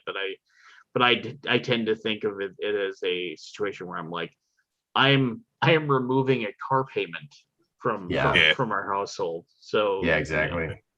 I do not like debt. I'm in, tons of debt, but I don't like it. Yeah, no. So your car was parked out in front. Yep. Keys weren't in it or anything. No, it was locked. I had a club on it. Oh, the club. That's Yeah. nothing. That's impressive. Yeah. Club on it. There was nothing. Man. Don't people just saw the steering wheel to, like, I guess so. basically because that's what I I've seen. didn't That's look how at my that's how steering they wheel. get the club off. I didn't look at the steering wheel to see. Somebody was telling me that Was the steering wheel still there? I think so. I didn't look that close. Okay. Somebody was telling me that they have a master key for the old clubs now that they just circulate around. And so even those don't stop people. Yeah, they're pretty worthless. Go look at the lockpick guy channel, and almost every lock is worthless. Really? Yeah. Oh, jeez. That's a true thief. Yeah. I don't know if these guys were like that. Bump good, keys but will get everything. Yeah. Yeah, they tore apart everything, took out all the stuff, left all their garbage, of course. Of course. Actually left me quite a collection of files and like cool car stealing tools. Really? Oh, metal. Oh, maybe they got caught. They caught. So you Yeah, came I back don't know. and your car was just gone. Yeah, we were gone for a half-hour walk around the neighborhood and it was just gone. No glass, no nothing. They obviously were able to just open it up and get right in without having to break anything. Did they have tools in there? Yeah, they left all their tools in there. I don't know what the deal is. So that They could probably test- got in wherever it was. They probably got interrupted while they Yeah. were doing this. Yeah, thing. probably. Yeah. They got a lot of stuff out, but Yeah, that sucks. I had my truck stolen once. That sucks. Yeah. I mean, I didn't Walk have in. anything of value in there, but still it's like it sucks. It feels gross. Oh, I had value in mine. That was my business at the time. Oh, yeah. So is it I found totaled? that down Like, by the airport. Is it fixable or? It must be totaled. I mean, it can't be worth more than $2,000, right? Yeah, that's what I just looked it up.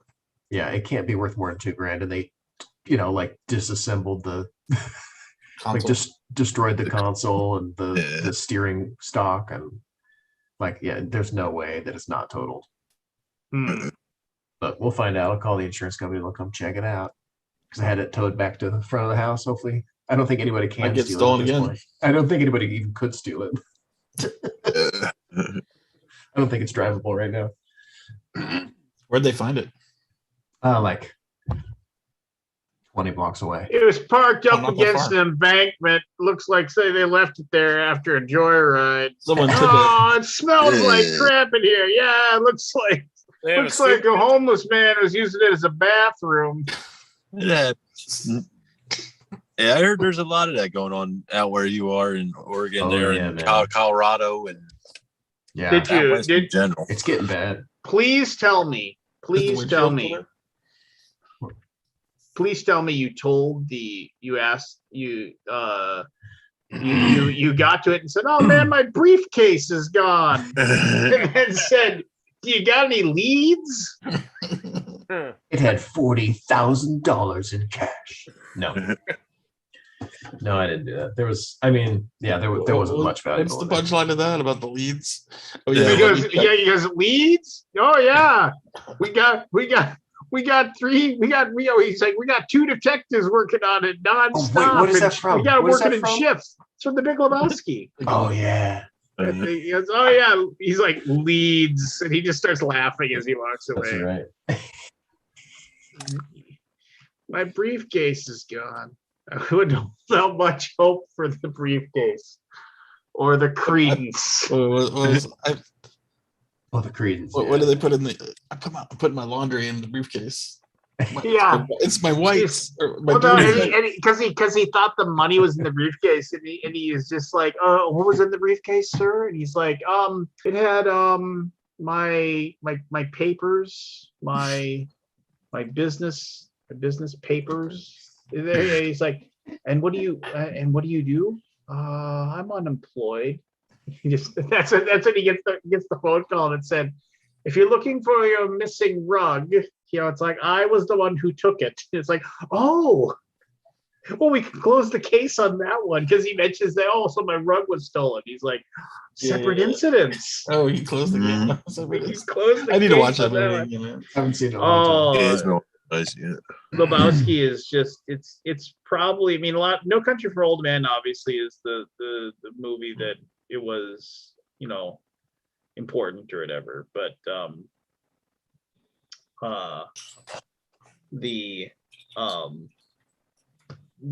the big thing for me, that's their magnum opus. I mean, they'll never do better than Lebowski. It's just Come on, Pretty brother. darn good. it was just without a doubt, it's just fantastic. Yeah, it's pretty great. I like what's that other one? Oh brother, where art they? Oh Yeah, that was a Yeah. decent Oh, movie. Brother, Where Art Yeah. Thou is very good as well. Yes, That was very I will enjoyable. agree. I'm in a tight spot. I'm in a tight spot. That's the only line I know. I'm bona fide. remember that I song. liked the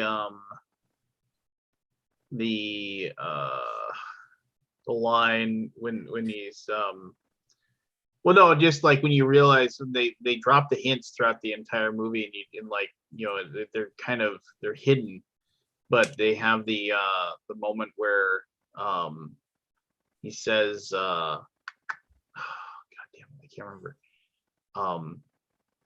Then it's like like the law is a human concern or something like that, and that's when and then you actually because then you tie in the fact that he talks about the guy that says, I sold my soul to the devil.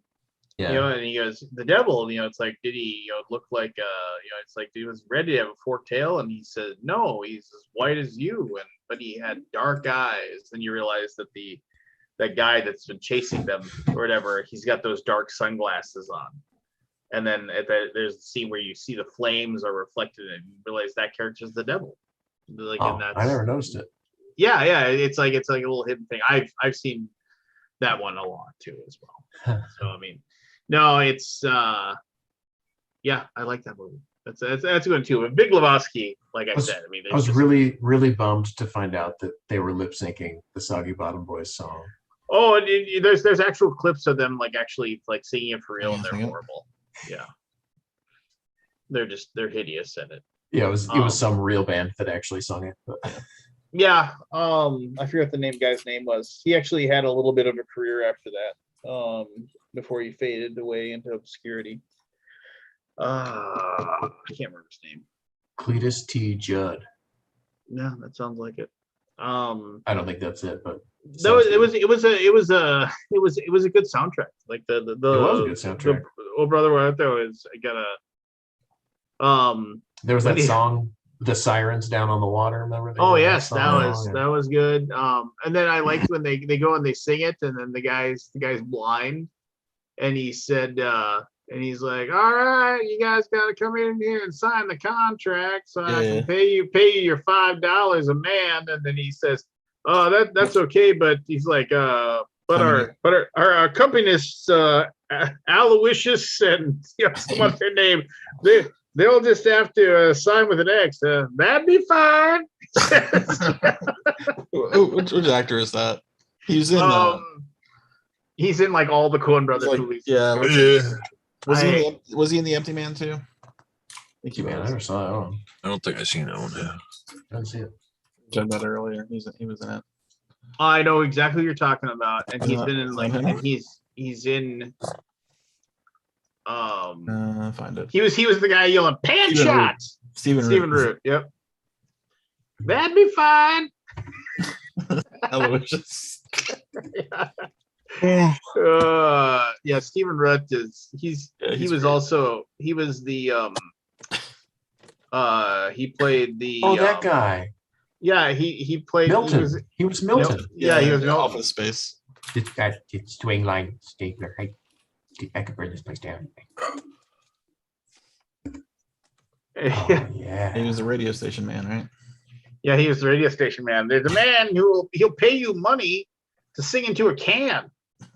Just like, and what does he say here? He was on news radio. Yeah. King of the Hill. Oh, I didn't realize. He's been a lot. Yeah, he goes, he says, he goes, "Woo, hot damn, son, I believe you did sell your soul to the devil." It's like, woo, boy, that was a mighty fine picket of his singing. I'll tell you what, you come on in here and sign these papers, I'm going to give you $10 a piece. Then, okay, sir. But Mert and Aloysius will have to sign X's, as only 4 of us can write. That'd be fine. Mert and Aloysius. Oh man, do you know what his first role was? Crocodile Dundee 2. Oh wow. Well, he was a DEA agent. Oh, I thought maybe he was a crocodile. Awesome.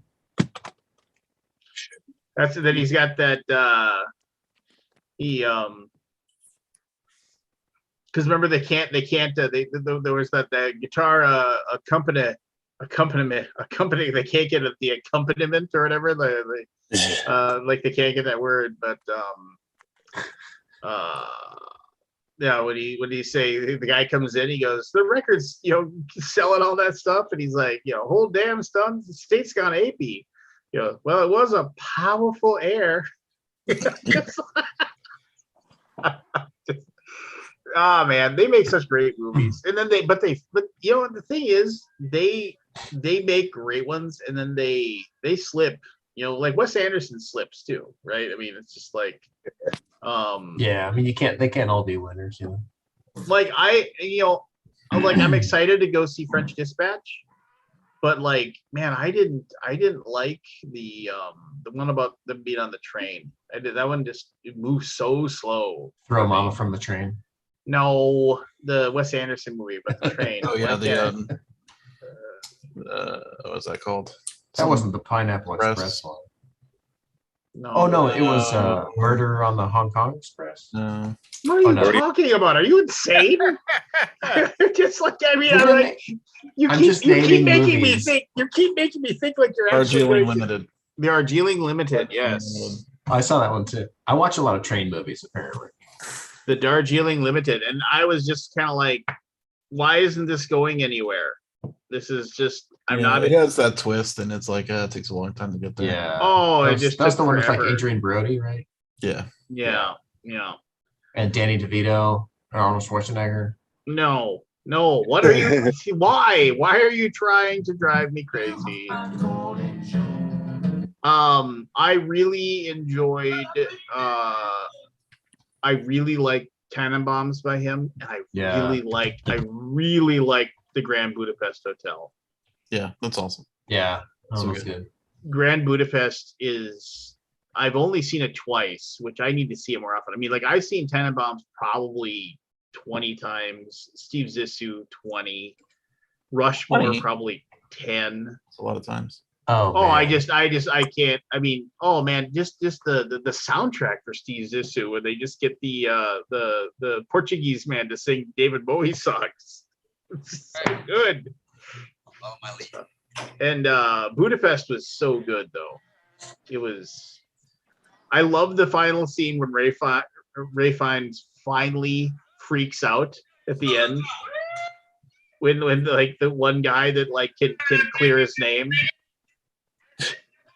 Yeah. Every week. Or every week.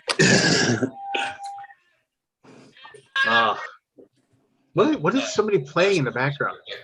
Merton, Of course, we're watching his videos again. to sign X. Not me. I was trying to find the Aloysius line. Merton Aloysius. Merton Aloysius have to sign X's, so they can't write. Yeah. No, good stuff. I would yeah, my dad can't stand Wes Anderson movies. I've taken him to 2 and he's just like, well, that was stupid. It's just like it's like so let's see. Like, okay, like Grand Budapest. oh yeah, I love Grant. Yes. No, I took him to Big Lebowski, which he thought was dumb. Because he said, what was the point? I was like, well, there wasn't a point, Dad. It was just kind of like Wait, yeah, I mean, Character study. and I took him to that, and admittedly, but it was my younger brother and I, because my younger brother's a Wes Anderson guy too, and so we were like, I'll be right back. oh, let's go to Steve Zissou, and he's like, oh, I'll come with. And I was like, okay. And then we got done with the movie, and he was just like, well, that was a stupid movie. The Life Aquatic with Yep. Steve. Yeah. So here's Coen Brothers. So like here we go. Like this is their movie. So like if what's their first movie? This is the big question. Do you know what their first movie is? And I've watched it, and can't look it up. Is that Tenenbaums? No, this is the Coen Brothers. Oh. I obviously don't know. Nope. No idea. I think it's got Danny DeVito in it though. No, it does not. And, No.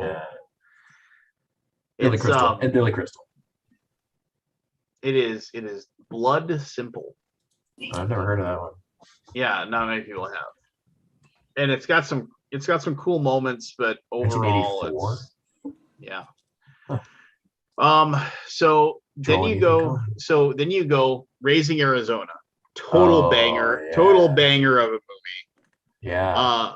Miller's Crossing, which is it is such a good gangster movie, and that plays against type, and it's so good. If you haven't seen Miller's Crossing, watch Miller's Crossing. Gabriel Byrne plays the lead, and he's amazing. Barton Fink, in my opinion, still very good, but definitely takes a step backwards. Oh, it's just way too odd. You going through Befallen- each movie? What? Going through each movie? Yeah, this is my so then we have Hudsucker Proxy, which wasn't very Yeah. good. Right. Let's just It has moments. it has moments, but then you go Fargo, awesome. Yeah. You go Yes. Big Lebowski, Yeah. awesome. You go Oh Brother Where Art Thou, Yeah. awesome. They really Now hit you- a few there. Now you take three big steps back, in my opinion. The Man Who Wasn't There. I never saw that one. It's a tough watch. Intolerable Cruelty. Ugh. Yeah. The Lady Killers. Ugh. So you take three big steps back, right? Then I thought there was some fans of the Lady Killers on this show. I like Lady Killers. Lady Killers is, I mean, it's like it's okay, but it's just one of those things where it's like it just seems like they were just phoning it in. But then No Country for Old Men, which is obviously really good. Yeah. And then you have Burn After Reading, which I never saw that one. I like it. That's got Brad Pitt, right? Yeah, Brad Pitt and George Clooney and Frances McDormand. It's kind of a return to their form of like what they have. And then A Serious Man, which is weird, but I like it. Not seen that one either. And then you have True Grit, Right. which was great. It was good. And then you have this whole thing where it's like Inside Llewyn Davis, which was Llewellyn. a cool Llewellyn, sorry. Yeah. Inside Llewellyn Davis, which I liked, but it was definitely weird. Then you have Hail Caesar, which was just all over the place. I mean, I tried watching it, and like I had to turn it off because I just couldn't pay attention to it. Then I rewatched it the next day. And then you have The Ballad of Buster Scruggs, which was that straight to Netflix thing It was they fun. did, I liked that. which was fun, which was absolutely I like most fun. of it. Yeah. And then they have something coming up in 2021 called The Tragedy of Macbeth. Is it Macbeth? I don't know. It says The Tragedy of Macbeth is an American drama film written and directed by Joel Coen based on the tragedy of the same name by William Shakespeare. No, so it's their take on Macbeth. It is the first film directed by one of the Coen brothers without the other's involvement. The movie will star Denzel Washington, Frances McDormand, Corey Hawkins, Harry Melling, Bertie Carvel, Catherine Hunter, Moses Ingram, and Brendan Gleeson. Brendan Gleeson. Brendan Gleeson. I know that name. He played Hamish in Braveheart, his big giant friend with the axe. And he's been in tons of stuff. He's a that guy actor. You see him and you're like, hey, it's that guy. Okay. And then you can sign off, Barry, if you need to. Like you feel like you're dying. Struggling. I'm not. I'm grabbing a drink and all. No, I'll take my brace off. I am soon. I gotta get up for the safari ride tomorrow. We're going to Animal Kingdom. Oh, have fun. Hey, if you're going to Animal Kingdom, can I give you one? Going to visit some relatives. Have you ever been to Animal Kingdom? Yeah, I've been here 5 times. Okay, well 6 then times. you do know. Then go first thing in the morning to Animal Kingdom, right? Yeah, sounds like that's what he's doing. Okay, because that's when they feed the animals, and so you actually get to see them all. Otherwise, they wander off They and hide. hide. Yeah, but they get their food right first thing in the morning, and they come out. You can see them. Yeah, we were actually going to stay there, but it didn't happen. Where the hell did I put them? There's a list of their movies ranked by badness/goodness. Did they do A Simple Plan? Something. With Billy Bob Thornton. Was that Simple the- Plan was I think they were attached to it. It's not on this list, so I don't know. I'm trying to remember who that was. That was a rough movie. That's Sam Raimi. And Sam Raimi and the Coen I thought they brothers. were in it, or they didn't direct it. No, but Sam Oh. Raimi and the Coen brothers have like they kind of circle around each other, and they've definitely helped. Oh, yeah. Hudsucker Proxy was written by the Coens and Sam Raimi. Yeah.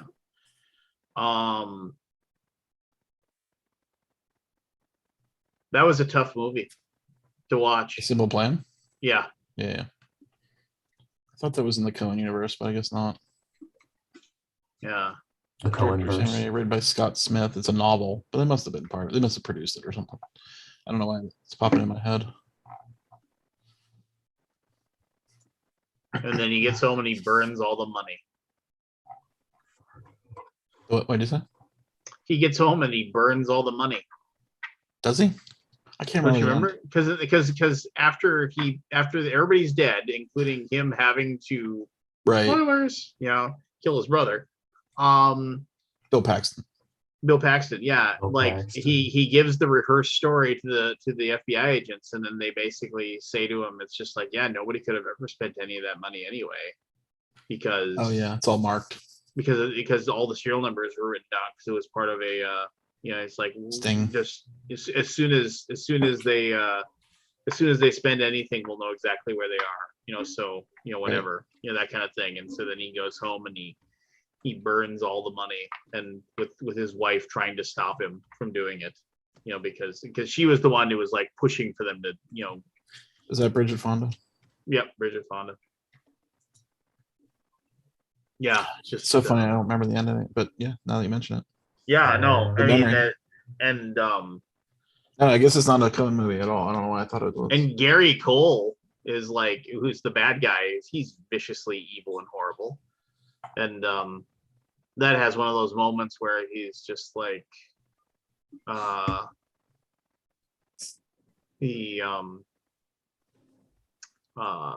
like Bill Paxton shoots and kills him, and oh man, yeah, it's that's a rough movie to watch. Simple Plan. It's just kind of like, ew. No, and nobody's happy. At the Yeah, end. all Yeah. sad. Yeah, nobody wins. Oh, it is That's- 1:30. It is 1:30. Well, actually, it's and this is weird. I feel like You're at 2:30.